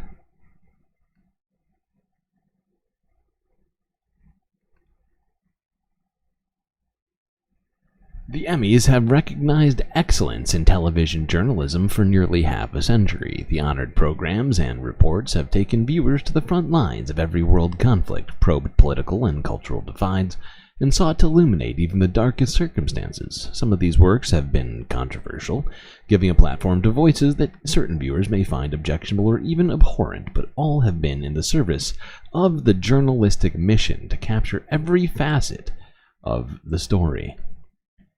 Natas is aware of reports cited in your letter and initially surfaced by a communications consultant in the region, which appeared to show a then teenaged Bazan Auda speaking at various PFLP or associated events between 6 and 9 years ago. Natas has been unable to corroborate these reports, nor has it been able to date surface any evidence of more contemporary or active involvement by Auda with the PFLP organization. Sincerely, Adam Sharp, the president of Natas, which is, I believe, a body involved in this, the news and documentary Emmys in journalism. So it's good to see the Emmys stand up for this young and clearly oppressed journalist who, for whatever reason, I think we all know what reason, just being anti-Palestinian. God.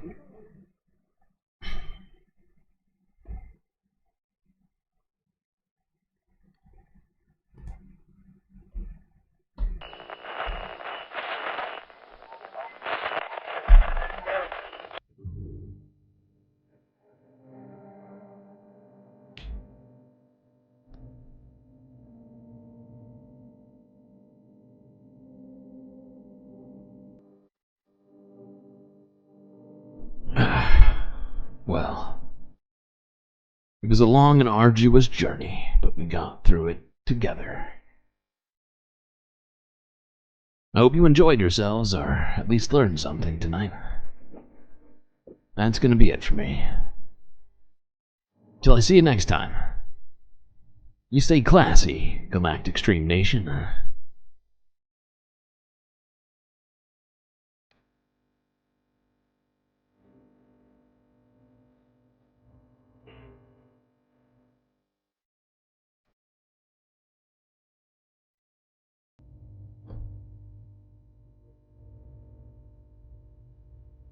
Can't go forgetting this.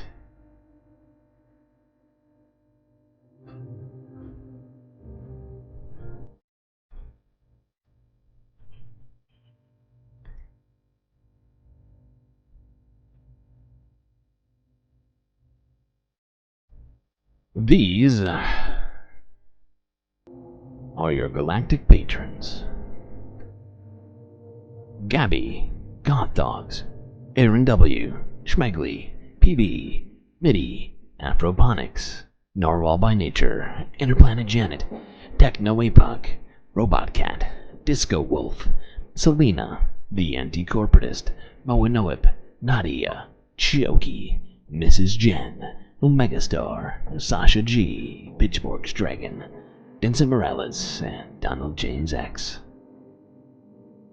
That's right.